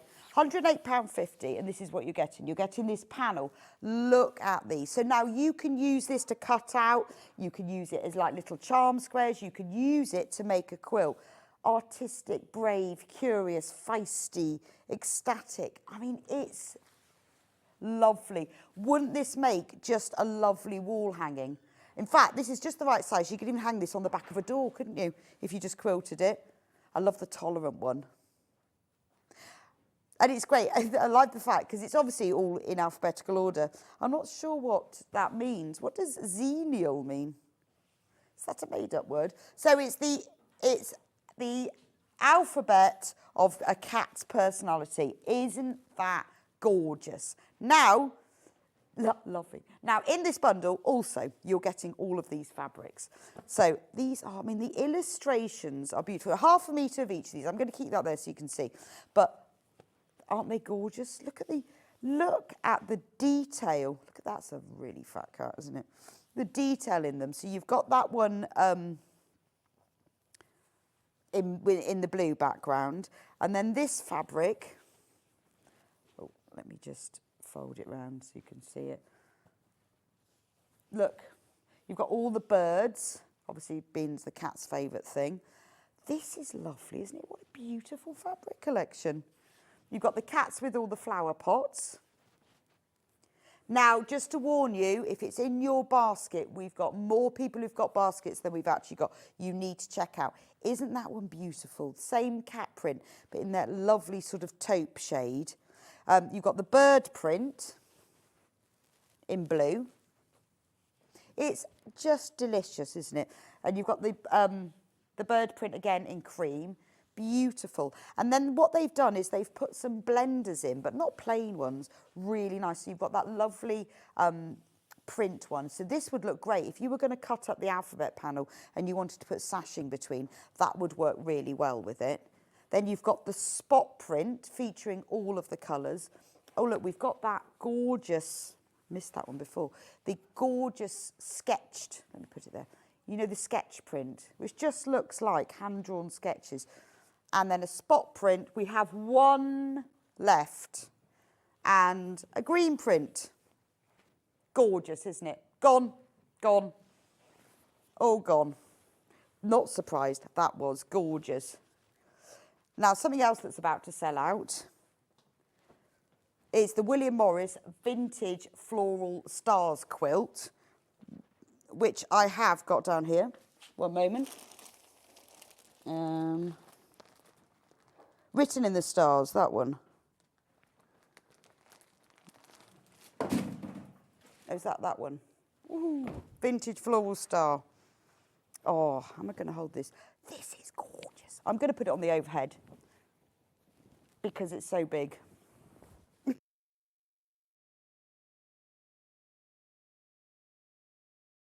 This is the centre of it. Oh, look how lovely this is. Absolutely stunning. And we only have 2 of them left. I don't know how we managed to get 2 of these back. Look, I think we've managed to find 2 left. It's sold out, but we have 2 left of this. Isn't that absolutely beautiful? Have we got a picture of the whole thing? Just to show me, because I've got it on my desk, but it's way too big for me to be able to pick up and hold out for you. Isn't that beautiful? The Vintage Floral Star, it's 220 by 220 centimetres. It's really big, 1 left. Now, For the last person who has it, it's $199 instead of $239.99. You can buy it on 3-way split pay. It features entirely William Morris fabrics, including the binding. It's a work of art, isn't it? $199.99. Absolutely gorgeous. We have one left. And when it's gone, it's gone. How we have ever found those other two, I don't know. But we only have one left. So if you want it, you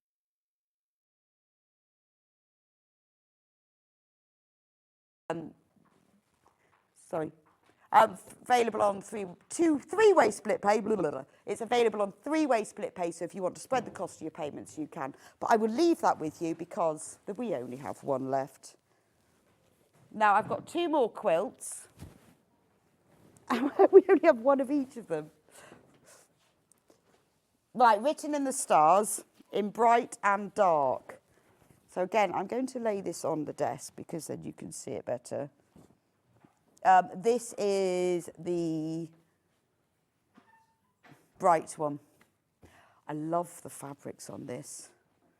Isn't it gorgeous? It's sort of a bit grungy, isn't it? That's lovely, isn't it? $199.99, 135 by 175 centimetres. We only have one of these left. I love the fabrics. Oh, we're going to crash it. $139.99. Wow. Really nice. I mean, quite a simple quilt to make. You know, you're talking sawtooth stars, diamond in a square blocks. I think the beauty of this is you've got some gorgeous fabrics. You've got these beautiful layered texture fabrics. You've got text fabrics. I think it can be, it's one of those quilts that feels that it could be quite like a teenager quilt. It feels a bit sort of like something you'd have in the back of the car for a picnic, or you just put over a sofa. It would make the house look really homely. Be a nice housewarming gift quilt, actually, wouldn't it? Because the fabrics are what do the talking on it. Anyway, we have one left. It's $139.99, and we do have it available on split pay, $46.66, 3-way split pay. There we go. Lovely. I'll leave that one with you. But we also have exactly the same design, but in the dark. Again, one left. And we're going to reduce the price to $139.99. Is that the same one?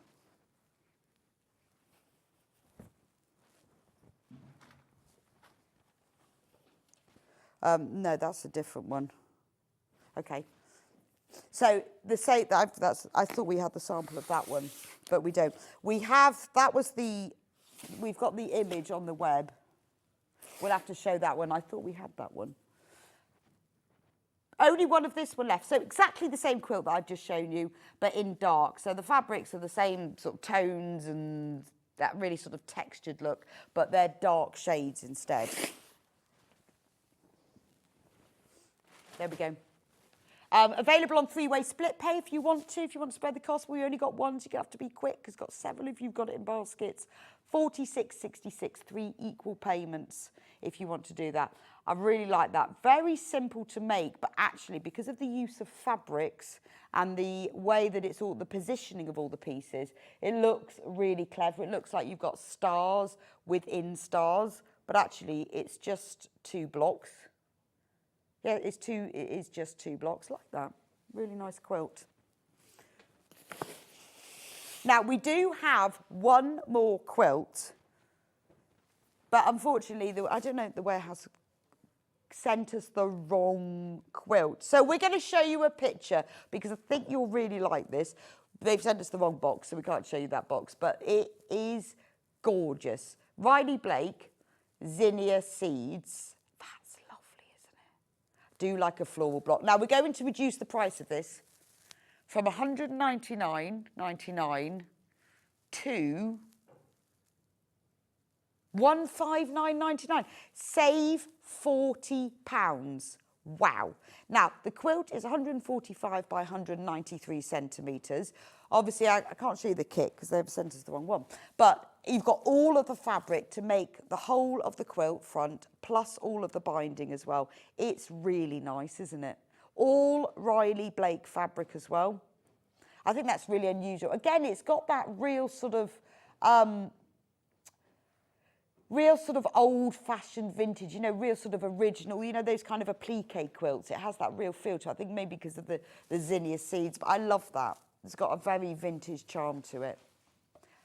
Only £159.99. That's a £40 saving. If you want to do it on split pay, 3 equal payments of £53.33, or you can just pay for it all together. But, you know, new year, new hobby. If this is the time you think, right, I want to make a quilt, we've got quilts to sort all sorts of people. So whether you like the traditional William Morris quilt, maybe you like the more unusual layered textured ones I just showed you. The Riley Blake has a really specific sense of style. The prints are all very detailed, but they've really gone for a vintage vibe with this one. So this could be your New Year's resolution. I'm going to make a quilt, just got to choose which one. But take the price drops while you can, because of saving £40 is a bonus, isn't it? There we go. Right, let's talk about Homeware Kits. Homeware Kits. What shall we start with, though? Right, what should we start with? Okay, let me find. I got them all out of the cupboard and put them all on the thing. There we go. Right. So let's do the winter warmer carry case. So this is really cute for this time of year. It's a little carry case that you can put your mug in. Just going to find the kit for you. So this is what it looks like. You put your mug inside. On the front, it features hot chocolate. It's got little gingerbread and cinnamon. So it's perfect for this time of year. It's padded inside so that you can put your mug in there. And then you fold it over, put the button round, and then you can carry it. Inside, there's a pocket. So in the pocket, you could put your tea bags or biscuits or your sugar sachets, and you also get the matching mug rug inside.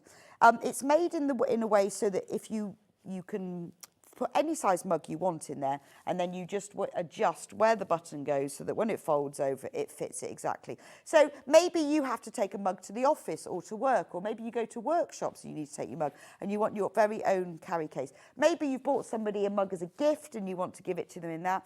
A lot of people I know who go to craft workshops, particularly sewing workshops or groups, they have to take their own mugs with them. I obviously have one of these, because when I go on holiday, if I rent a cottage or something, I always take my own mug because the mugs are never quite big enough. So it's absolutely ideal for that. This is what the kit looks like. So in the kit, you will get printed instructions like this and the fabric panel. Now, it doesn't say it on these instructions, I don't think. But there is a full video tutorial for this on the Amber Makes website. You just need to go to the tutorials section. I think these instructions were printed before we did the tutorial. And then you can follow along with me exactly how to make it. So there we go. Everything is printed to size, so you don't have to work out seam allowances. You don't have to work out how much you need to add on or take away. Every piece is labelled, so you just cut it all out. There's even extra applique pieces. There's labels. Cut it all out, sew it together. If you go onto the website, so if you click on that description, I've also listed there everything else extra you'll need, because obviously you need things like, you'll need a little bit of interfacing and you need some wadding and a bit of elastic and a button. But if you want to know what that is, because if you want to order it from the Sewing Street website whilst you order that, if you go on to the website description, it will show you exactly what else you need. So that is the mug carry case. Right, we haven't done, do you know what, we haven't done garden birds for a long time. And these are one of my favourite ever designs. And they've been out of stock for ages and ages. So there are 3, I'm going to get them all out so you can then see them all together in one go and then you can choose.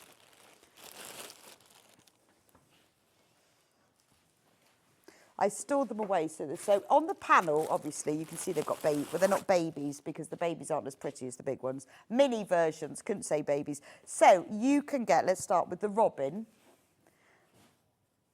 There's the robin. And it comes with, on the fabric in the kit, 2 mini robins. Can't say babies because I think the babies are just brown. There we go. So it comes with 2 babies. It has, it's a doorstop, obviously, although you can just use it as decoration. It has little wings that cross over, the tail, whoop, that way. There's the beaks, it's got the red breast and his little feet. Now, the beauty of it, obviously is because when Amy designed all the fabric, I designed all the fabric pieces, but she designed the fabric so that you've got things like the wings are printed perfectly with where the wings would go. Where the red breast is, it all joins together with the beak. Let me show you the panel. I like the panel the best because you can see all of the. I've got to make sure I get out the right one.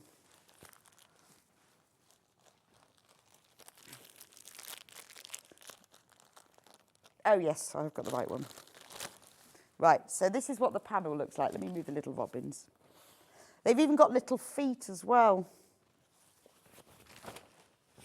So this is what the panel looks like. So everything is printed on here with all of the seam allowances already on. So you've just got to cut out the pieces. So you've got the mini bird wings. There's the wing. It's all labelled so that when you make it, you've got things like on here, that's marked C, and that's marked C. So when you join them together, you just match up the letters, which makes it a lot easier. But everything will match. So when you make the red breast on the robin, it will match up to the bit that's on the outside of it. And then there's all the little bit. There's the mini bird base. We haven't done it for ages. Yeah, yes, almost a year it's been since we did the robin. So it's been out of stock for ages. So there's the little ones. So you can just hang them up or put them somewhere. I mean, I filled mine with sand in the bottom, so he's just a doorstop. It just sits by my front door. Brilliant gift as well. It's the sort of thing, if you know someone who loves birds or loves robins, it's a really nice thing to give them. You can also add lots of detail. You can quilt on top of the wings if you want to. That's up to you. And you can tuck them inside if you want to keep them there. It's a good place to put them. It was just there was a bit of space. So that's the robin. Then we've got the blue tit. Bertie blue tit. I love look at the colours on the back there.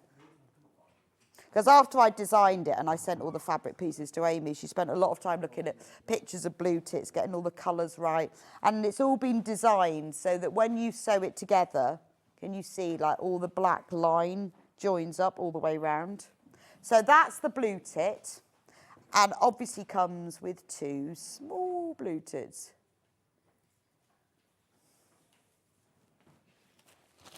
That's the...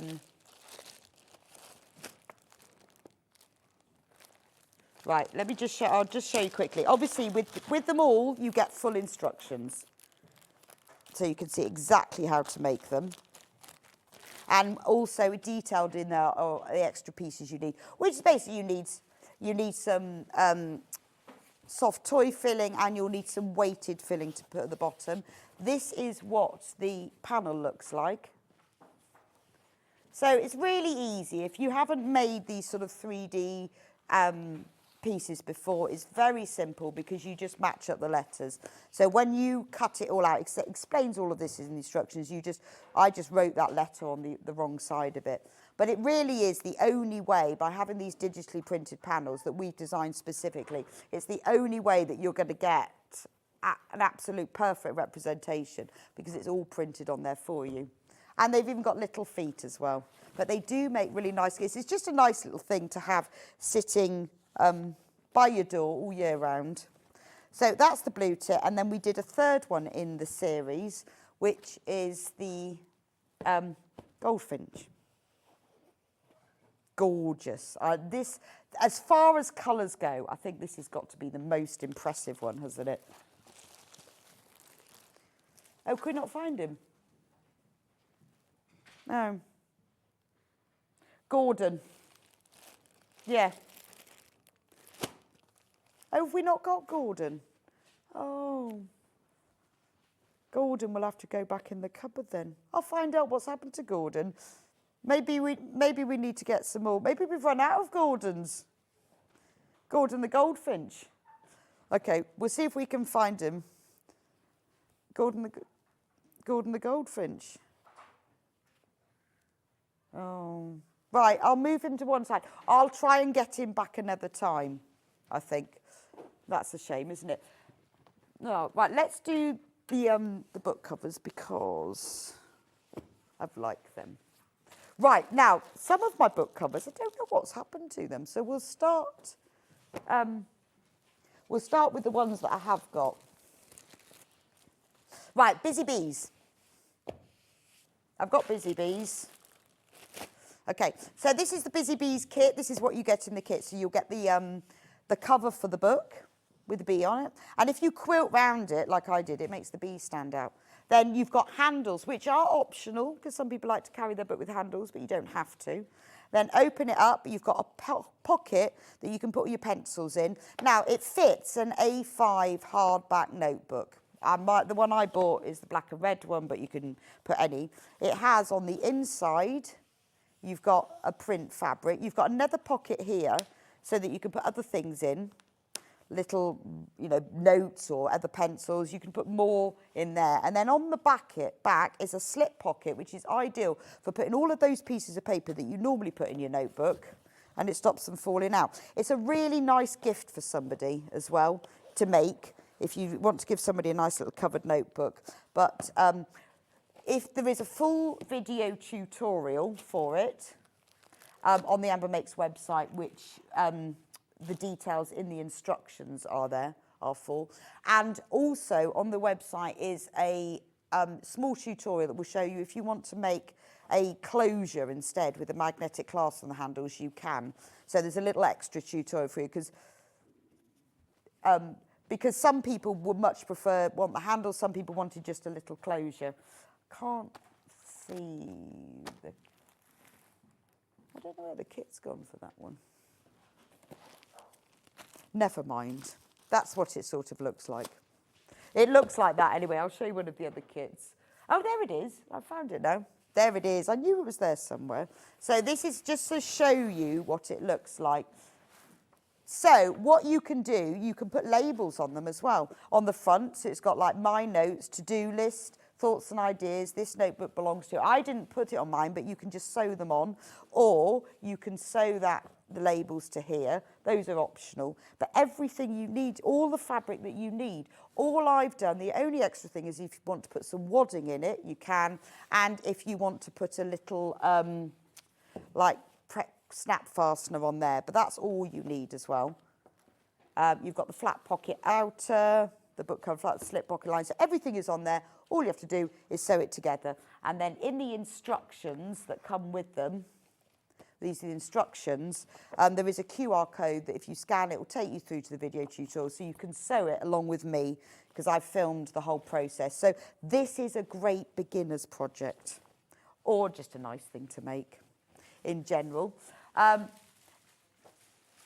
Now, the next one is, well, we've got knitting and crochet. And I don't know where the book covers are. I can't find them. So I'm going to show you the panel instead. This is crochet notes. So we should have a picture of the finished book somewhere. This is the panel anyway. So Amy designed fabric granny squares. So you've got the lining is all granny squares. I love the pencil pocket because it's got crochet hooks. And then on the front you can label it with my crochet notes, but you don't have to. There's an extra label, so there's the front. So it's the perfect gift for someone who loves crochet. And I have one of these because I'm always like adapting patterns or changing them, or I need to know I'm counting and I write down. It's got the slip pocket outer, it's got handles, so it is beautiful. It just all features all of the granny squares. So that's the crochet one. And again, it comes with a tutorial because all the book covers are made in exactly the same way. So it does have the full tutorial that goes with it. Now, if you are more of a knitter, we have the knitting book cover. This is another one that I can't find. I don't know where it's gone.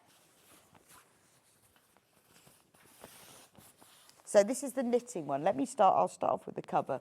I mean, they work in exactly the same way as all the other book covers. It's just this features my knitting note. So on this one, we've got like little jumper stitch markers. We've got a ball of yarn with needles in. You've got a circular needle. You've got a pair of socks. You've got balls of yarn. You've got a bit of rib knitting there. So there's the book cover front and the back. The lining is just an all over print. The pencil pocket has got 3 knitting needles. Oh, look, there's a picture of the finished actual cover itself. That's what it looks like when it's finished. I just need to find it. I don't know where it's gone. There we go. There's your slip pockets and everything. The crochet one.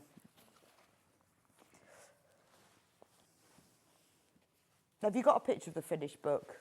Oh, there we go. There is the crochet book. So if you did buy the crochet one, that's what it looks like when it's finished. I just don't know where it is.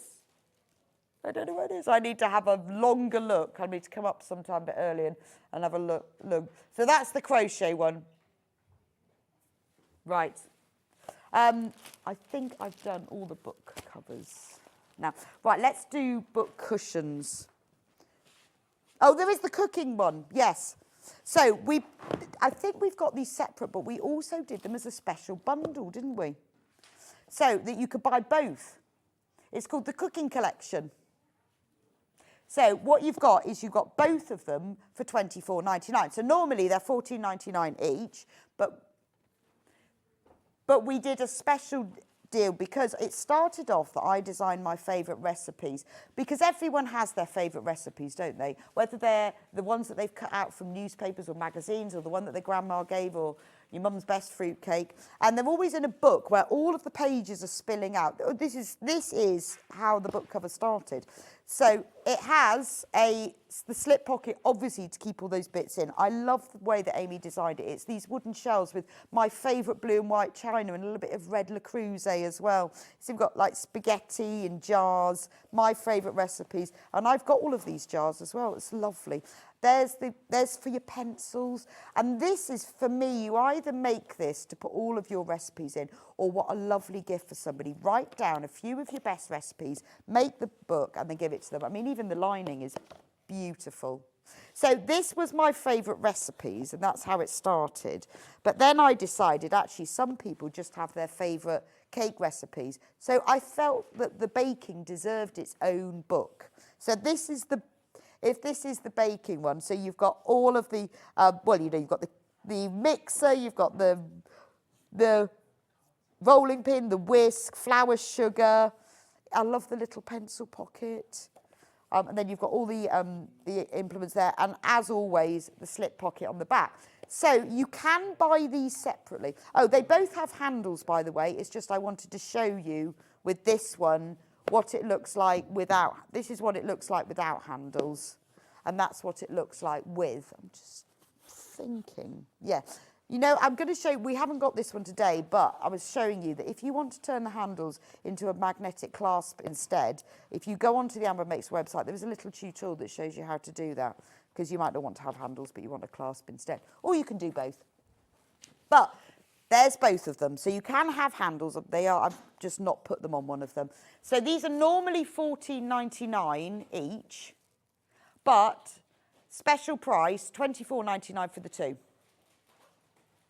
They come with the full tutorial, they come with instructions, you get the panels. So if you want both of them, and then you can write down all of your favourite recipes in a nice little book. And they're cotton, you can put them in the machine if they get covered in ingredients. So that's those. The thatched cottage. Where did I put him? Oh, there he is.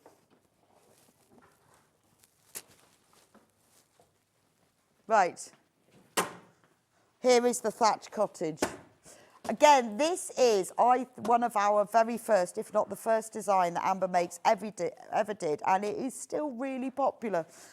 So it's a thatched cottage, obviously, but it's a doorstop. Or it's just a general decoration. Look. So it has proper thatched roof. It has that lovely, you know, when thatched cottages have those slightly bulging walls. The door has got roses around it, and obviously he's got that beautiful green paint. You can, oh, this is in single figures, this. You can embroider the roses on top if you want. You don't have to, they're printed on, but I just work French knots on top of them to make them look nice. It's got proper brick chimneys, and it has a handle, obviously, so you can move it round. Even the base is tiled, because it would be. It comes with a label as well to put on it. It's so heavy, this one, because I didn't have any sand or filling that I normally use. I put gravel for my path, so it's really heavy. Also, oh, there's the back as well. It has, on the panel, a baby cottage, because you might want a baby cottage as well, which you can use as just a little decoration. You can use it as a pincushion. If you don't sew one side of the roof down, you can flap that up and you can use that to keep needles in. But again, you know, it's got the little doors. I added some extra embroidery, but there was just a bit of space on the panel. So there you go. You get the whole cottage and the baby cottage as well. And if I can find it, I'll show you the panel. Where is it?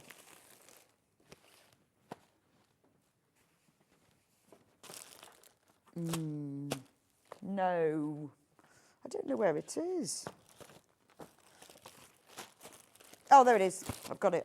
Let me show you the panel, because I think it helps, because then you can see how it actually works. That although I said, you know, if you haven't used Amber Makes Kits before, then it won't make sense until you see the panel. But everything is printed to exactly the size and shape that you need it, which takes all of the guesswork out, and you don't need any templates. So this is the main cottage.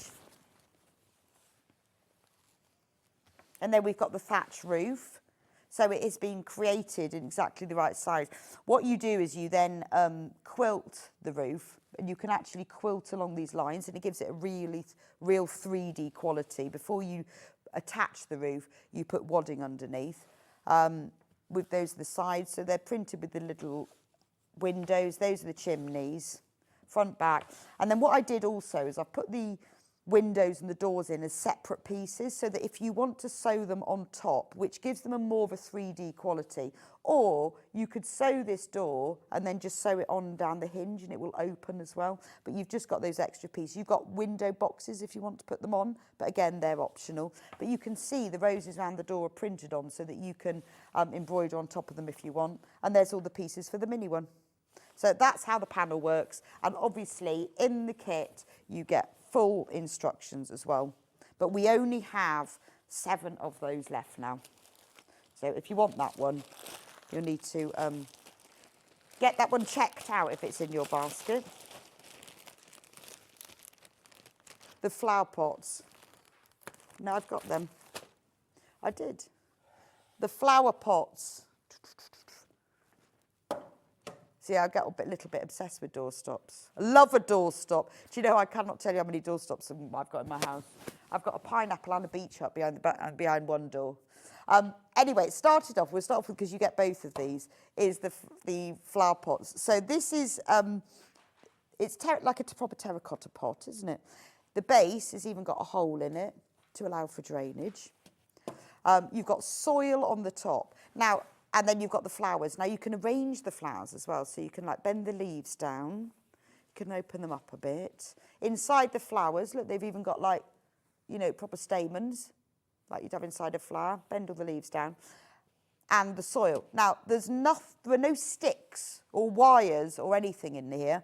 All it is wadding. So the way it works is you make the stems, which are the tubes, and you stuff them really firmly, and then when you sew the soil together, gaps are left in the soil, so you push the stems right down inside and sew them in place, and that's how they stand up, because I wanted to do it so that you didn't have to have any extra structure, because I think sometimes if you've got sticks or wires, then you're worried about them, you know, being around pets or children, but they're just stuffing. And the flower pot is designed in a special way so that it's not straight. It's like a proper flower pot that goes outwards. I had to get my son Freddie to do it for me because I had no idea. It's a special mathematical shape. Could not work it out for the life of me. Anyway, that's the flower pot, and it features, you've got loads of pieces because you've got like you've got these inner petals. This is what gives it the detail. you've got the outer petals, and then you have the leaves, you see. And it's nice because you can sort of arrange it and it's easy to pick up. But I know a lot of people have used them for doorstops. Some people have used them just as a housewarming gift, put them in the middle of the table, but they are everlasting. You might need to dust them every now and then, give them a little shake, but that's about it, isn't it?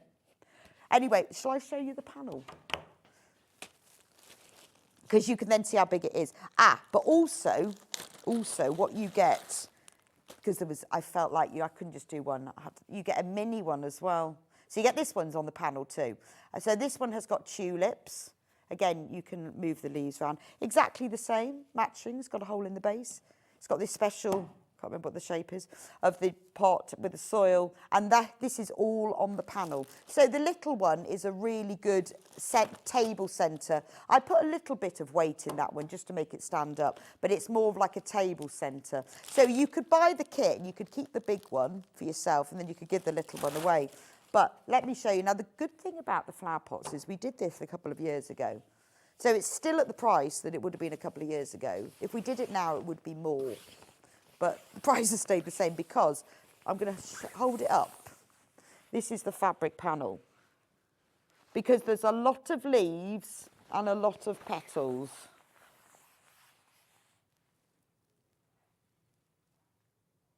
See, for £19.99, it's a very big panel. So look, there's your flower pot outer, the bottom, that's the big one, the little one. There's all the soil, all the stems, all the leaves.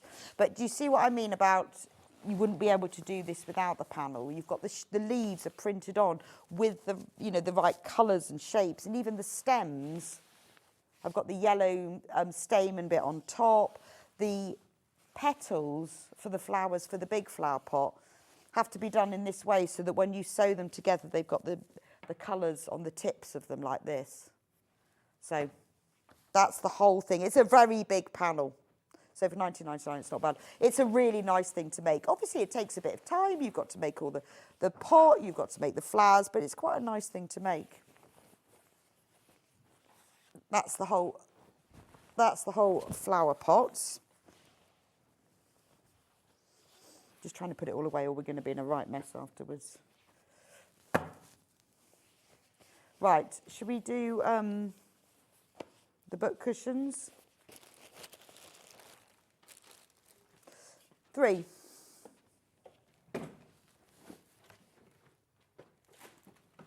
Yeah, oh, sorry.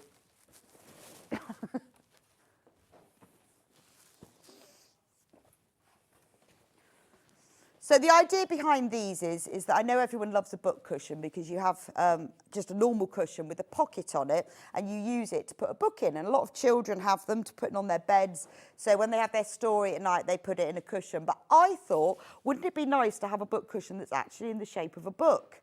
So we launched these on John Scott's birthday show. And we thought, well, we had to do his book, obviously, the John Scott's Threads of Life. And then we thought we would do a William Morris one and Enchanting Fairy Tales for Children. So we'll start off with the John Scott one and I'll show you. Now this is an exact replica of his book because he sent all of the artwork to Amy who just scanned it all in and copied it. Luckily he had the copyright so we're all good. So there's the front cover of his book. Imagine if we didn't, how much trouble we'd be in. Then if you open it up, you've got, this is the front page of his book. It's even got his signature on it as well. And then here, this is the contents of his book. But then obviously it has a pocket. So when you open it up, there's the pocket. That's what you put your book in. Or your remote controls if you want to put it on the sofa. Or secret bars of chocolates that you'd like to be hidden. Actually, it'd be a great place to hide chocolate, wouldn't it? Nobody'd think to look there. You could just have it on the sofa. And then when no one's in, they wouldn't pin your chocolate. So on the sides, obviously, you've got the striped fabric because this is the pages of your book. And then there's the back, which was the back of the contents. And then Amy used John's design to do over the insert. And he's even got on this little tab, she put a signature, lots of love, John. So if you've got John Scott's Threads of Life book, you need to have this. You just need some wadding. Again, with all of our kits, if you go onto the Sewing Street website, if you click on this, it will give you a description. It tells you what else you need, because we only put in the main the fabric panel and the instructions in the kit. This obviously comes with a full video tutorial. These are the instructions, and it comes with a link to the full video tutorial, all the instructions you need, exactly how to construct the book in full detail, with all the panels. So with this one, I think you need a bit of wadding for the book cover and some soft toy filling. So that's the Threads of Life, and obviously on the panel is all of the pieces for it. I'll show you another one because I'm not sure I've got that one. Right, Enchanting Fairy Tales. So this is the one that we did that we thought would be ideal for children, but actually a lot of people who've bought this, not just bought it for children because they want to, you know, just have it on their sofa, because you've got on the spine of the book. They're quite nice. I know a lot of people have bought more than one because you can just have them all on a shelf then. But when you open it up, it's got all of the fairy tales, little pictures of all of them. You've got the pocket to put your book in, and the panel comes with a bookmark as well. There's the inner lining, the pages, the end, obviously.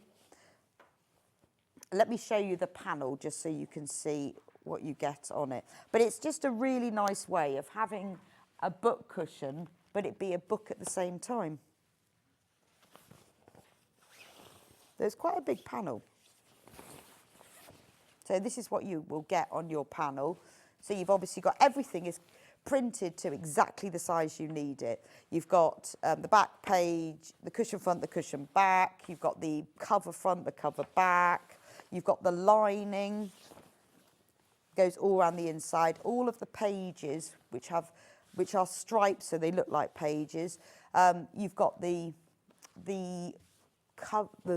pocket has been designed so that it looks, if I take that away, it all flows, so it looks like it's not there.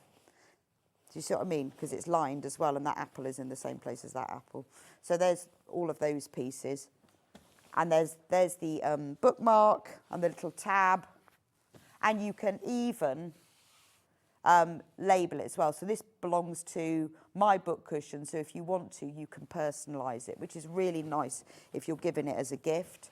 And then the other book cushion, inspired by William Morris, who, this is why I ended up reading a William Morris book, because having said he's never written a book. If he wrote a book, it'd be this one, but he has. It's very good, actually. But if he wrote a book, I think he would have liked to have written this one. It's called The Strawberry Thief, A Tale of a Mischievous Thrush.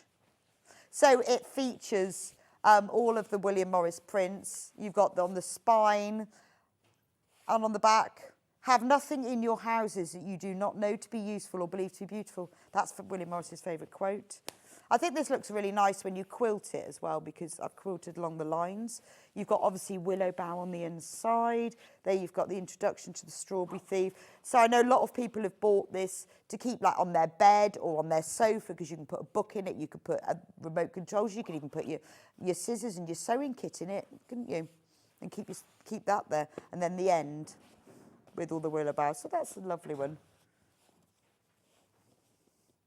There we go. Those are the book cushions. I'm going to do the storage tubs next. So I'm going to start with the peonies one. I'm just finding the...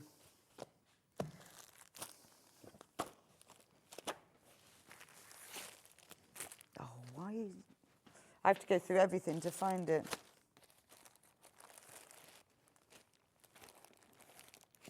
Yeah, I've got it now. Right. It always has to be the last one.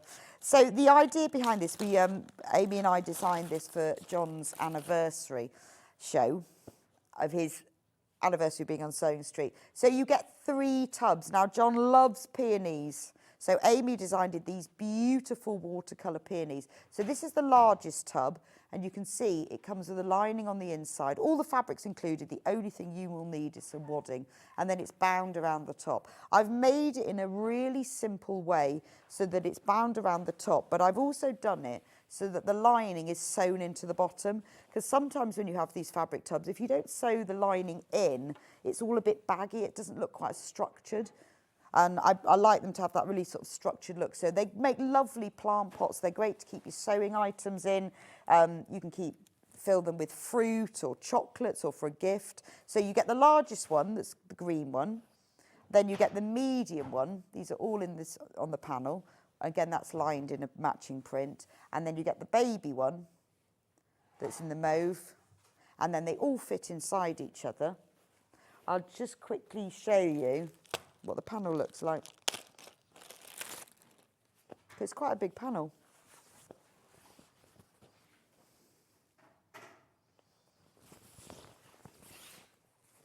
So that's the side, that's the panel.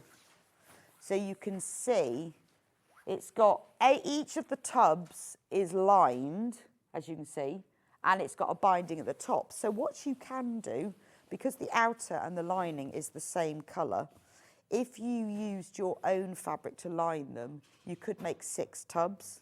All you would need is some extra fabric to bind them, which is, and you can cut around that. But because, like, for example, if I show you the big tub, if I turn it inside out, that's what it looks like. So if you used a plain fabric for the lining, then you'd have enough for 6. So that's the peonies. Again, it comes with full instructions and a link to a full video tutorial, so you can sew along with me to make them. The next one we did was the Indian mandalas, because John loves an Indian mandala. I like this one. I think this is really clever. So this is the big one. This is the big one. Look. And then in the inside, actually, I'll turn it round. I mean, this one, it's a shame to have this on the inside, although, to be honest, it's lovely to have it makes it very special, doesn't it, when you have a print that matches and coordinates on the inside, because I think they would make lovely tubs. If you see in the picture here, they make lovely tubs to put plants in. Or they're really nice for storing things in. You could have them in your sewing with all your reels of thread and cotton. Then the medium one is pink. Which one are we on that one? And then the baby one is like an orangey colour. But they're really nice because they fit inside each other. They're quite a nice thing then to store away, to use as a gift. You could then bring them out at certain times of the year, whether you wanted to fill them up with sweets. I mean, this would have been quite a good Bollywood Christmas feel, wouldn't it?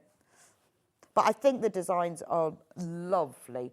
And obviously comes with full instructions. Then the last one we did was John Street, which is just, I love this. So these are all, if John had his own street, this would be his street. This is, so the Sewing Emporium, and then he'd have a bookshop called Threads of Life, where obviously he would only stock Threads of Life. And then he'd have to have the Poppin Village shop, because he goes there all the time, because you've got to buy some food, and with the cat on it. So that's John Street, and it's even got, look, it's even got flagstones. And then the inside just has a spotty lining. Then the medium size one, there's his shirt shop, because he would need a shirt shop, wouldn't he? That is Sewing Emporium and Threads of Life. So that's the medium one. I think it's fab. I think this is a really nice one if you wanted to have in your sewing room. And then there's the baby one that's got the Sewing Emporium, the village shop, and his shirt shop as well. But it's just really cute, isn't it? I like the way it's like a village street and they make a really nice set. It's just really unusual to find a set of baskets like that. And again, you get the panel and the full instructions are all on there.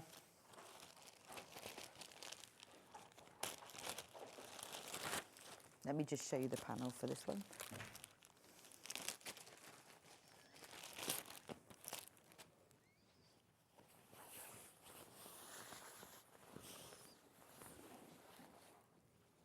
There we go. So there you've got the binding. You've got all of the pieces, exactly the same as the other one I show you. There we go. So that's John Street. Again, all of the nesting tubs come with the same instructions. They all come with the video tutorial. If you want to, you can make 6 tubs. You'll just need to provide your own fabric. Right, have we finished all of them? Oh, I tell you what last thing we've got, because I managed to get this back in, is get organised.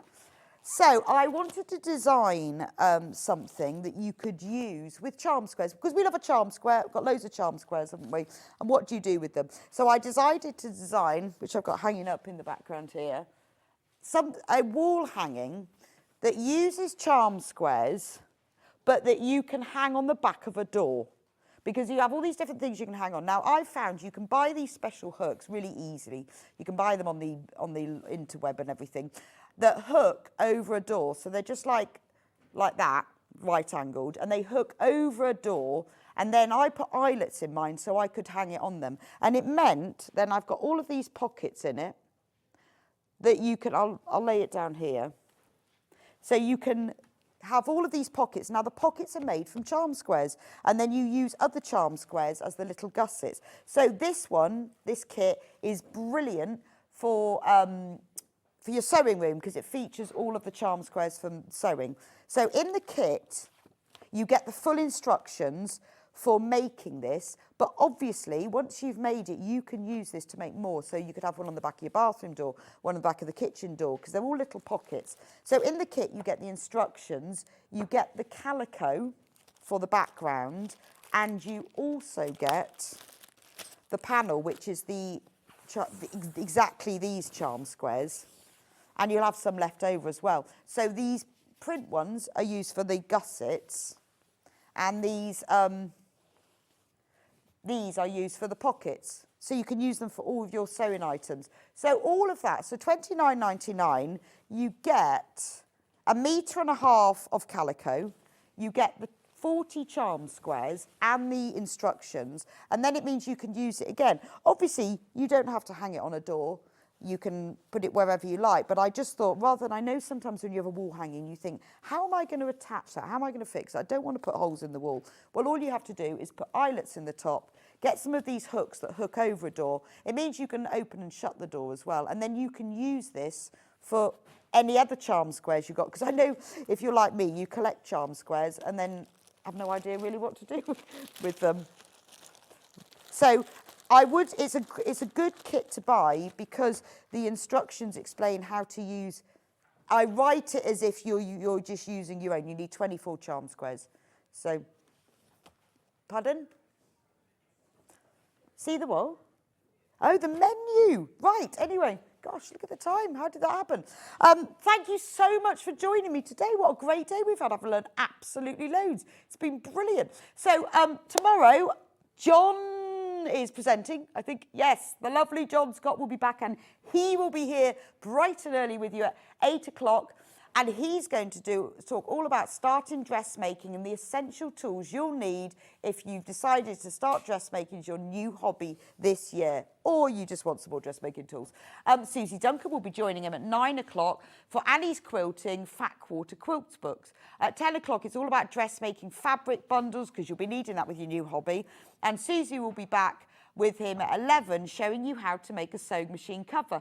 And then 12 o'clock, it's a whole hour dedicated to overlocks, which you'll be needing with your dressmaking. What a fabulous show. You're going to have a lovely day tomorrow. I will see you back here Friday. Actually, been Friday twice this week. See you back here Friday. Have a lovely afternoon. Hope you enjoy whatever you're doing, and that you manage to sit in front of the telly and just do a bit of sewing. And I'll see you here on Friday.